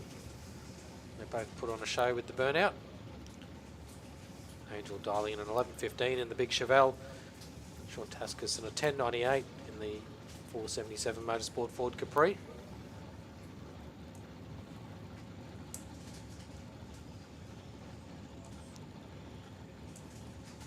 Sean has been track champion. He's had the number one on the door. He's the current track champion for Super Street. Has had the number one on the door as well at national championship level. So has had success locally, nationally, you name it. If it's within Australia, he's won.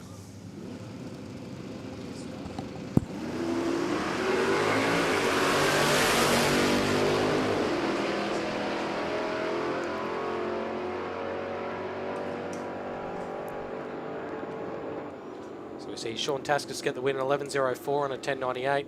Daryl Angel there with a 10.99, breaking out on that 11.15.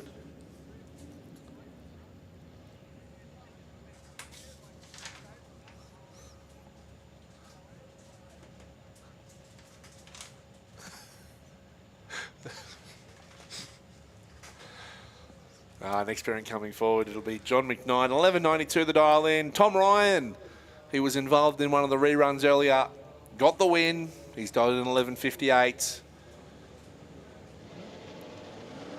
Oh, great reaction there for John McKnight in the Tirana, a 0.22. Tom Ryan there with a 0.1 reaction time. Can he chase this Tirana down? And it's a big no. 11.56 breakout, giving John McKnight the win, 11.97 on 11.92.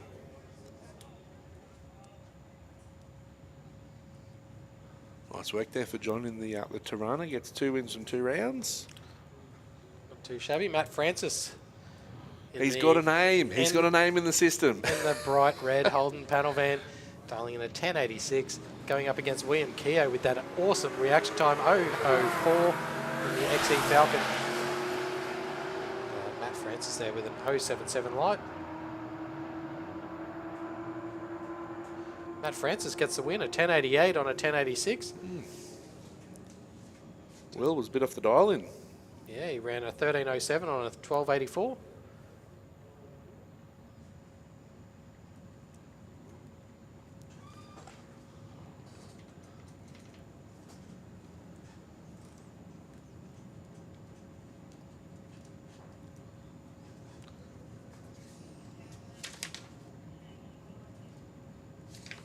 Speedalek Super Street keeps on coming, and we got the bright red Camaro on track.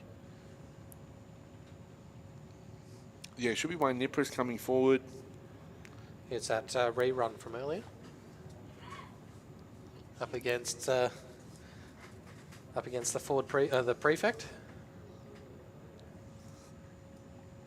The question is the Prefect in the lane. Is it there? It's there. So it's not done anything too serious.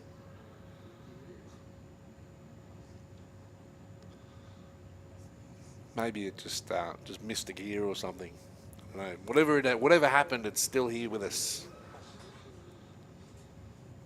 You would have been testing it on the return road. It's all good. Just down Champions Way, thanks. Here we go, the burnout routine. Wayne Nippers, the Custom Built Kitchens Camaro. Andrew King, the Autobahn Hyperdome Prefect, in beside him.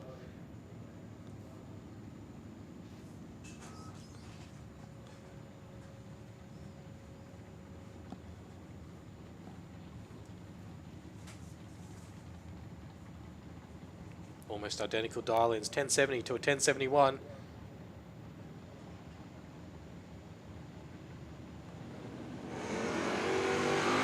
270 light for Wayne Empress, 269 for Andrew King in the prefect. It's a better run for the prefect. But not enough. Wayne Empress, an 11.46 on a 10.71. Yeah, both were Fair way off their fair way off the dial in off there. their dial-ins, yeah. Yeah, that's an interesting one. Anyway, it'll go down as a. A win for Wayne Empress in the Camaro. That's it, fair and square.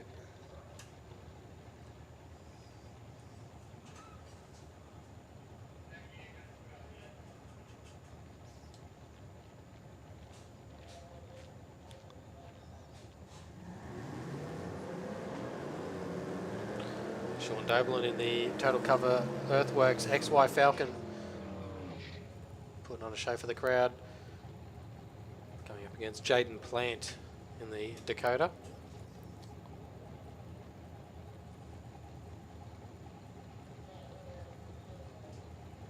Yeah, so we'll be moving into Super Sedan with this pairing.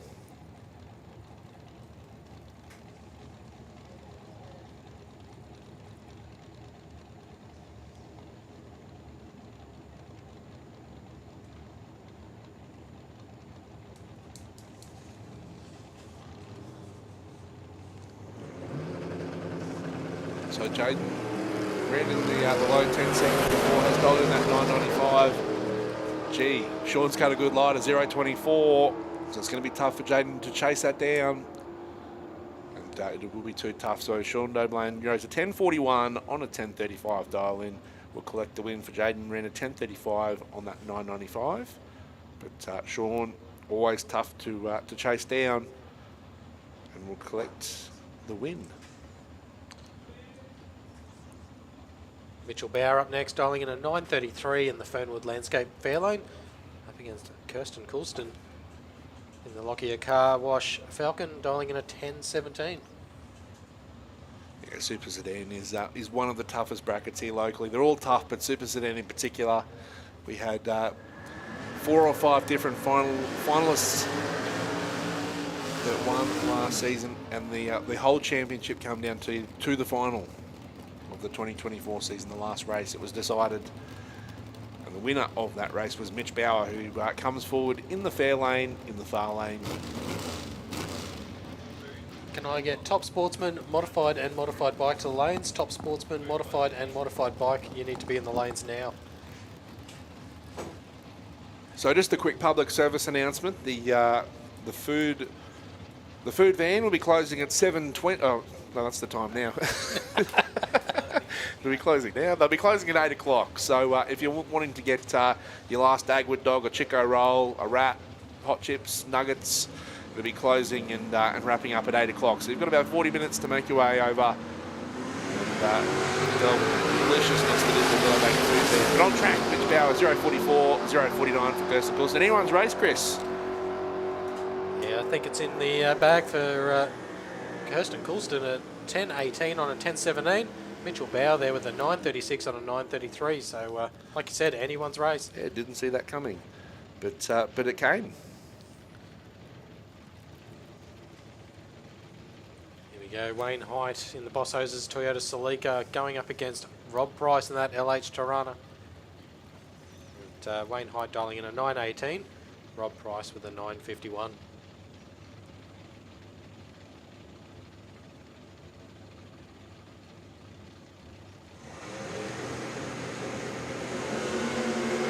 .053 light for Rob Price, 0.97 for Wayne Height. It's side-by-side action all the way down the quarter. Rob Price gets a win, a 9.56 on a 9.51. Wayne Height with a 9.19 on a 9.18. Just left too much on the tree.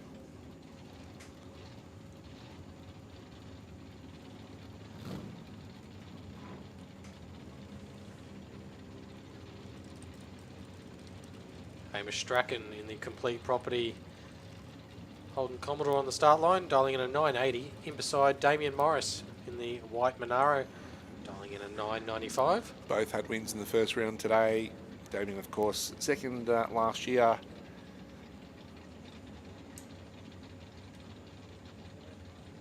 Hamish. Besides that first run this morning, though, we've seen a bit of consistency, haven't we, today from Hamish? Just wanted to buzz the tyres in the first qualifier this morning.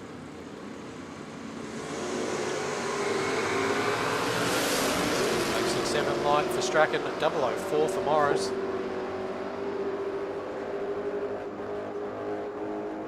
Morris there with a 999 and a 995 for the win, and Hamish Strachan there with a 980 on a 980. Man, that's tough. That's how tough Super Sedan is. Yeah, if you don't get 00 digits in your dial in your reaction time, you're leaving a bit too much on the table. Well, come on, a 067 light, really? That's not too bad. Not good enough in Super Sedan. Rudy White up next, a 936 dial in up against the rotary Gemini of Parry Georges.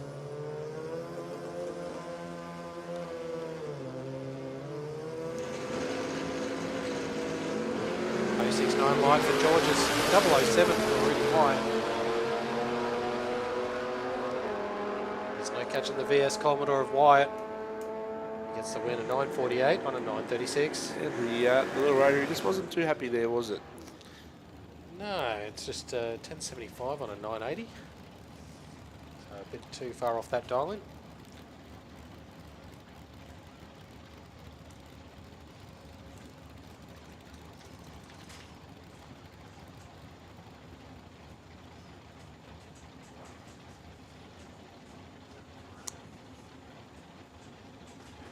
Here we see the Corona up against the Tirana.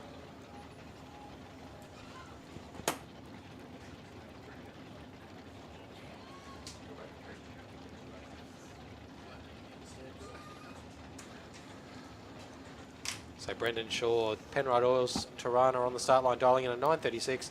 Joe Nicholson in the A-grade anodising Corona. Oh no! Red lighting his way out of this one. See Brendan Shaw, 060 light, runs it through, 943 on a 936. Maybe just had one too many Coronas. No, they wouldn't do that when they're racing, of course. That's only for the drinking people on the live stream. Yeah, that's right. So, next pairing coming forward. Connor Webb and Adam White. Battle of the VLs. I think Connor didn't get the win in the first round, but he's going to be one to watch this season in Super Sedan. Really hit the ground running in this class, in this car. Adam White really was starting to put some runs on the board at the end of last season as well. So can he continue and carry that momentum into 2025? So Connor Webb in the maroon VL Commodore. Adam White in the white VL. 007 light for Adam White. Connor Webb in, with a 117 reaction. And Adam White gets the win, a 947 on a 943. And Connor Webb at 931, breaking out on a 935. Yeah, he was flying, wasn't he there, Connor? Yeah, I expected him to have a slightly higher mile an hour, but Yep. we got Chris Reed in the CR Engineering Roadster. So this means we're into some modified. We'll be moving into Margie's modified. First pairing, round 2. Oh, this will be tough. How many wins have both these guys got? Yeah, so from the first round, which was interrupted rudely by the sunbreak. So Chris Reed got a win. Lucas, they both got wins. So looking to make it 2 from 2.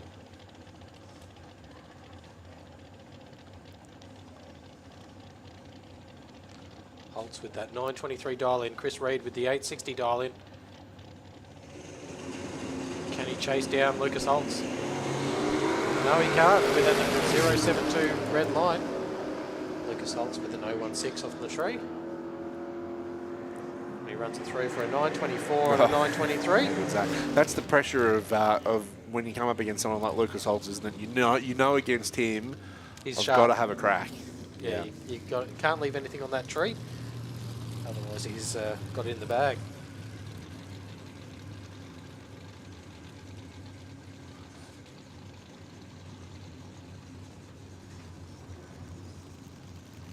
So you see Phil Ballett on track. It'll be Courtney Allen in the tee bucket.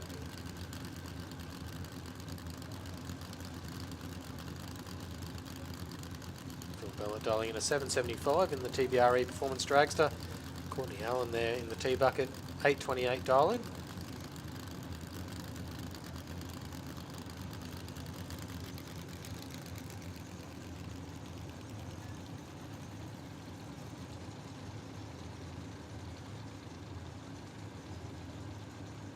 Look at that, 406 cubes on board both sides of the racetrack.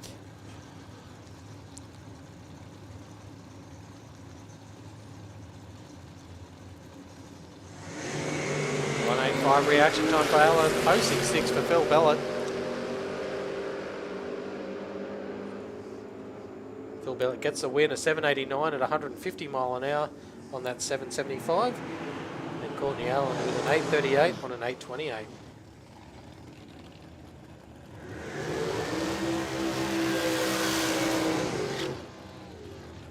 Ella Sting in the Ballon Field Services Dragster going up against Jason Vanderlind in the Altered.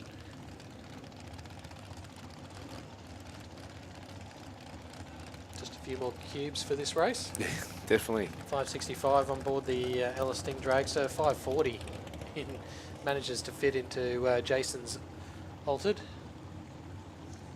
What I love about modified and just dragsters and altereds, and you know, we get to see it all. We get to see all the power, all the beauty that is and gets these cars from A to B.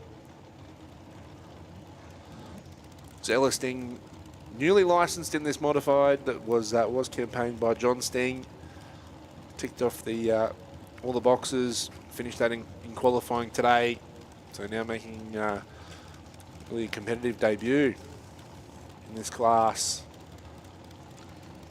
So we need top sportsmen, supercharged outlaws, modified bike and testing vehicles to the lanes, please. Testing, mod bike, supercharged outlaws and top sportsmen if you're not already in the lanes.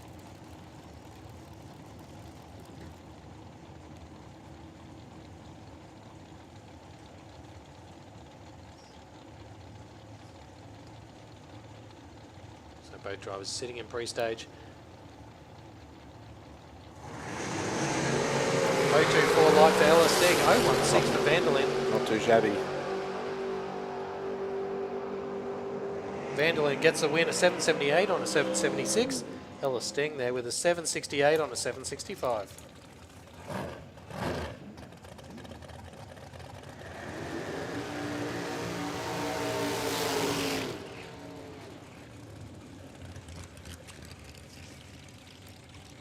So we see Liesl Gauss in the SCG Racing Parts Dragster dialing in an 859, going up against Ash Castlake with a dial-in of an 810.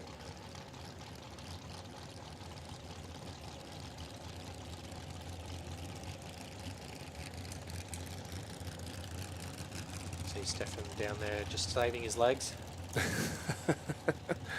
A younger version of Stefan would have eagerly run down the track. Now he's work smarter, not harder. Big shout out to Stefan and Liesl's mum, Azelle, who's watching over in South Africa on the live stream. That's the beauty, isn't it, of the live stream, is that you can support your family wherever you are in the world.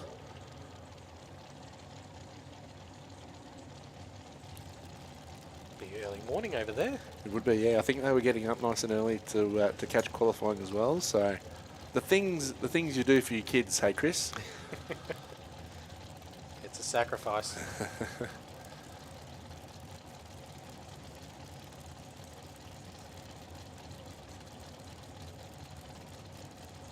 Ash Castlake just waiting in pre-stage.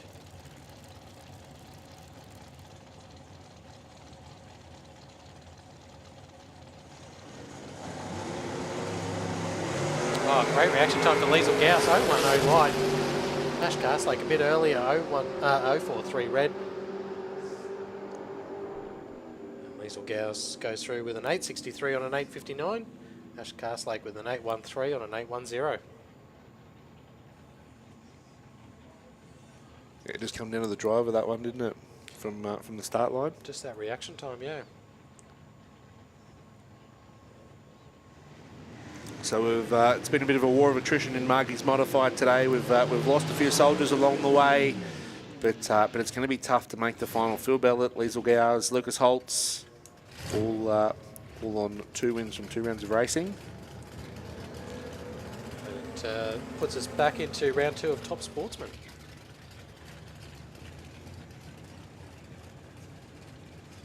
So we got Carl Davies in the Chevy Monza going up against Simon Isherwood in the Evolution Water Olds Cutlass.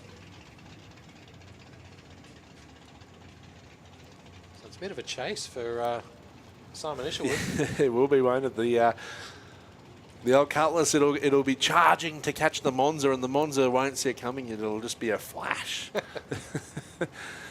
We've seen it run 6.99 today from Isherwood. He's had some cracker runs today.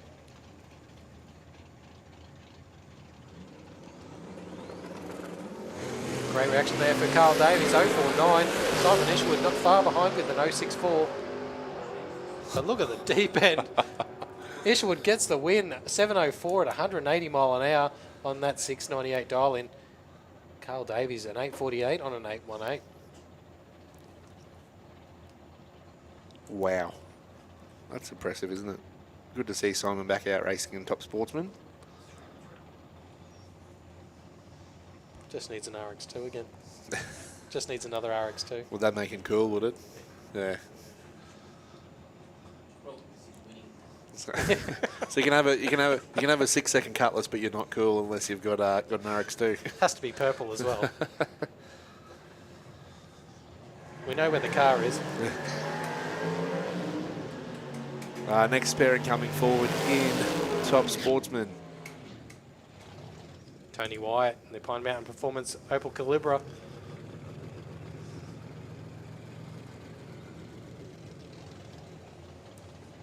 Solo run. Yeah, looks like you'll get the bye.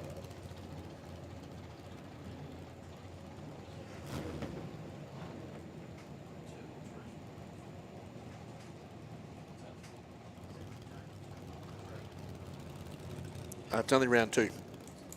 Yeah, we're only in round 2. So we'll give Tony one win, 1 loss, regardless of what happens. If he pulls a red light, breaks out, doesn't matter, automatically gets the win. Because, well, it goes without saying, he's got no one in the lane next to him. So every pairing must have a winner. Wait for 1 light for Tony Wyatt.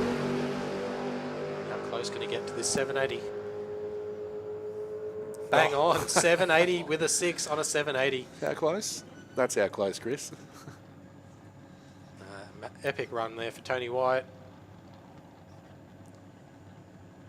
If it goes to a countback, that's what you want to see on the table. That's what you want to bring to the third and final round. And we so often say in Top Sportsman that that the numbers may not be there. I mean, we've got 11, which is fantastic here for this round. But so many times in Top Sportsman, the competition being close, you can have your finalists from 2 wins of racing, two wins from those 3 rounds of racing. Now this is an epic matchup. Dalo Dwyer in the Precise Automatics Pontiac Firebird.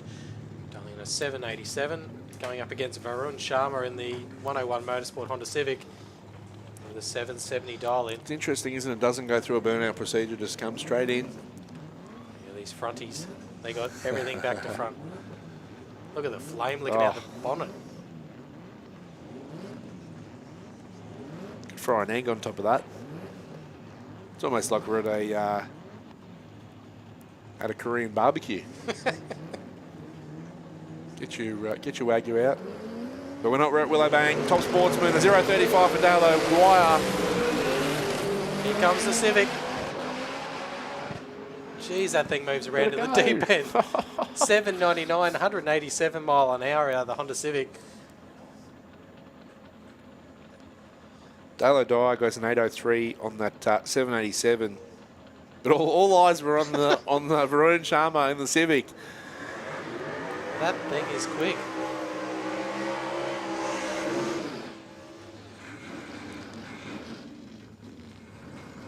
Dennis Travis Ryan in the Tirana with the solo run. Didn't he have a wild ride in the first pairing? He got out towards the centre line, kept the boot into it, boogied around, still got across the finish line and took the win. That just shows the flexibility of the floor of these Tiranas.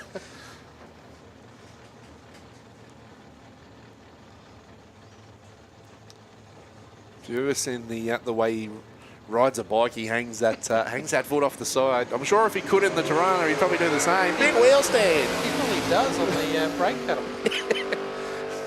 He's not using it. 866 and 862. That is exciting. That's a great run there for the Tirana. 145 mile an hour as well. And look at that reaction time, 0.11.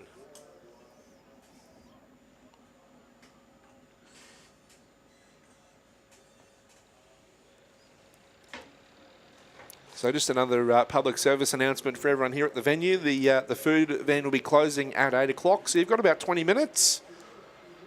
About 20 minutes to go and grab your snacks or your drinks or whatever you like from there. Before Wade goes and polishes off. See what they've got, a dirty hot dog or something. Not shy of a good feed, that's for sure. But look, if you're sitting at home, the food bar doesn't close. The bar doesn't close. The pantry. The bar's open. Restock the esky. Order the Uber Eats. Whatever it is. Support the economy. Or the Brawl Wars if you're over in South Africa. Watching on the live stream. That's exactly right.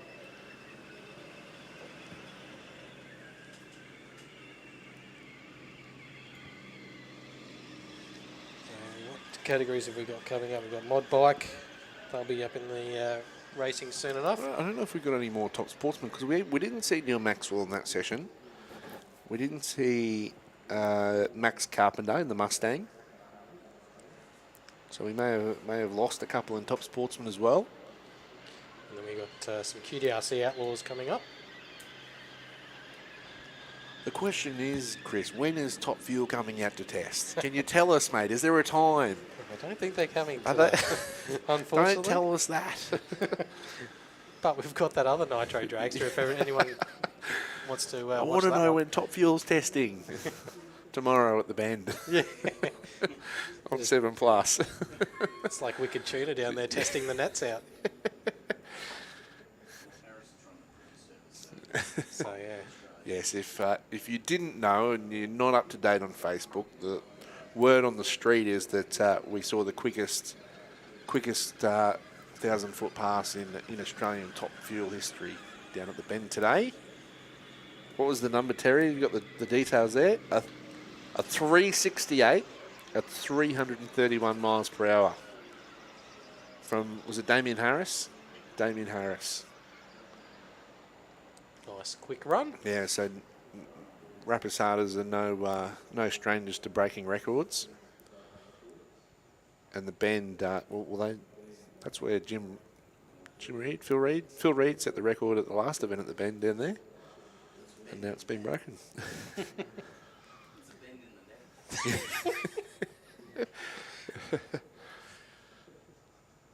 looks like there'll be some repairs down there. Yeah, definitely. The beach got a good workout today.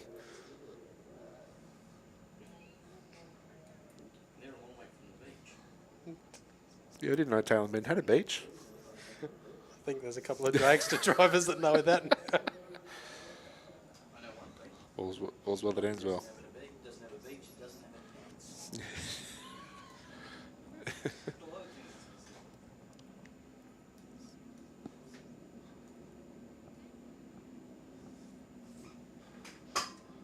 But you know what? We still beat Top Fuel. We still beat what happened at the Bend today because we had a world record here.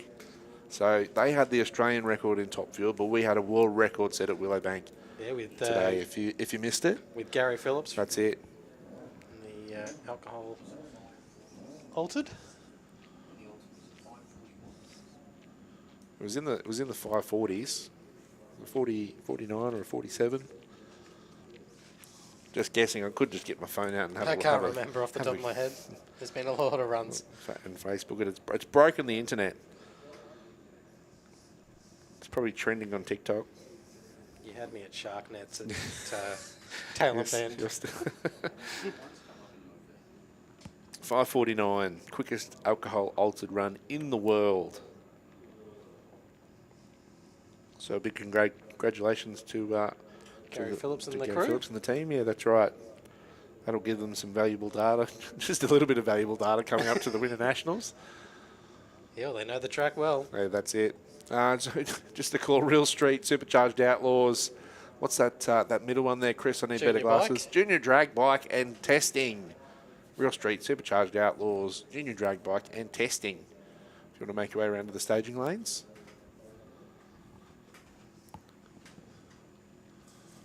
As I can see, we've got a couple of two-wheeled races ready to let rip for next pairing, which means we shouldn't be too far away from seeing modified bike out on track their second round of racing.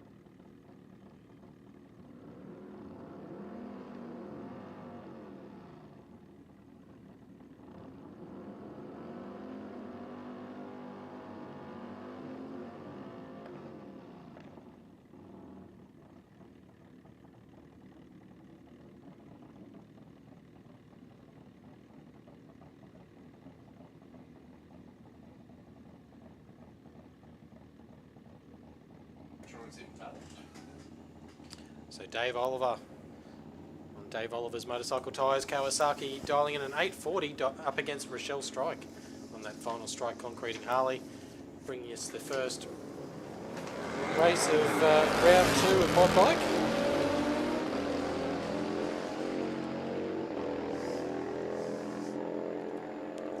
We see a win go to Rochelle Strike at 10.21 on a 10.0. Dave Oliver with an 8.68 on an 8.40.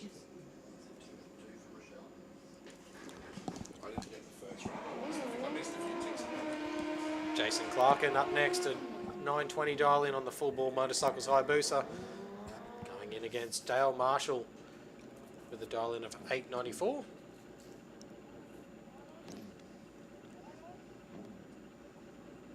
So 2 totally different looking Suzukis.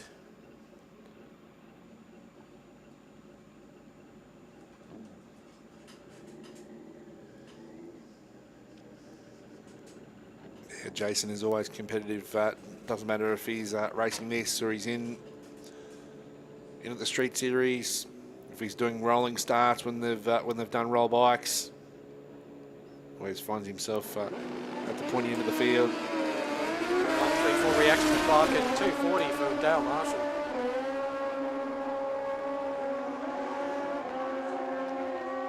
And Jason Clarkin with the win at 9.39 on a 9.20.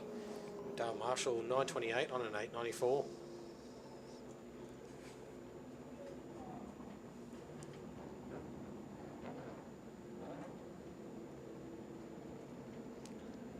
Another one of those camouflage bikes from Kirsten Oliver. Dave Oliver's motorcycle tyres, dialing in a 1046. Jeffrey Marshall on the on-site panel and paint Suzuki, dialing in an 870. Yeah, similar to the bike of Dale that we just saw in the other lane, of course, over in the Rocket Lane. Oh, how does a 002 sound? Very difficult to do on a motorbike. See him, we'll hear the lift on one of them. 878 on an 870 dial in. Gets the win, Kirsten Oliver with a 1055 on a 1046.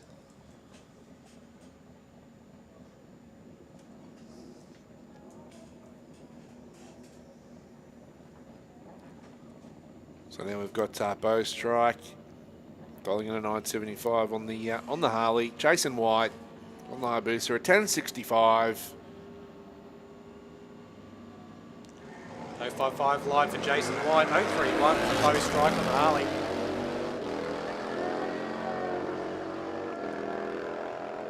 Harley's got the legs, but breaks out at 972 on a 975. Jason White at 1098 on a 1065. Yeah, Brian Alvicio on the silver Kawasaki, dialing in a 9 flat. Up against Mark Ashworth on Pedro Secure Parking GSX. He's dialed in a 902. Yeah, so they're basically going to be neck and neck the whole way down the track. Brian Alvizio really has been the one to chase in mod bike. Probably the only thing that would stop him is if they put a loop-to-loop in the track, but I reckon he'd still get the win.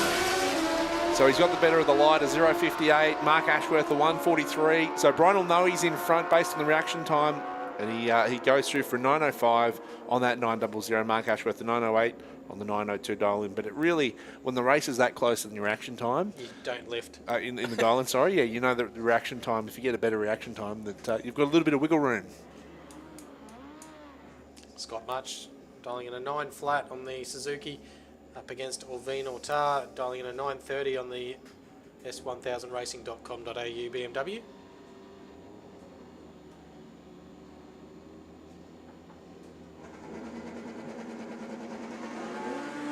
Picks the front wheel up with the 042 launch. Carries that leg out to the right. Breaks out a 919 on a 930. So big breakout for Orvine Ortar.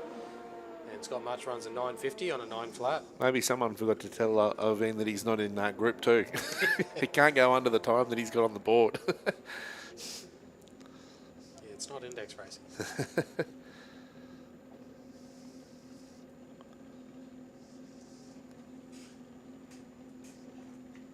Ricky McDougall up next in the SVO Transport Suzuki, dialing in an 886. Rebecca Marsden dialing in a 985 on the Honda.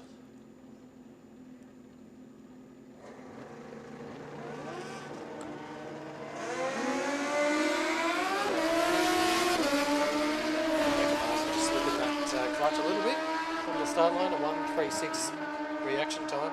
Ricky McDougall with a 405 gets the win, 891 on an 886.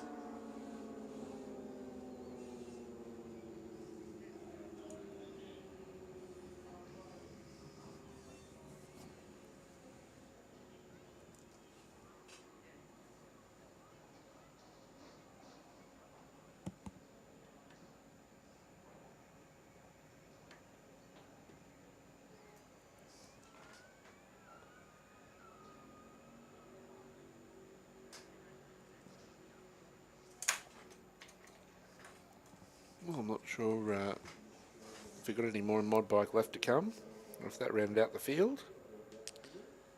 Not sure, but we need QDRC Outlaws to the lanes if you're not already there. Testing vehicles, junior drag bike and real street. If you're not already in the lanes, you need to be there. Oh, I can see that that's definitely not two wheels back there in the burnout boxes. So we'll move into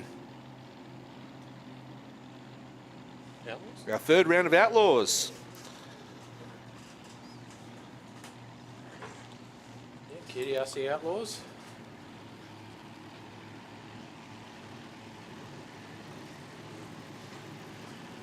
How's this for a first pairing in QDRC Outlaws when we've got Big Smoky Burnout there from Bill Fletcher coming up against the other Styromax dragster in Josh Fletcher. We saw this earlier today. First round of qualifying, they were side by side.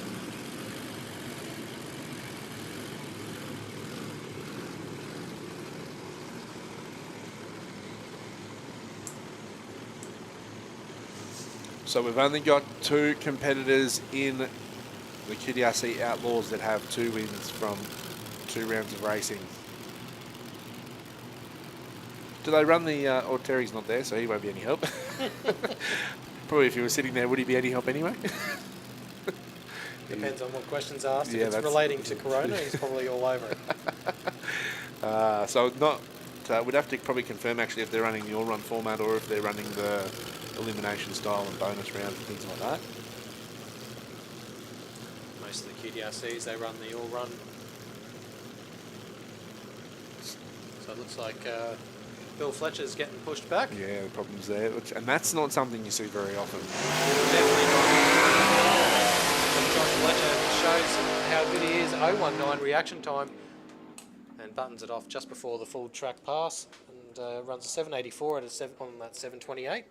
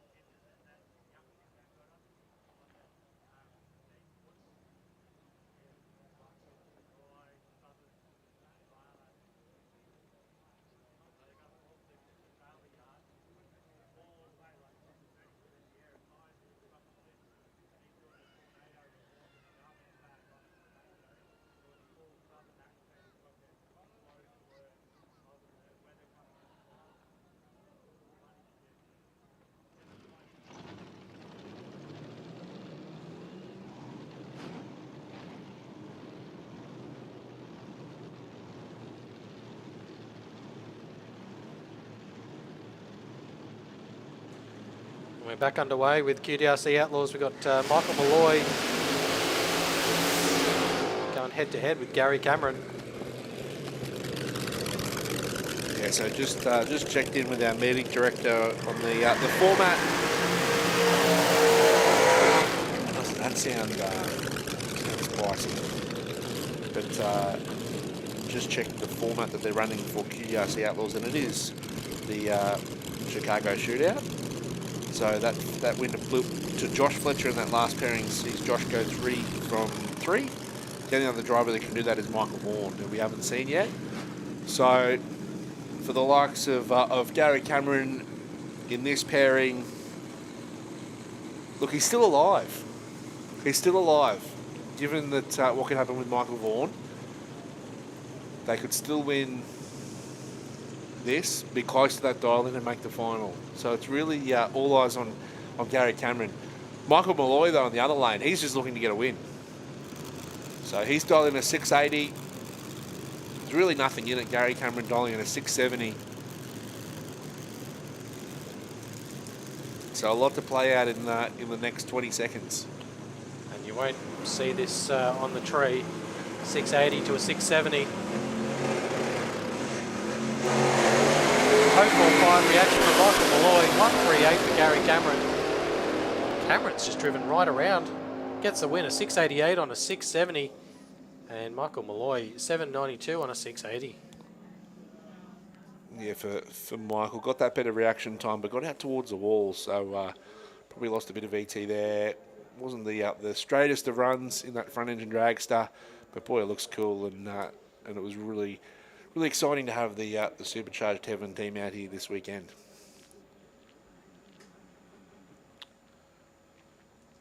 Yeah, so just got to see if Michael Vaughan is going to come around.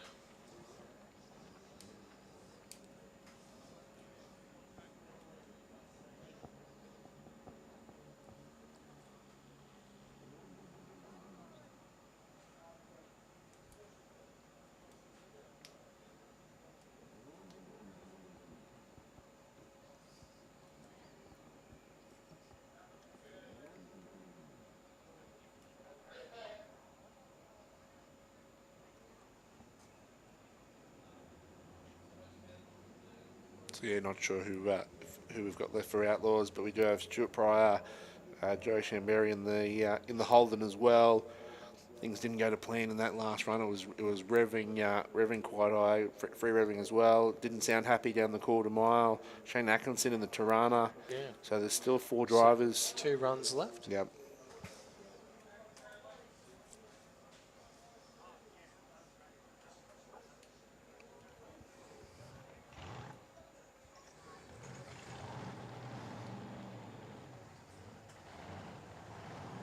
See that fuel cloud on the startup.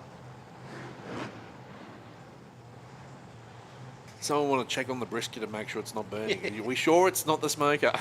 And here we go, Shane Atkinson in the LJ Tirana up against Michael Vaughan in the American Direct Parts funny car.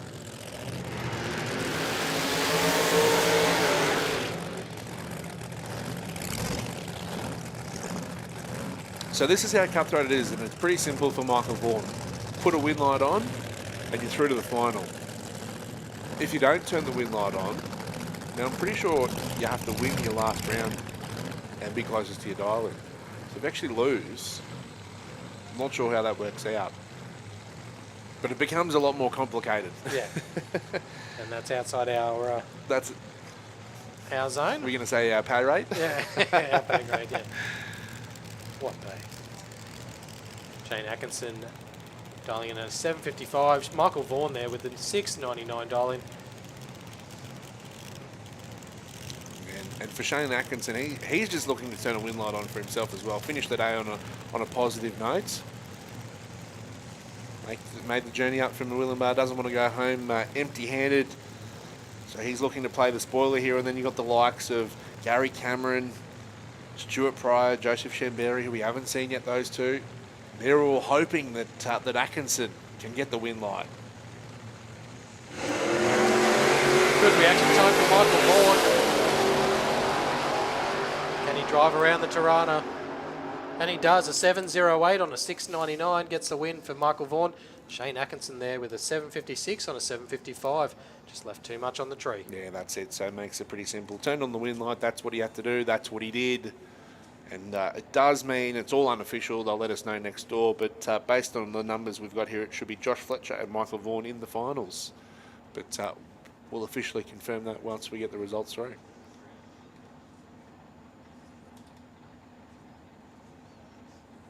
Look, not to be outdone though, Shane Atkinson, a 7.56 on a 7.55 is still a solid cracking run. Yeah, that's right.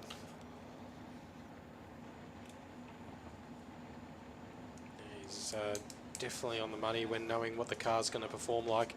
Just obviously just seat time and getting that reaction time down.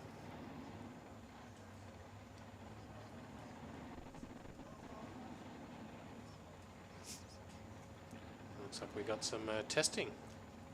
Yeah, so we won't get to see our last pairing from Outlaws.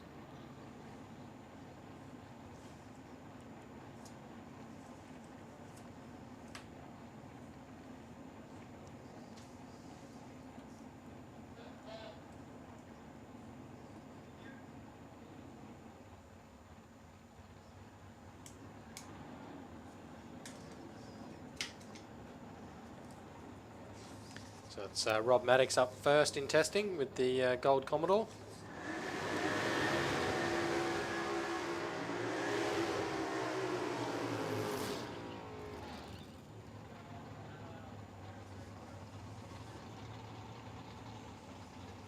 You can see how it's cooling down out there.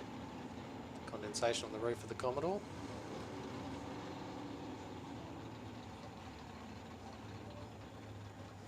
Just a sign of things to come for the Winter Nats. I got asked today, are you camping out here for the Winter Nationals? No. And I can remember the first time I camped out here, I think it was 2014 or 2015, and we woke up on day one. We woke up on the Thursday, and it was 1 degree, and it was like none of us wanted to get up out of the trailer.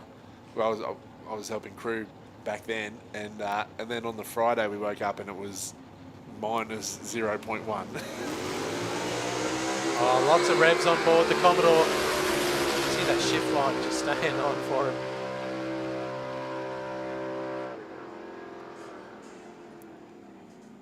Gets to 3/4 track and rolls out of it. Runs an 11.11 at 101 mile an hour.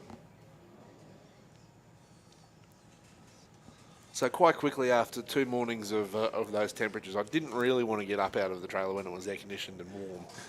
So now I just don't know if I want to camp out here ever again, unless it was in like a Taj Mahal or something. And don't get me wrong, some of the pit areas that get set up around the venue, they are the Taj Mahal of pits. You know, when you're walking around and you see some of the setups, and you go, geez, They've been doing it for years. They're here for 4 days, they're here for bloody 4 months. Yeah, they've just moved in. But it's always handy just living 15 minutes down the road. And that's the thing, you've got to weigh up. I mean, if you live locally, then of course it's a much easier decision. When you've got an hour's drive back to the Gold Coast, and you're going, oh, do I sacrifice the 1 hour of sleep that I've got to go to drive home, or you go, oh, we finish racing at 5 o'clock, and then you start chatting in the pits, and then you get dragged over here for a feed, and dragged over there, and have the bar that's open. Oh, the bar's now open, and then by the time you get back to your car, it's bloody 11 p.m. You've got to be back here the next morning at 7. So our QDRC Outlaws finalists, Michael Vaughan and Josh Fletcher. QDRC Outlaws finalists, Michael Vaughan and Josh Fletcher. Let's see if it's that easy for the rest of our finals for the meeting directors. But they do have camping available this year for spectators. So if you are looking at making the journey to the Winter Nationals, Disco Dean Ferris bumping it in. 077 light for Disco Dean. This is going to be a quick run. He was on a run there, 5:41 to the 8th, and at 130 mile an hour. Yeah. Buttons it off early. Solid. So yes, they do have camping available for spectators, which is a first this year for the Winter Nationals. So if you're looking at making the pilgrimage out here the first weekend of June, then make sure you pre-book that. You guys will be in your own area there. It's always, and I've travelled interstate for speedway events before, and you go down to Warrnambool for some big meetings, and when we were able to camp at the track, and it always does just bring a different vibe. also saves you from the massive queues getting in and out It of does. the event Yep. each day. So if you're a drag racing diehard, make sure you jump on that opportunity because, I mean, as well, I mean, if you're camping here, you don't have to rush out of the venue and fight the traffic getting out either. Yeah. You can go down and have a look at the top fuel teams at the end of the day when they're tearing apart engines and going through their routine, or go have a chat to some of the racers that have fire pits because that'll be warm. But everyone's always friendly, aren't they? Yeah, and walk around, you get your beer, you can just cruise around, have That's a yarn. it. Enjoy the sights and sounds that is, and the accessibility that is drag racing around this country. Also brings a lot of interstate competitors and international. Yeah, it's a good event that everyone gets to catch up with each other as well that may have not seen each other from the last Winter Nationals or.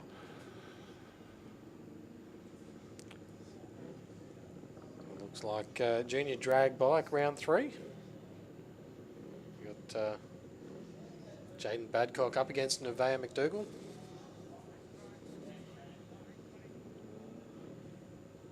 So both of them on A junior drag bikes, and very similar dial ends. A 945 for Jaden Badcock, 949 for Nevaeh. And guess what? Everyone's had a win in junior drag bike. 4 competitors, everyone's had a win. So guess what? If you win, you're in the final. Well, this makes it a bit more even as well. 225 to a 294. Still not much in it. Nevaeh McDougall breaks out with a 940 on a 949, handing Jaden Badcock the win, a 971 on a 945.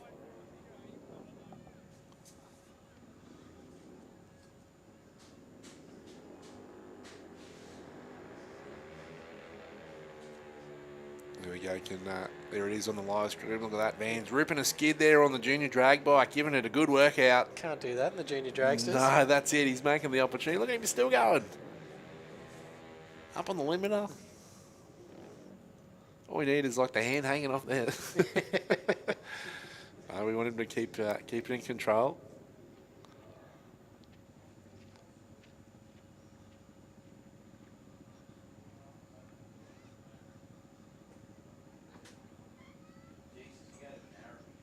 Yeah, Vance Pirano on the B junior drag bike, dialing in 1163. Kai Badcock in beside him, dialing in a 1030 on another B junior.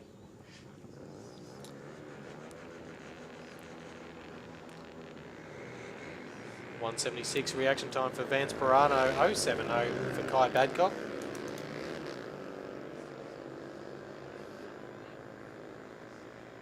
And Kai Badcock gets the win, a 1045 on a 1030.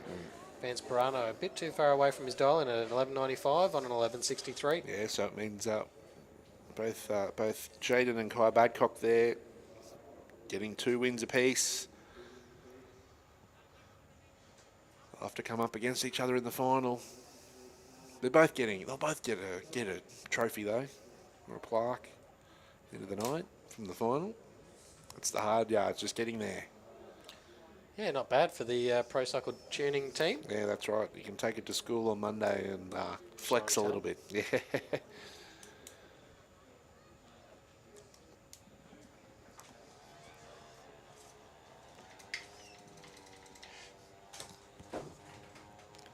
So we're into some real street.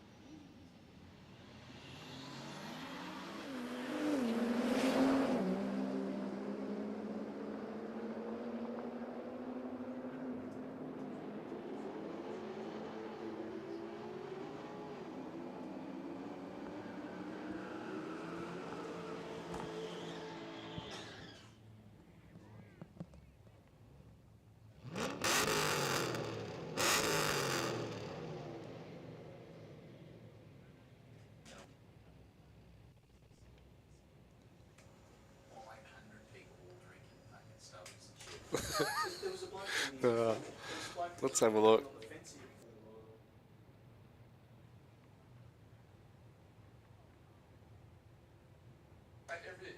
Ian Nielsen dialing in an 11.61 up against Matt Coates in a 12.03.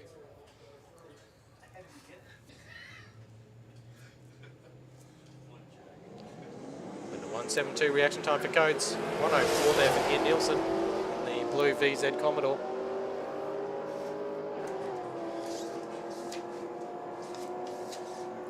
And Ian Nielsen gets the win 11.66 at 118.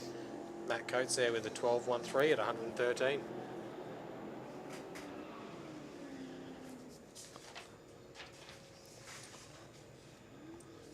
Oh, look, I stuffed up. I missed a race.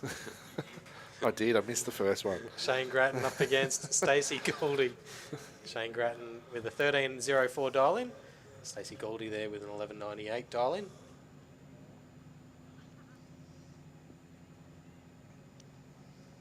You can only be 50-50, so it's...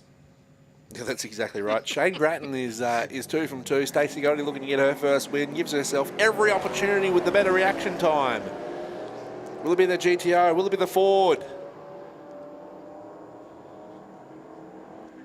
Little flash of the brakes. 1, 2, and 3 is good enough. Shane Grattan gets a win 13.21 with a 7 on a 13.04.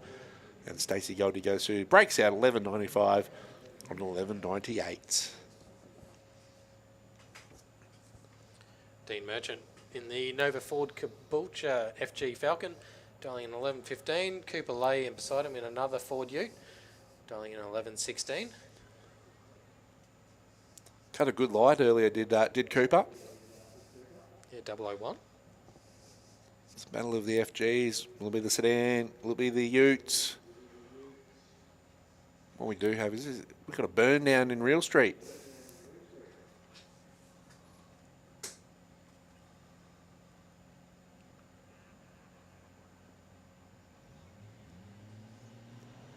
Oh, 5.3 reaction time for Cooper Lay, 1.19 for Dean Merchant. Neck and neck. Cooper Lay gets a win of 11.38 on 11.16. Dean Merchant with an 11.35 on 11.15. Oh, Barra fans rejoice.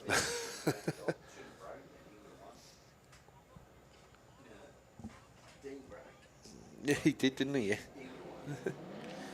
Nathan Minter in the V8 Commodore.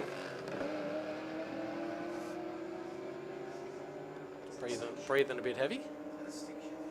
It sounds like it, doesn't it? Yeah. He breaks out at 12.74 and a 12.80. I think it is because it was banging through the gears in one of the earlier passes today, yeah. Still gets the win. Yeah.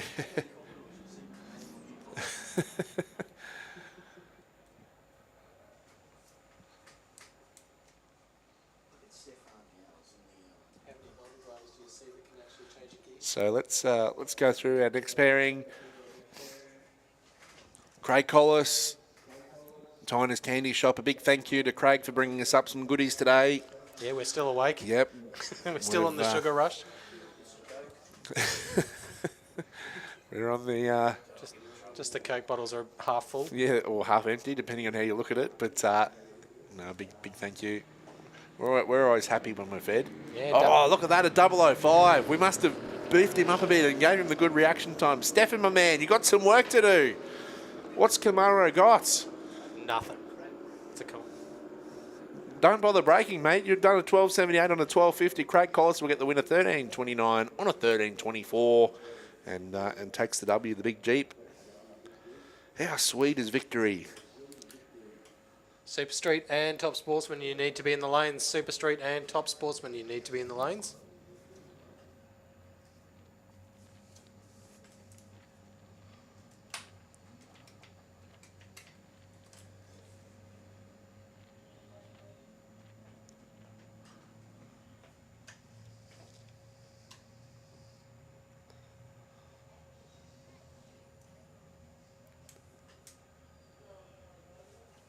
So we'll see who our Real Street finalists are. But look, 2 drivers on 3 wins. Unofficially, Shane Grattan and Cooper Lay. but we'll get confirmation through very shortly. If you are one of our finalists for this evening, do make your way around to the staging lanes, because once we get through our brackets, we'll be straight into finals. And of course, once again, a big thank you to our live stream sponsors for jumping on board, not just for today, but for the rest of the QDR season as well. Make sure you give the Willowbank Raceway YouTube channel a like and subscribe. So a big thank you to Styromax, Webby's The Cabling Specialist, Max ECU Australia, Priority Roadworthy Queensland, and CHD Motorsports. We are hoping that there will be some other events throughout the season that will be streamed. So if you hit that subscribe button, you're not going to miss anything here at Willowbank Raceway that does go to air. Of course, the best way to capture the action, though, is to actually get out here and support the venue.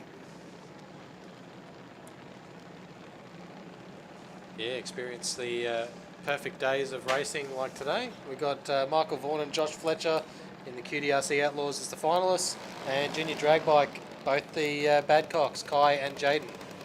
You need to come around to the lanes and get ready for your final.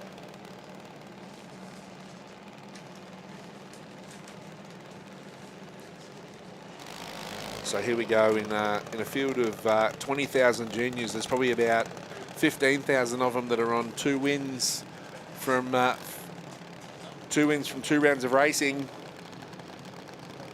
So it's all to play out the third and final round. It's Castlake versus Castlake. They found each other in the third round. Chase Dolling an 8-1-2. Tamika an 8-9-0. Tamika's on 2 wins. Chase is on 1. Mate, I don't know how this is going to go, Wade, but this is going to be ugly afterwards because one of them is going to lose and one of them is going to win. It'll be... Oh, Chase, a red light. Tamika's just never going to let you hear the end of that. Oh, the Scully refrigeration vehicle. One of them got frozen out. So, brutal, absolutely brutal there. Chase. But an 898 on an 890 is good enough for the win for Tamika. Yeah, do you think that's going to be a frosty reception back in the pit area mate, or what? We could just keep going all night. That's terrible. Let it go. Terribly good. Let it go. That's frozen. Cody Sedmak, Carl Schultz. An 869 for Cody and a 765 for Schultz. You boys love my witticisms. All I need is to see another couple of those Coronas. There's a lot of Coronas racing today. 765 for Schultz, an 869 for Sedmak. This will be a good race.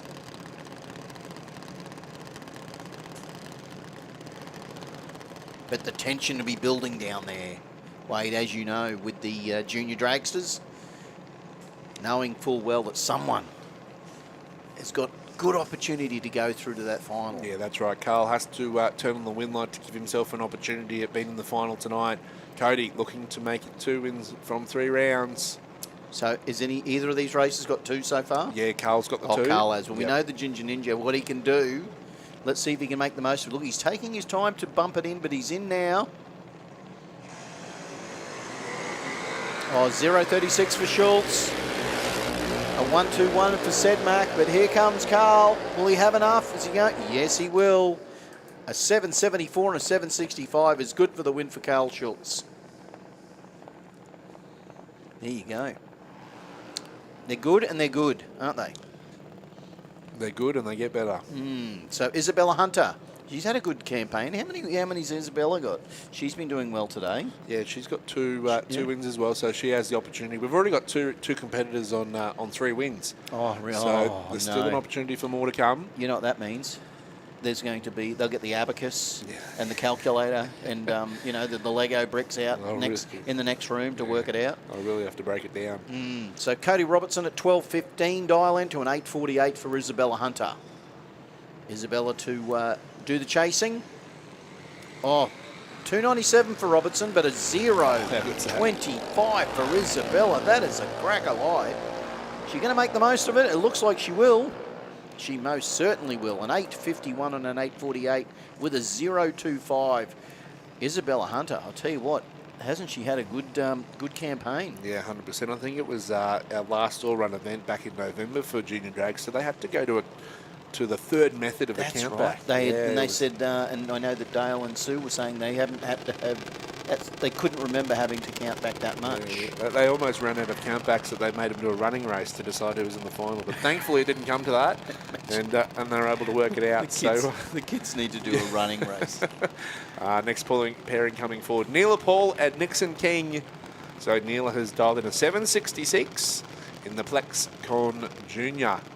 The AA Junior up against Nixon, the Mick King Transport A Junior.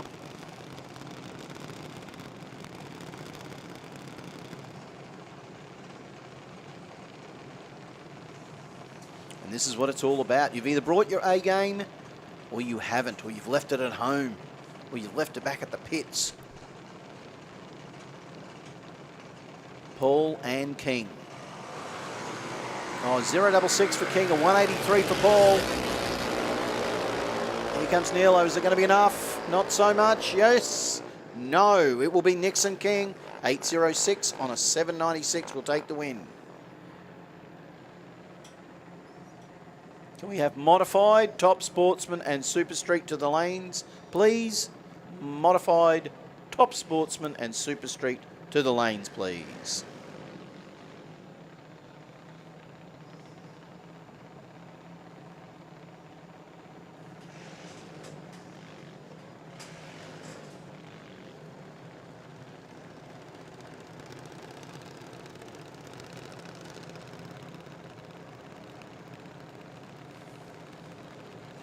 So here we go, next pairing, Xavier Paul, an 883 the dial in. Mare Grace Hopkins, an 858. So the A Junior up against the B. Now Xavier Paul has 2 wins from the first 2 rounds of racing, so he can join Tamika Carslake, Carl Schultz. Xavier needs to not only win, just needs to go right on that dial in way. Yeah, that's it. So we'll be a count back. Oh. Doesn't get the win, but does go 886 on an 883. Ouch. But an 860 on an 858 for Mia Grace Hopkins says, I'm ending your campaign here. Yeah, that's it. Thank you very much. And you look at that and you go, geez, they've cut a good light. Yep. They've run, pretty good on the dial in, and it still wasn't enough. Not enough. Not enough for junior dragster at Willowbank Raceway and QDRC. You've got to be better than that. How much better than that have you got to be? Paige King in the AEB Services B Junior. Jasmine Kidd in the Raptor. An 814 for Jasmine, an 897 for Paige. How's Jasmine going? How many wins? Yeah, so they're both on 1 win apiece. Which was both on one? In the first round. Yeah, okay. So really, they're playing for points. Yeah, so Lucia Pirano is the only other driver we haven't seen yet that's on 2 wins. So we've already got 3 that have maximised the number of wins they can get from the 3 rounds. Could potentially be 4, and they're trying to squeeze into the 2 final spots. So everyone else at the moment is battling for pride. And you want to finish an event like this with a win. Paige King gets a red light, but look at that, a 001 red. Had a red hot crack at that tree. So a 092 for Jasmine. Jasmine will go through for the win with an 821 on an 814. And look at that, Paige has run an 897 on an 897, yep. But that 001 red. Almost so close to that perfect light. That is pretty impressive. I know it's a red, but it's still impressive. So Sophia Lode with an 868 in the A and a 785 for Dakota Bray in the Smith Transport A Junior.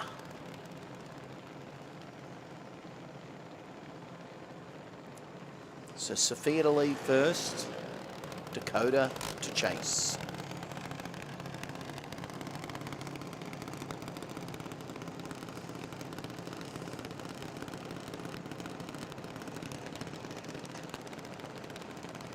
These are the races, though, Terry, that really matter over the course of a championship season, aren't they? I mean, you can't make the final for this event, but you still want to make a win because it gives you those points for the end of the season. And, mate, I've talked about it before. There's been races where you can finish. You don't have to be the racer that wins all the events, but if you are super consistent, you can stay within the striking range for the points for the season, and then you can strike at the end. That's right. Yeah. And it's and this is a vital. So for Dakota and Sophia.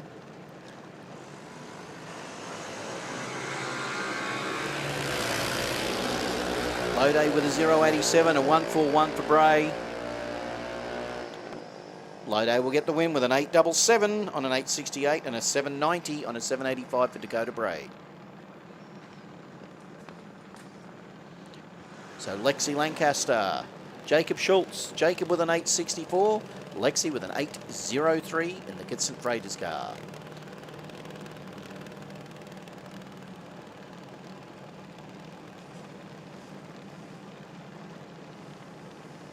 It's the battle of the underglows, Terry. It is too. It's the blue underglow on Jacob Schultz. The is that a pink or a fuchsia on Lexi Lancaster's junior? I don't make it if it makes him run any quicker, but it makes him look cooler. They definitely have that's definitely some junior bling on the star line, isn't it? It's pretty impressive. Shows up well on the screen as well if the people looking at home. Yeah, it does. I mean, if you can't make big flames, you got to do something. So 146 for Jacob, a 294 for Lexi. As they go through the traps, they've both gone under their dial-in, but an 863 on an 864 is the lesser of the two evils, and Lexi's gone an 802 on an 803 with a 294, and the win will go to Jacob. So both were pushing hard. Both went under their dial-ins. Shows the intensity of the racing from Lancaster and Schultz. So Lucia Pirano and Kyle Day. Kyle with an 862, Lucia with a 10.01 in the Ballistic Performance B.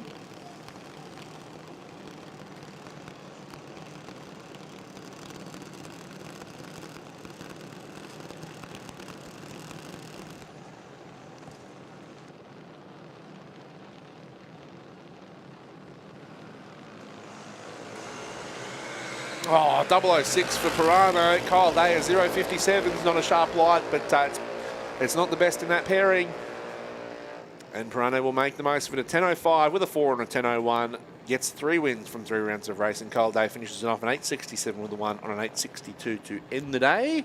I wonder if that 10.05 on a 10.01 is going to be close enough though, Wade. Yeah, it'll be interesting. So that it does mean we have 4 junior competitors on 3 wins. I'm sure our meeting director is really happy with that. Look, just make my job as hard as you possibly can. So just a quick call for Shane Grattan and Cooper Lay. So that is our final for Real Street. So Shane Grattan and Cooper Lay, congratulations. You guys have made the final in Real Street. So Bronte Janosh and Nevaeh McDougall. So an 8.00 for the A junior of Nevaeh and a 12.35 for Bronte in the Unreal Plate C. So McDougall in the SVO Transport and Towing JD. A big shout out to Nevaeh McDougall and Vance Pirano, who were doing double duties today in both the junior drag bikes and the junior dragster. Yeah, how cool is that? Oh, red light there for Bronte. Yeah, let's have a look at the big charge. The big charge from the A junior to the C.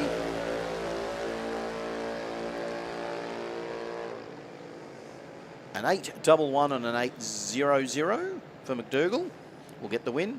And yeah, Bronte's gone red light and gone under the dial-in with a 12.32 and a 12.35. Says, you know what? Doesn't matter. I'm just going to go under my dial-in now, so that'll do. That'll do me. Here we go, the battle of the Piranos. Vans Pirano with an 8.60 to Nash Pirano with an 8.01. So the A to the B. Sounds like you're going to break out into a bit of a beat there, Terry. A to the B to the Ballistic Performance to the Beck's Hand Lounge to the Jacobs Well to the Rocky. You bum.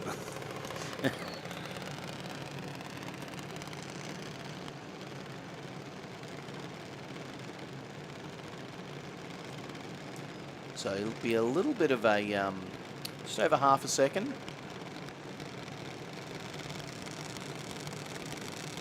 So Nash will do the chasing. Vans to head off. Yeah, I think as well. You think of the success Vans has had here recently at sort of the bigger style of events and the end of last year. He hasn't had a win today, so he'll be looking to get those points on the board. Yeah, it's been a little bit of time. It's interesting, isn't it? So Nash a 0.83, a 1.46 for Vans. Oh, there you go, back in the winner's circle. So an 8.64 and an 8.60 for Vans, and an 8.17 and an 8.01 for Nash. But Vans will take the win that round. So there'll be some number crunching next door. Wade, you might have to go in and help. We might all have to go in there and take our shoes and off so they can do all the count back. How many? Yeah, because he'll be working overtime, that's for sure. They might have to use a Mayan calendar or something just to get them, make sure it's all correct. I mean, the sun was out today. Do you want to get the sundial out as well? The sundial. Look, if it was up to me and it got too hard, I'd just put all the names in a hat. And well, you were going to get them to race off when a foot race earlier. Now you're going to just get them to take a. They're going to do a chip draw. They get, yep, I got a salt and vinegar, and I got a tomato, barbecue chips. So here we go. Looks like we're moving into a super street with Nicole Goldie and William Keogh. So 11.75 for Goldie, 13.09 for Keogh.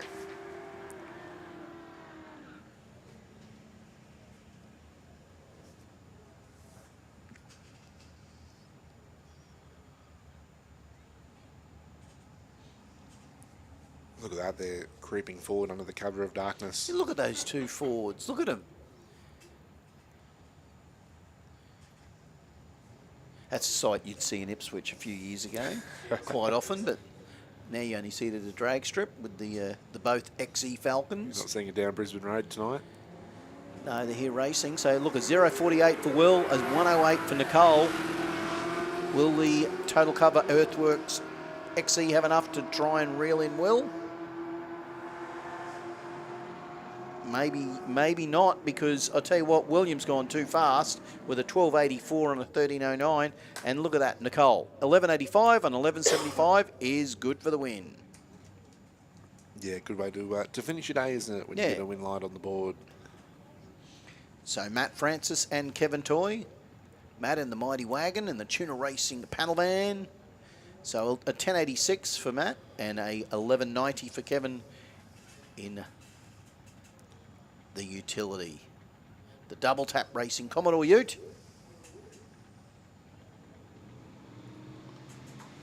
Oh, big bump in there from Matt.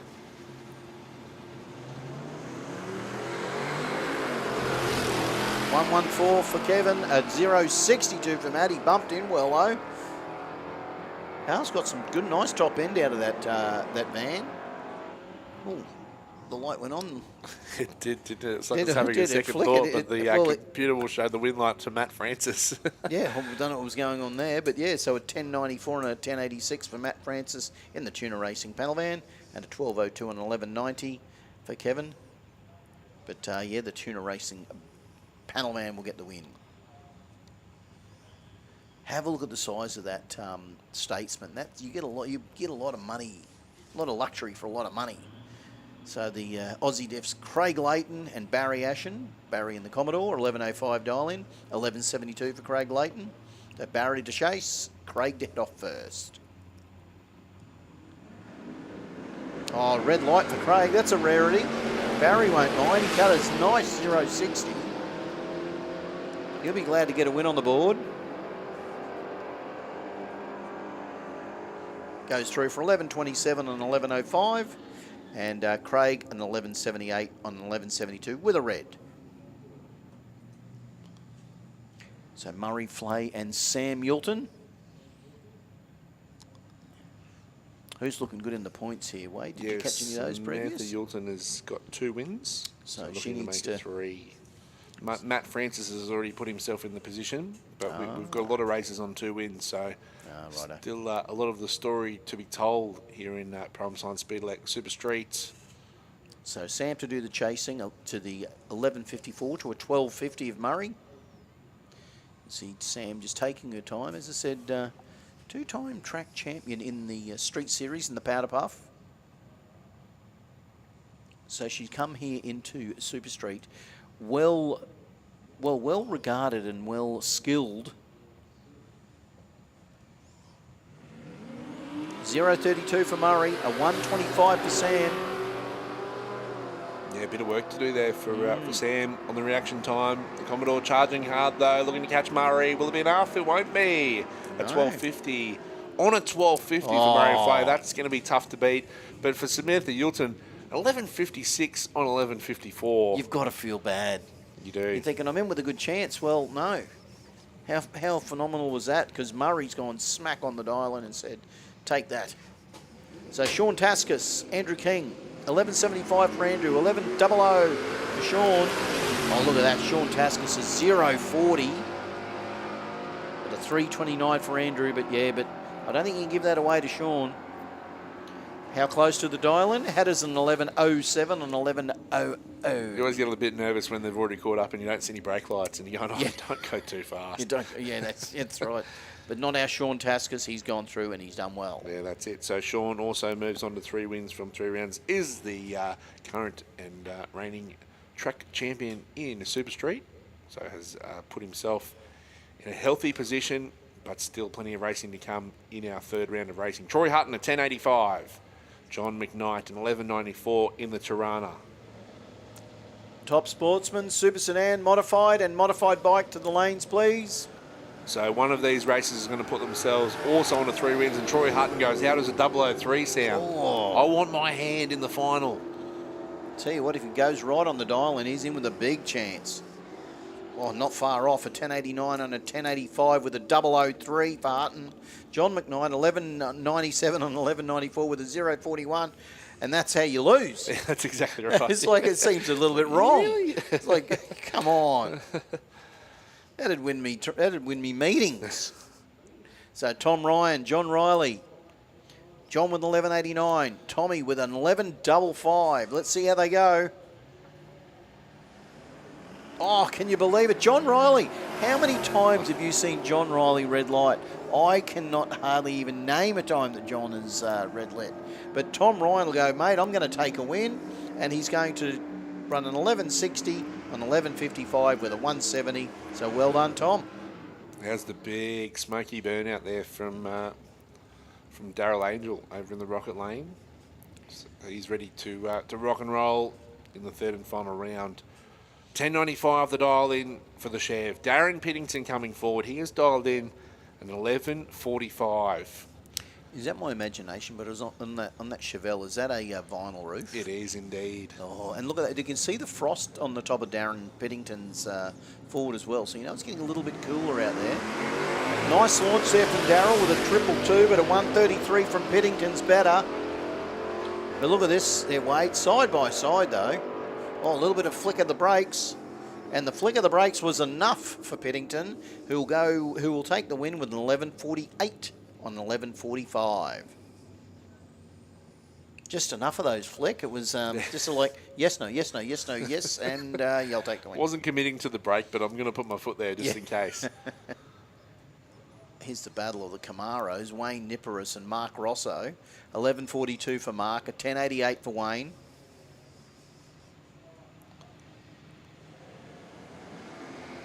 Wayne, you had an opportunity, mate, to go 3 from 3. Still there. You got to chase hard, though.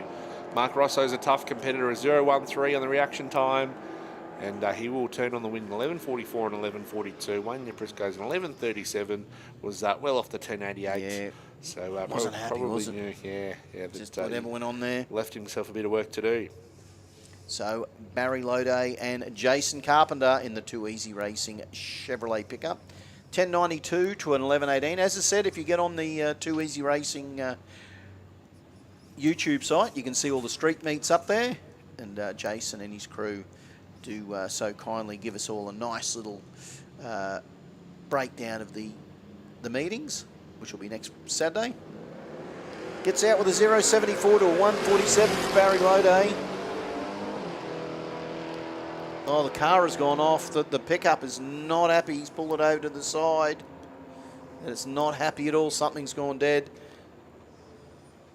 So the junior dragster final will be Isabella Hunter and Lucia Pirano. Lucia licensed today and is in the final. Unbelievable. How many times would you think that would happen? Yeah, that's just showing off, isn't it? We talked about it earlier. That's the ultimate flex. That is the ultimate flex. That's the ultimate flex. You know what? I just licensed and I'm going through to the final. Well done to Lucia. Good work. Well, there's only, you know what? You're going home with something. Yeah, that's right. Yep. Now, if she wins, can it get any better? You know what I You'd mean? almost retire, wouldn't you?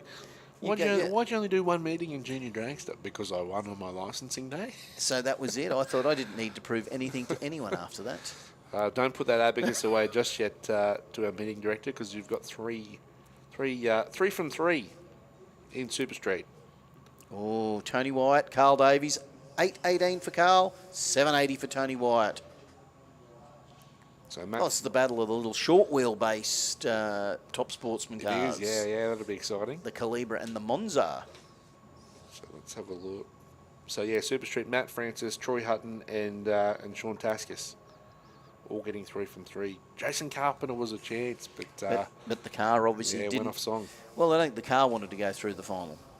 I'm sure Jason was trying to make it get there, but Saving the it for Street Series next week. How said I? Yeah.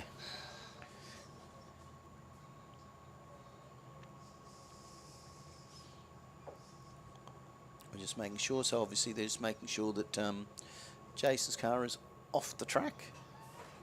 It's got to be clear. So if you head down the other end of the track, if you've ever driven down the track, it's a fair way down with the where the exit is.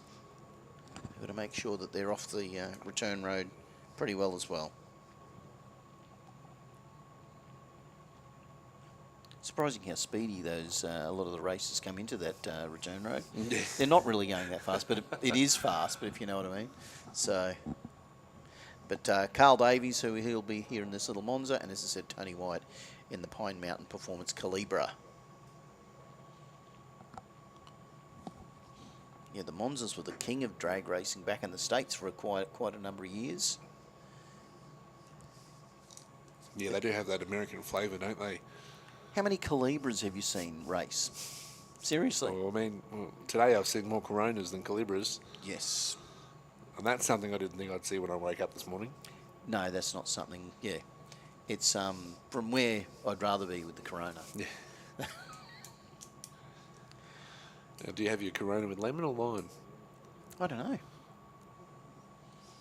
I'm not that posh. You get a choice. So Carl Davies, Tony White, we're just waiting, guys and girls, just for them to clear the, make sure the track is clear, and then we'll get underway. So we haven't got too much left, Wade, so it'll be, we've only got a couple of categories, and then we're going into the finals. So I'm going to jump off the mic and let Chris do the finals. And he doesn't know this, but he's probably going to do the trophy presentation as well, because he's the only one of us wearing long pants. So we need it to look official.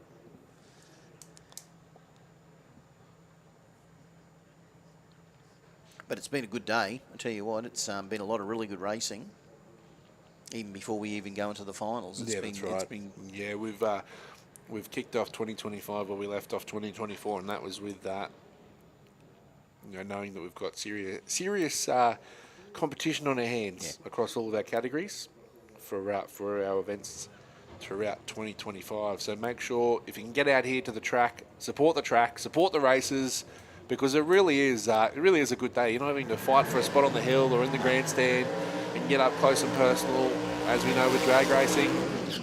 Getting up close and personal in the pits with a lot of these races. And you could have come today and seen a world record. Yeah, that's exactly right. Yep. You couldn't see that anywhere in Australia today. No, everyone's talking top fuel, fastest ever, but we just seen a world record. Yeah, it's not even trending. I think it will be trending. I'm sure when the crew get home, they'll be bombarding the media about, look what we've done. I hope so. So Tony White to do the chasing. So top sportsman, there's 2 competitors on two wins apiece, but it's a wide open field. Carl Davies, Tony Wyatt. If one of those competitors slips up that is on 2 wins, the door opens for one of these.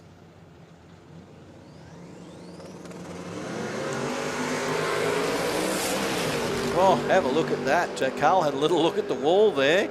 Got it out a little bit loose. 0.22 to a 102. But Tony Wyatt will get the win in the Calibra with a 786 on a 780 and an 884 and an 818. A little bit off the dial in, but I think it's because it got a little bit wayward there out of the hole.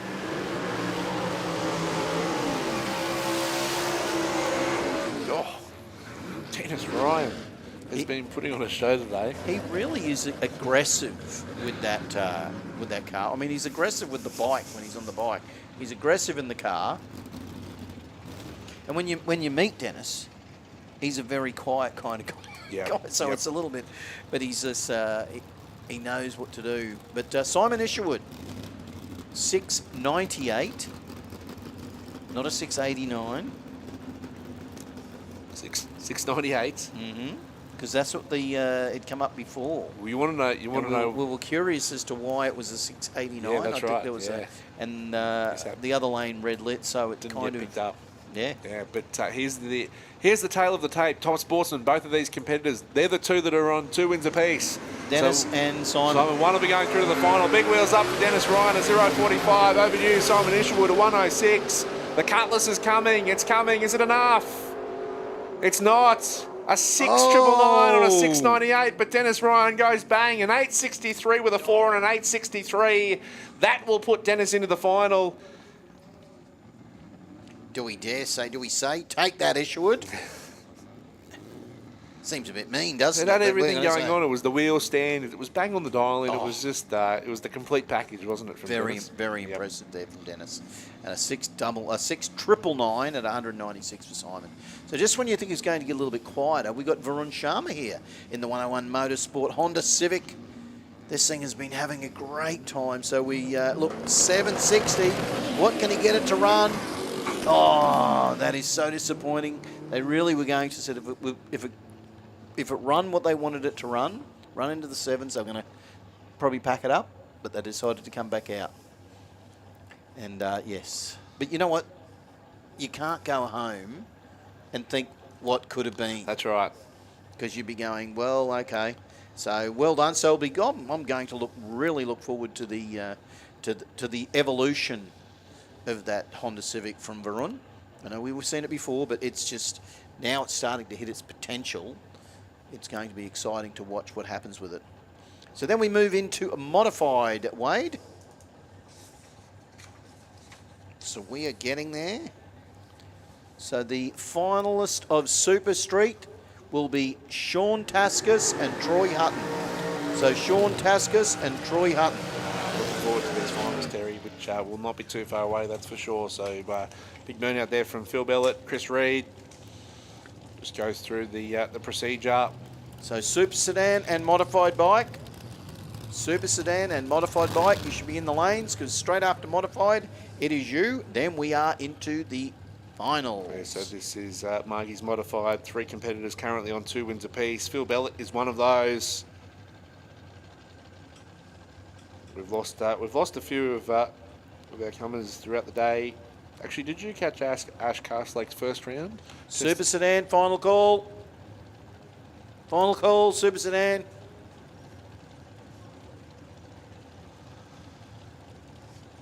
Did you, testing your memory, Terry, did you catch Ash Castlake's first round? Did he get a win? Actually, no, I didn't. Not sure. I missed that one, so I stuffed up. Mate, well, I'm sure the guys in the next room, who actually are supposed to keep the That's records. exactly right. Do better, Wade, do better. Anyway, Phil Bellett has done better. He's got a 0.11 on the tree, a 2.05 for Chris Reed in the altered. And Phil Bellett will round the altered up, goes through with a 7.80 on a 7.78. Chris Reed breaks out an 8.51. It's a big breakout there. It is a big 10 breakout, isn't it? on an 8.60. But Phil Bellett, he gets 3 wins from 3 rounds, and we'll have to wait on other results to see how he goes. Not far off that dial in either with a 7.80 on a 7.78. Yeah, that'll be important. maybe someone else might have something to say about that. So Liesl Gowes, Courtney Allen. Courtney with an 8.28, Liesl with an 8.63. The SCG Racing Parts dragster of Liesl. The Elect Auto Sec T-Bucket of Courtney Allen. Yeah, for Liesl, it has been campaigning in modified for less than 12 months. Yeah. First event was the Winter Nationals last year in this car after graduating from Junior Dragster. She was the youngest Junior Dragster national champion. So what has she got, 1 from 2? Well, she's 2 from 2. 2 from 2, Yeah, ooh. yep. So she's already made a couple of finals. She made the final at New Year Nitro. She's made a couple of QDRC finals before. But yet, Yeah. do you want to get the win this early in your modified career? Well, you can, because you can stamp your authority and keep continuing with it. So Gowes and Allen. Courtney Allen, though, she'll have something to say about that. How many's Courtney on? She hasn't had a win yet today. Oh, Liesl's been cutting some good lights. Courtney be thinking, if I can go home with a win against Gowes, I'll be pretty happy. Oh, and that she won't with a red light though. But Liesl will just have to run right on this dial in to give herself a good opportunity. Oh, close. An 8.65 and an 8.63. That is in it. That is very close. Phil Bellett was he was close to his as well, and it was around that same margin, wasn't it? So Liesl Gowes gives herself the opportunity to be there as well. We've still got Lucas Holtz to come. There'll be some counting going on in the next room. That abacus is getting a workout tonight, Terry. Mate, you know what? That's the only place I've ever been to where I've seen an abacus is at Willowbank Raceway in the tower. So Ash Carslake in the Scully refrigerated vehicle with an 812 to Jason Vanderlyn in the Sanford Valley Realty A modified altered with an 776 style. Will do the chasing. So the battle of the altereds. And we know that Ash hasn't been campaigning this car for very long. It's been an in the build. Been concentrating more so on the kids racing. So now it's time to give himself a bit of fun back. And good to see Ashley having a great time in the altered. And I'll tell you what, he's hit his straps very quickly too. He's a good racer, good drag racer from the get-go. Yeah, they've become accustomed with that car fairly quickly, haven't they? Yeah. So you're starting to see that potential that the car's got, and they will be a serious contender in the coming rounds And for mate, modified. And mate, you're not in a category that's like a bit average. Not that there is any, but it's a tough category. So you've got to be on your game from very early on in your career if you're going to be running modified. So Vanderlyn and Carslake. Oh, Ashley, we talked you up and you ran left. But a 0.57 for Vanderlyn will go through for a 780 on a 776. Ashley says, I've gone red light, but hey, I may as well have a crack. An 811 on an 812, and he's gone under his dial in as well. So you worried about whether Ashley would had a win earlier? You didn't need to worry. No, so actually, while they were doing the burnout, I looked it up, went through and found the results. It actually didn't come out in round 1. Ah, okay. So I think there was a problem Something must there. happen. Yeah, but there wasn't any results for round 1. New car blues. Here we go. So Ella Sting and Lucas Holtz. Tell you what, have a look at the dial-ins though. The Ballon Field Services dragster of Ella Sting, dialing in at a 768. The Mad Dog Motorsport altered of Lucas Holtz, dialing in at a 923. Yeah, for Ella, she only completed her licensing today as well in qualifying, so making her competitive debut. So that's 1.5 seconds. Yeah, correct. And so this will be a good learning curve. I mean, she's going to have to be patient. She's going to have to sit there. It's all part of the process, but it's all part of the learning curve when you come up against Lucas Holtz. Can you be patient? Can you be patient watching that little yellow altered just head off down the end of that track? Can you be that patient? Will Ella be patient? It'd be a pretty good way to get your first win in modified, wouldn't it? To knock off Lucas Holtz, who really has been the dominating force in modified here locally the last couple of seasons. Imagine that chase down. You'd be, I just got to stick to my guns, know that if I'm on the money, if I cut the light, I can hopefully get Lucas. So who's the pressure on more? Is it on Lucas or is it on Ella? No, Lucas doesn't have pressure. No, he just goes out there and does his thing. He just does his thing. We always talk about that, about racing your own race. And 0.86 light for Lucas. 3.66 for Ella. That answers your question. A 9.31 on a 9.23. And look at Ella. Ella's cut a really terrible 3.66, but she has gone smack on her dial-in with a 7.68 on a 7.68 at 172 miles an hour. That is a good way to finish the evening, at least. It will indeed. And looking at Lucas Holtz's ET there, so the 9.31 on a 9.23, that's actually up against what Phil Bell and Liesl did earlier. Yep. We'll have to crunch some numbers next door. Oh, yeah, they'll have to. But listen to this. Top sportsman, Dennis Ryan and Simon Isherwood. It's a rerun. It's a rerun of round 3. And that had it all too, so that is exciting. That's exciting. So we had a 6.999, and we had Dennis Ryan just blazed it through. So they get to, will Simon be able to get some recompense and get Dennis Ryan back? Or will Dennis go, oh, mate, I'm just going to pull the front wheels of that Tirana up and I'm going to see that big block. See you later. I'll have Simon thinking about whether he should go back to that RX2 by the end of the night, maybe. I don't know. Let's have a look. So here we go. We're moving into Super Sedan. Connor Webb, Mitchell Bauer. Connor learning the trade in the slick plumbing VL Commodore, doing very well too. The Fernwood Landscape Gardens and Supplies of Mitchell Bauer with a 9.35. He will be chased down by Connor Webb in that Commodore with a 9.00. Just checking down the track to make sure it's clear. As I said, sometimes some of the cars might pull up a bit short.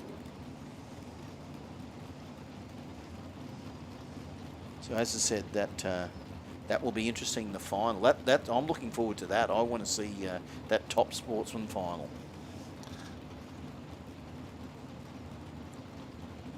So not too sure what's happening here. I'm just waiting for young Webby and Mitch Bauer. Mitch very successful in this Fairlane. He's had some good years with this car.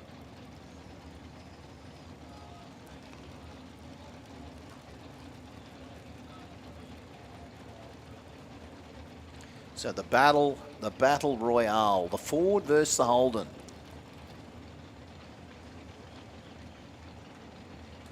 Are you the Lion? Are you the Blue Oval?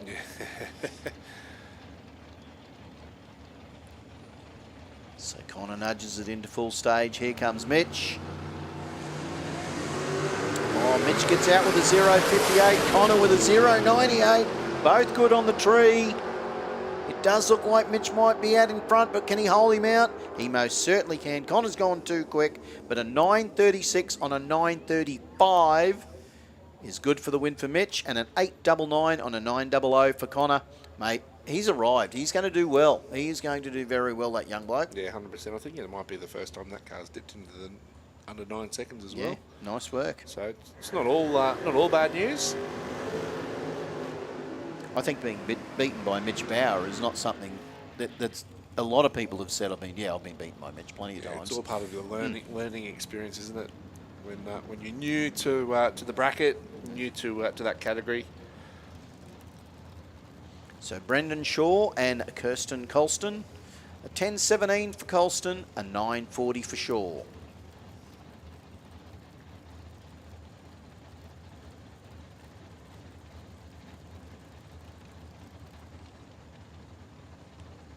So Brendan to do the chasing, Kirsten to lead first in the Ford. Once again, another Holden Ford battle. Gets out with a 1.56, does Colston. A 0.24 for Shaw is better. Yep, and the Tirana out in front with 9.46 on a 9.40 for Shaw. Will take the win. 10-18 on a 10-17. So Phil Bellett and Liesl Gowles will be in the final. Phil Bellett and Liesl Gowles. I'm thinking maybe the youngest in the field, to maybe one of our, I would call Phil our statesman of the field. You like that? Choose your words carefully there, too. I have. So Phil Bellett and Liesl Gowles. Did you like that? I did. So it was good. It was well worded. So Phil's our statesman, mate. So Rudy Wyatt, Joe Nicholson, A Corona, the A-grade anodizing Corona of Jojo Nicholson. Pine Mountain Performance, Rudy Wyatt. Oh, Rudy, that's a red. Oh, it is. It'll be Joe's Corona. Yeah, look at that. The little Corona goes through with the 308. A 994 on a 988. Oh, look at Rudy. Goes a 936 with a 5 on a 936. But, hey, it's over to the driver that left a red light on the tree. And Rudy did have 2 wins from the first 2 rounds.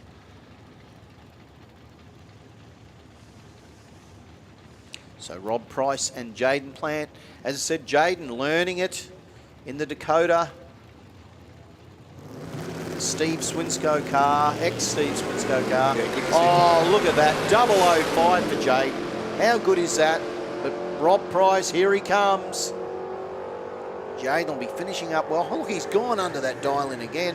10.09 on a 10.10, but he'll get the win, his first win. Well done to him. And Rob Price, a 9.49 on a 9.52. He probably got put off by Jaden going under his dial-in, and he's dragged him with him through the beams. But that 005 from Jaden, and a win, and to go under your dial-in. Well done, mate. That is a fantastic first up event for you. Here we go, the Commodores again. Hamish Strachan and Adam White. 9.81 for Hamish, 9.43 for Adam. Big wheel speed on board for Hamish, 0.32, so gets the better of the light. Adam, though, he'll be charging. Here comes the VL. Looks like Hamish is out in front, though, but he's out in front, but he's gone too quick. A 9.79 and a 9.81. Adam White goes a 9.50 with an 8 on a 9.43.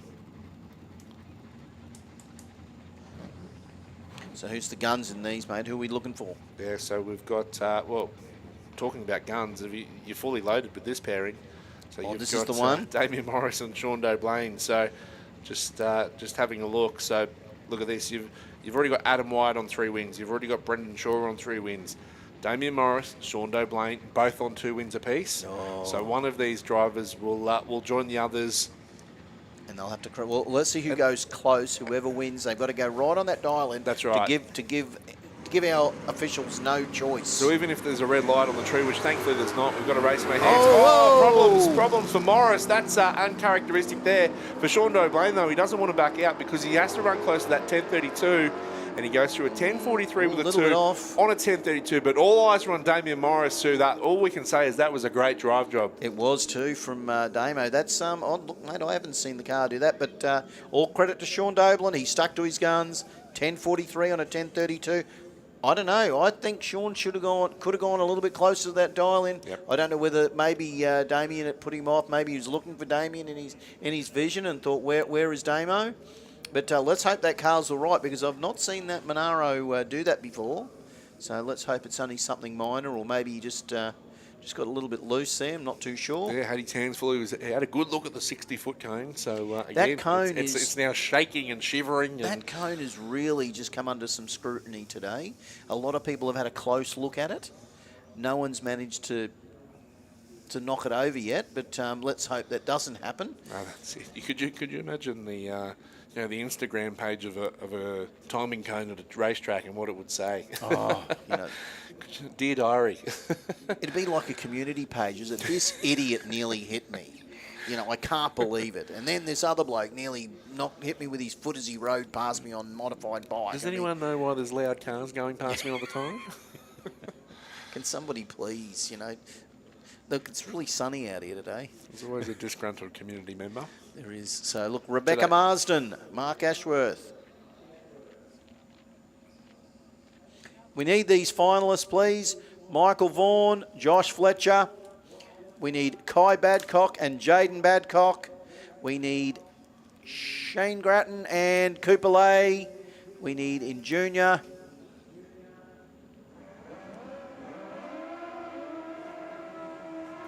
Hold the phone. What's going on here? What's he done here?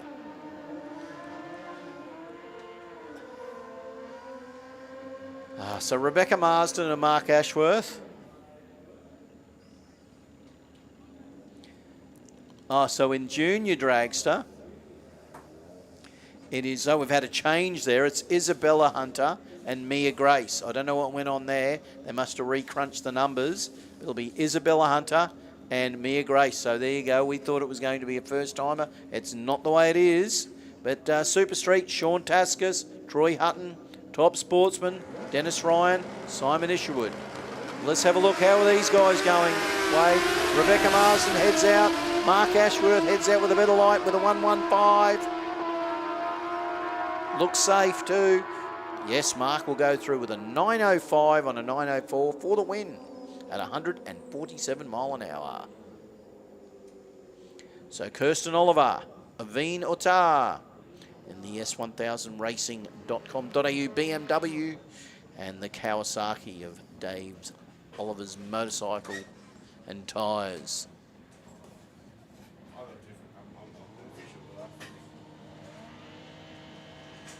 So 10.46 for Oliver, a 9.30 for Ottar. Oh, red light there for Kirsten. I'll tell you what, Aveen won't mind at all. He goes, yeah, I'll take the win. 0.76, a 9.20 on a 9.30. So Aveen has gone under that. He doesn't mind. He says, oh, look, you know, does it matter? I've got the win anyway. So Bo Strike, Dave Oliver, 8.40 for Dave, 9.70 for Bo.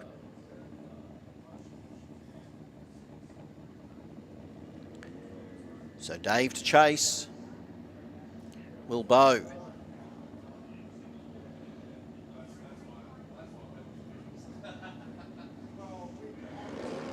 Oh, 0.37 for Strike, a 3.86 for Oliver. Oh, I don't know if you can give Bo that much.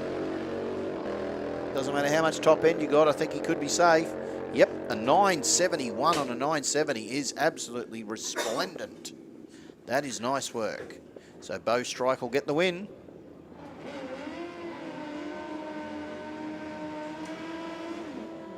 So Dale Marshall and Rochelle Strike. 10.00 for Rochelle. 8.94 for Dale. I hope you sorted all that out in the next room. That's why we're not officials, Terry. We leave it to people above our pay grade. I don't think they actually do get paid any more than us as a volunteer. We all get paid the same. And it's just a friendly gift card. That's all we get. A friendly pat on the back. But you know what? That's part of the love we do for this track. That's it. That's it. So Rochelle and Dale. Dale to chase. Rochelle gets out with a 3.49 and 1.39 for Marshall. Dale looks like he's pulled up beside Rochelle, goes on past, but no, not enough. Rochelle will get the win with a 10.13 on a 10.00. Well done in the final strike. Concreting Harley gets the win, but a 9.28 on an 8.94 is off the dial in there for Dale, but doesn't matter. Rochelle will get the win. Yeah, nice work. So next parent coming forward, Scott March, who has been on a bit of a charge today for Scott's, and Jason White. So Adam White and Brendan Shaw for Super Sedan, you are our finalists. Yeah, wow. Oh, big launch there for Jason. The bike got up, front wheel up in the air, but that's all she rode. Scott March pulled a 3.90 reaction time, so it wasn't pretty, but he'll roll through a 9.31 with a 9. So he backed off it. He knew that there was problems in the lane next to him, and he'll get the win. And Jason just took a nice leisurely ride with a 17 second at 124 mile an hour.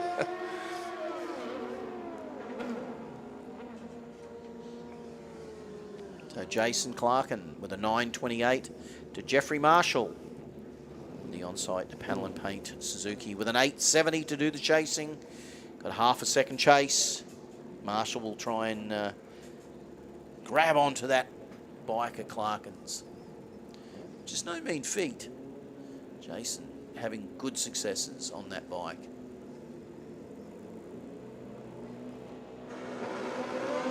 Gets out. Look at that. A 008 for Marshall. A 120 for Clark. Oh, look, the bike's gone close. Look, it's just not happy. Something's obviously gone wrong. And, oh no, Jason had it in the bag and he's gone under the dial in. So a 923 and a 928. And Jeff Marshall wound it off because something was wrong. And he's gone through on an 872 and an 870. Probably a good Well thing done. he did wind it off. Because Oh, it did, because it either wound it off or he was just that close to that wall because he just disappeared from our vision. But I'll tell you what, that was some good racing. Jason. Jeez. So Brian Alvizio, here he is, the man, the moment. Ricky McDougall. 988 for Brian, an 888. Oh, look at that. Brian, a 038 out of the hole. Well done. Can he hold it out without going under? He most certainly can. He's pushed Ricky to go under his dial in with an 887 and an 888. But Brian Alvizio, 908 on a 900. Well done.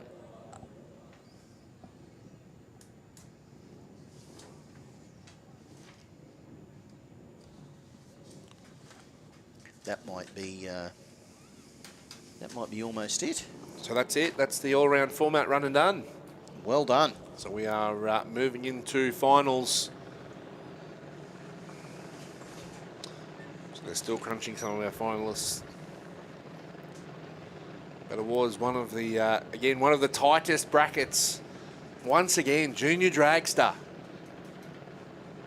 So I don't know what the kerfuffle was. We had we called someone out differently. I don't know Yeah, whether so there was a result earlier in the day that that a competitor went too quick for their prefix class, so they were disqualified from that race, which then gave the other competitor the win. And then we had five races that ended up on 3 wins apiece, and then there was a count back from those 5 that made it. So this is the finals. This is the business end of the day. This is round 2 of the Queensland Drag Racing Championships, brought to us by Donnelly Blasting Services. This is where the trophies are won. Who will be the winner? Who will be the runner-up? It's Junior Dragster.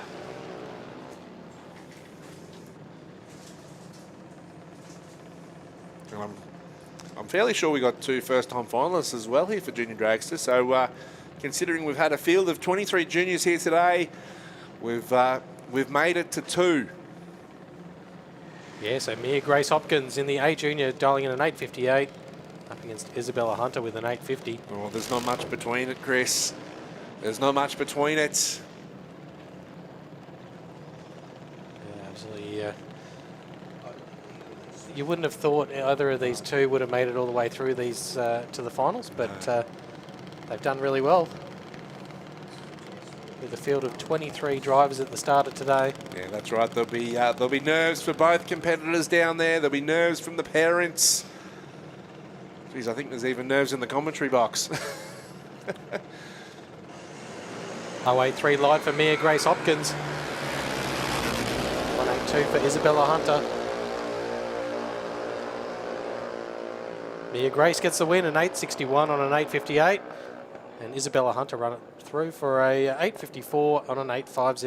Yeah, so big well done there to Mia Grace, taking the win in Junior Dragster for round number 2. A big congratulations as well, that Isabella Hunter making the final.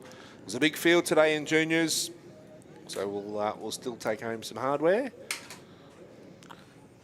Battle of junior bike. It's Jaden Badcock up against Kai Badcock.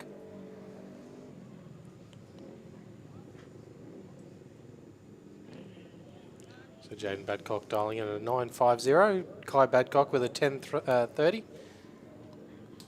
Yeah, we know the Badcock name is anonymous in Australian drag racing for 2 wheels for the bikes, and here they are tearing through the junior drag bike field. Yeah, big shout out to Pro Cycle Dyno and Pro Cycle Tuning, That's helping it. these little kids out. That's it. Watch them as they both go through the 8th mile. They're both aggressive on their gear changes. A 105 for Kai Badcock, a 273 for Jaden. So advantage to Kai. Jaden, though, he'll be chasing hard. You can see him shifting through the gears. And the win will go to Kai Badcock. It was too much for Jaden to call in with the 273 reaction. He breaks out a 948 on a 950. Congratulations, Kai Badcock. You've won with a 1053 on a 1030. So we got some more drivers to be called around for finals. We've got modified Phil Bellett and Liesl Gauss. Super Sedan Adam White and Brendan Shaw. Modified bike Jeffrey Marshall and Brian Alvicio.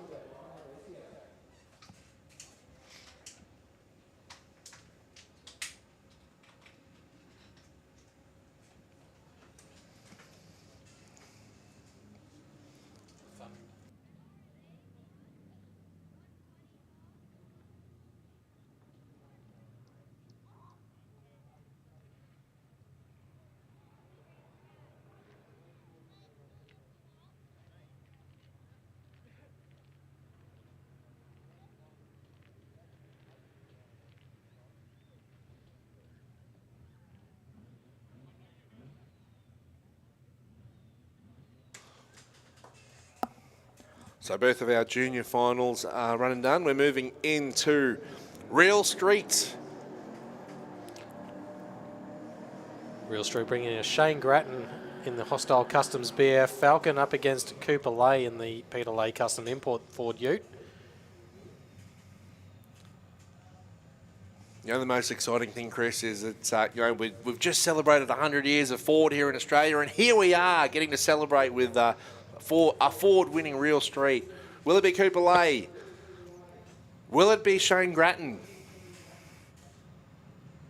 A 13.04 for Shane, so he's going to leave first. It's about 1.8 seconds that Cooper will be sitting there on the start line watching the BF get smaller and smaller.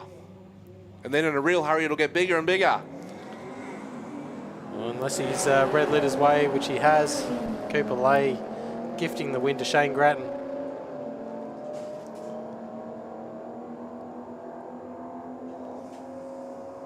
Shane Grattan wins with a breakout win as well, 13.03 on a 13.04. And Cooper Lay with that 009 red off the tree and ran it through for an 11.16 on 11.21. Yeah, for Shane, he can do that, can't he? You would have seen the win light. He can celebrate early. Yep. And for Cooper, he just throws the toys out and goes, that's it. Already runner-up. May as well go fast doing it. So Troy Hutton in the HT Holden Ute, dialing in a 10.85 up against Sean Taskus in the Ford Capri, dialing in an 11.01. That's it. It's our two most recent track champions in Super Street. Sean, the reigning champ. Troy, the 2023 champ. Troy's already made himself a final at the New Year Nitro event. He's made himself a second. Can he reverse the result? But he won't. No, it's a red light for Troy Hutton. Sean Taskus, a 0.38, would have been tough to beat. How close does Sean go to the dial-in, which is 11.01? He goes under. He goes a 10.98 with a 2 on an 11.01. He already had the win light for Troy Hutton. He goes a 10.88, all the 8s on a 10.85. But just the red light costing Troy there a chance at chasing Sean down. That's the thing. You've got to attack that Christmas tree just to even be within grasp of the opposition. That is it. That is exactly right.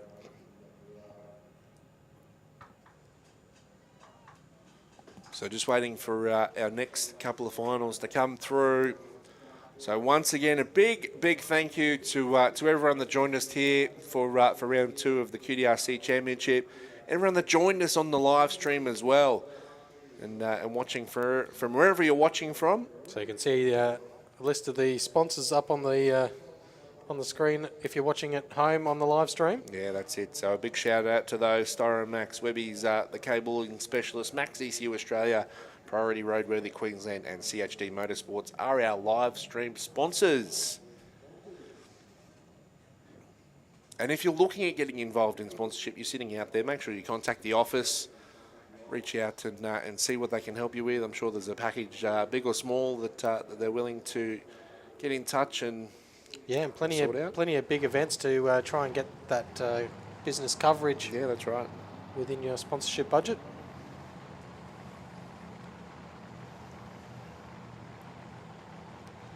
You can see Michael Vaughan, the Firebird body up on the funny car.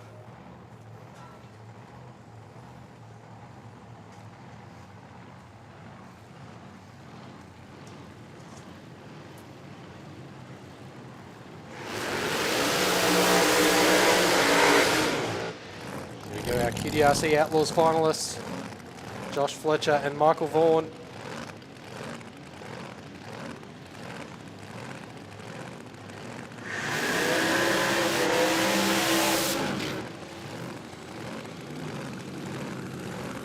Josh Fletcher in the Speedflow lane in the Styromax Australia dragster, dialing in a 7:33 up against Michael Vaughan, the bright red Pontiac Firebird funny car, supported by American Direct Parts. Yeah, it's been on a mission all day, hasn't it? The funny car of Michael.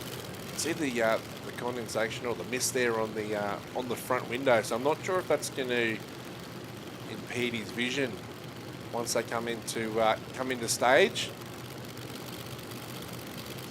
But it's just look, adversity breeds success, so we'll have to overcome that. Josh Fletcher, the rear engine drags, he's got no such issues with the body in front of him. He's got the visor, the eyes forward, both sides of the racetrack. It'll be loud, it'll be fast, it'll be QDRC Outlaws and the final.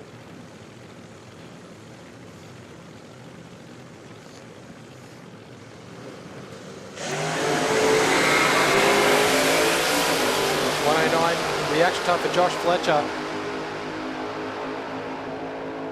And Josh Fletcher gets the win, a 7:37 on a 7:33. Michael Vaughan there breaks out with a 6:94 at 193 mile an hour on that 7:03. Yeah, it looks like the chutes were out early for Michael too, so was trying to wash off that speed, but wasn't enough. He's still got nearly a tenth under that dial in, but congratulations and well done to the Fletchers once again, finding themselves a winner's trophy with Josh.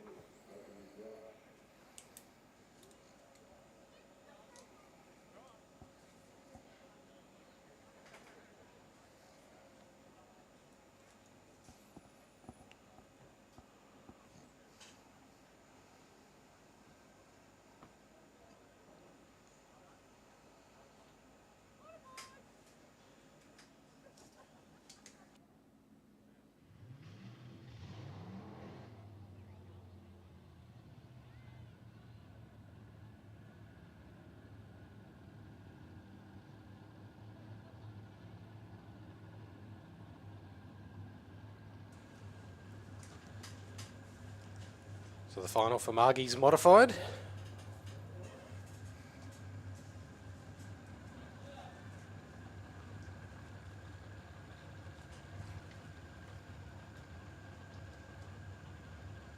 We'll have Liesl Gowes up against Phil Bellett.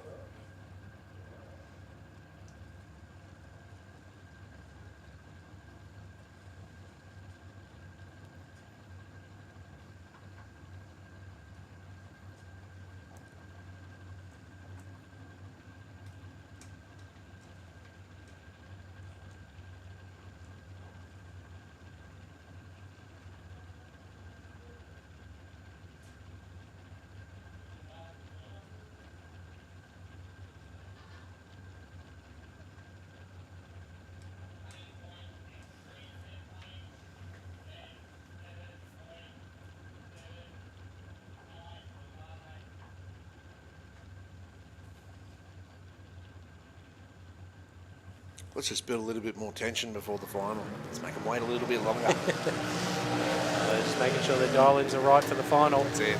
Liesl Gowes dialing in an 8:63. Phil Bellett a 7:79.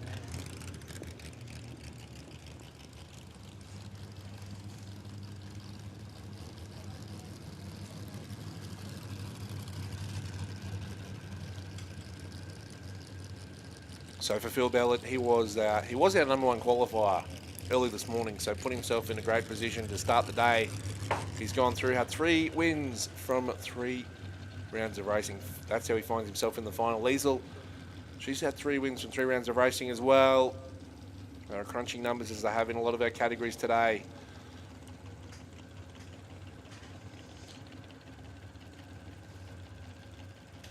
Can we get the finalists for top sportsman? So you've got Dennis Ryan and Simon Isherwood. You need to be in the lanes. Super Sedan. You've got Adam White and Brendan Shaw. You need to be in the lanes. And modified bike. You need we need Brian Alvicio and Jeffrey Marshall. You need to be in the lanes, please.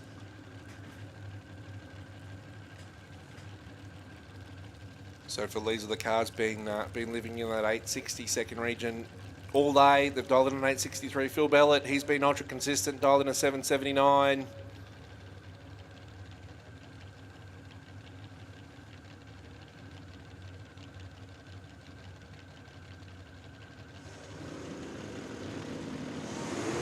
Great reaction time from both drivers. 049 for Liesl Gauss, 020 for Phil Bellett. Bellett gets the win, a 781 on a 779. Liesl Gauss breaks out with an 862 at 150 mile an hour on an 863. Yeah, oh so close. But look, that's always going to be tough to beat, isn't it, Phil? Cut a good light, was close to the dial in, put himself in, and really had. You can never have a perfect day in drag racing, but that's pretty close, right? Pretty close, being 5 10,000ths. 4 decimal places. Across the finish line, so not much in that race.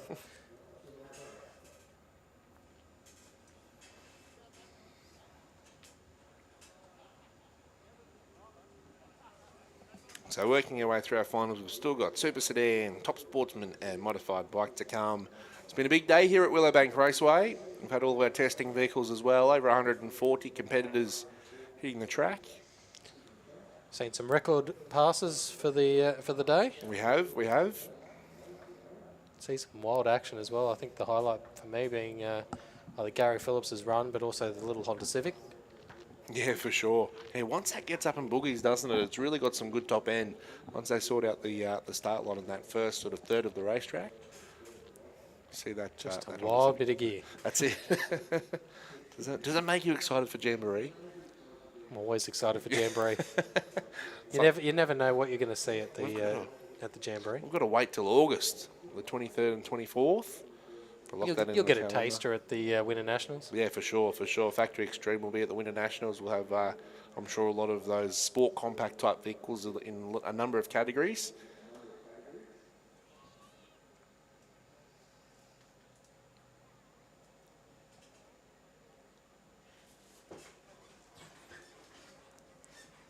Look at that! I can see Terry down there getting the best seat in the house down on the start line. He's abandoned ship up here. Yeah, he's doing his little Queen way. Yeah, standing. That'll get you 2 weeks in the NRL. Standing down there with all his friends.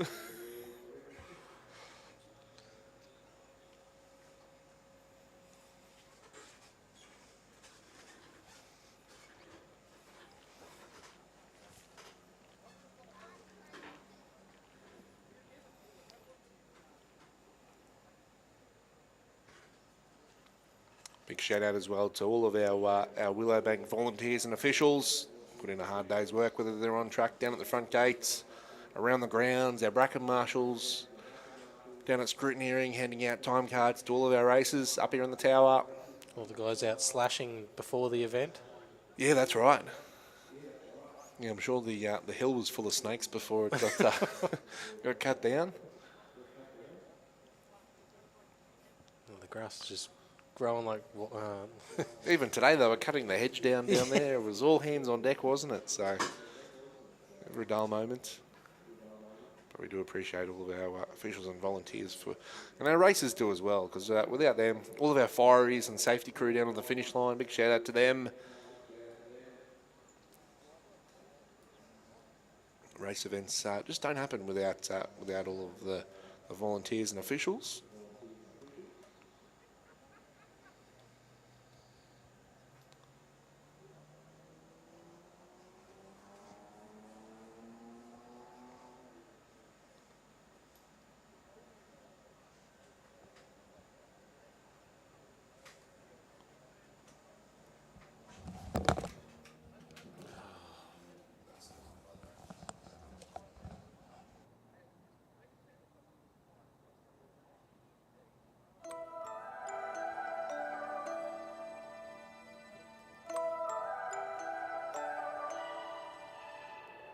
You and I, we never show emotions, we just keep it down inside.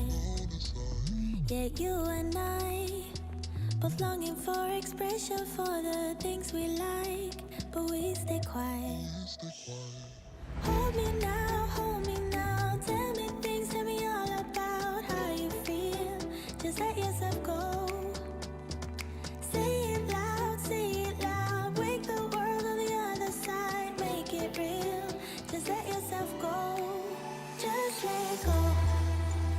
Ooh, just let go. Oh yeah, just let go. Ooh, just let go. Just let yourself go.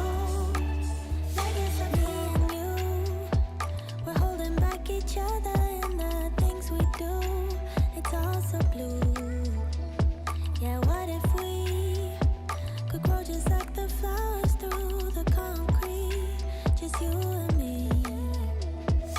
Hold me now, tell me things, tell me all about how you feel. Just let yourself go. Say it loud, wake the world on the other side, make it real. Just let yourself go. Just let go. Ooh, just let go.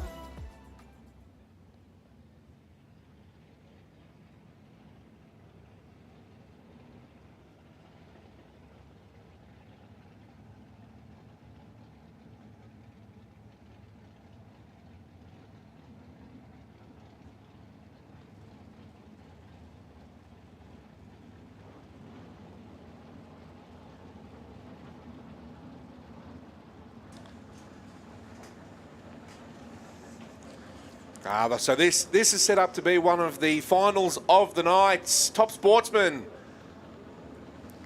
will be coming at us with Simon Escherwood and Dennis Ryan. I reckon it's going to be a big chase. Yeah, that's it. The Cutlass was flying in the third round. Big smoky burnout. Dennis laying down his intentions. For Dennis, it was a wild ride, but he still hung on. He's going to the fast reverse in the Tirana. He's been watching Pack, I think, in Sydney. Yeah, wants to keep that heat in the tyres. Yeah, that's it. And for Simon Escherwood, it's great to have him back and supporting the QDRC as well. Long-time racer out here and has not mucked around, has hit the ground running those 6-9 second passes. So an 862 dial in for Dennis Ryan, a 699 for Escherwood. Great wheel, picks the wheels up, Dennis Ryan. Oh, Simon Escherwood goes bang, I can do better, a 011. Had a look at the centre line, but keeps the boot into it. The Cutlass is coming, and it goes a 699 with a 6 on a 699. Takes the window, Simon Escherwood. Dennis Ryan goes an 863 with an 8 on an 862. It was anyone's race, but the Cutlass went flying past, and Simon Escherwood takes the win, Chris.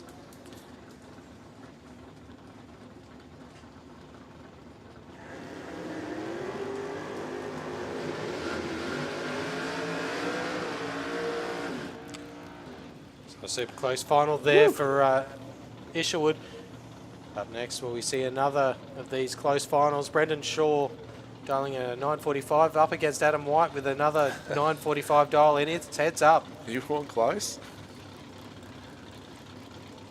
So Shaw in the Tirana, Adam White in the VL Commodore. You had your Ford final earlier. Now it's all Holden.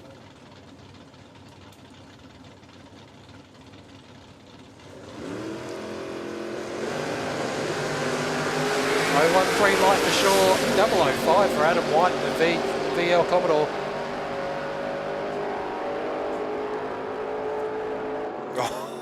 Adam White gets the win, a 945 with a 9 on a 945. Brendan Shaw there with a 948 on a 945. Stop it. Stop it, Chris. These finals are ridiculous. Oh, they've saved their best for last. Super Sedan was definitely one of the pick of the brackets through racing. The final has carried that on. A 005 light, a 45 on a 45 with a 9. That is a package for Adam White. Congratulations, he's got the win. Not to be outdone though, Brendan Shaw, he's run a 948 on a 945. He cut a 013 light, gave himself every opportunity. Would have won most of the other races throughout the day. 100%. But in the final, it was Adam White's. So it leaves us with just one final to go, and that will be the mod bike final. And that's two pretty tough acts to follow. between Super Sedan and Top Sportsman. Here we go. We can see Brian Alvicio. No stranger to the finals. No, definitely not. I mean, surely he probably had to buy himself a bigger cabinet for 2025. But big supporter out here at all of our events at Willowbank Raceway.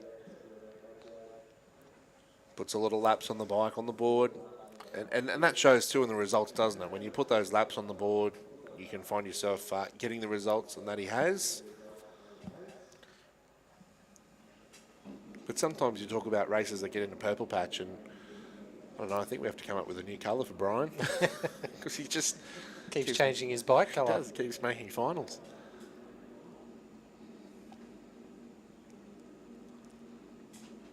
But look, trying to knock him off will be Jeff Marshall. Marshall on the on-site panel and paint Suzuki. 870 dialing. Alvicio there dialing in a 9 flat on the DeWalt Kawasaki.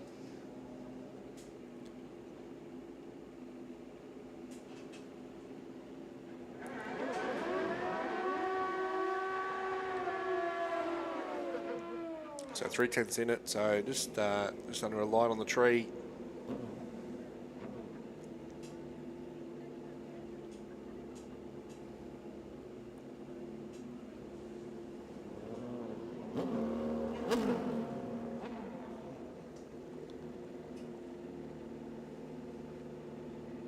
So last final of the night. Over to you, Brian. Over to you, Jeff.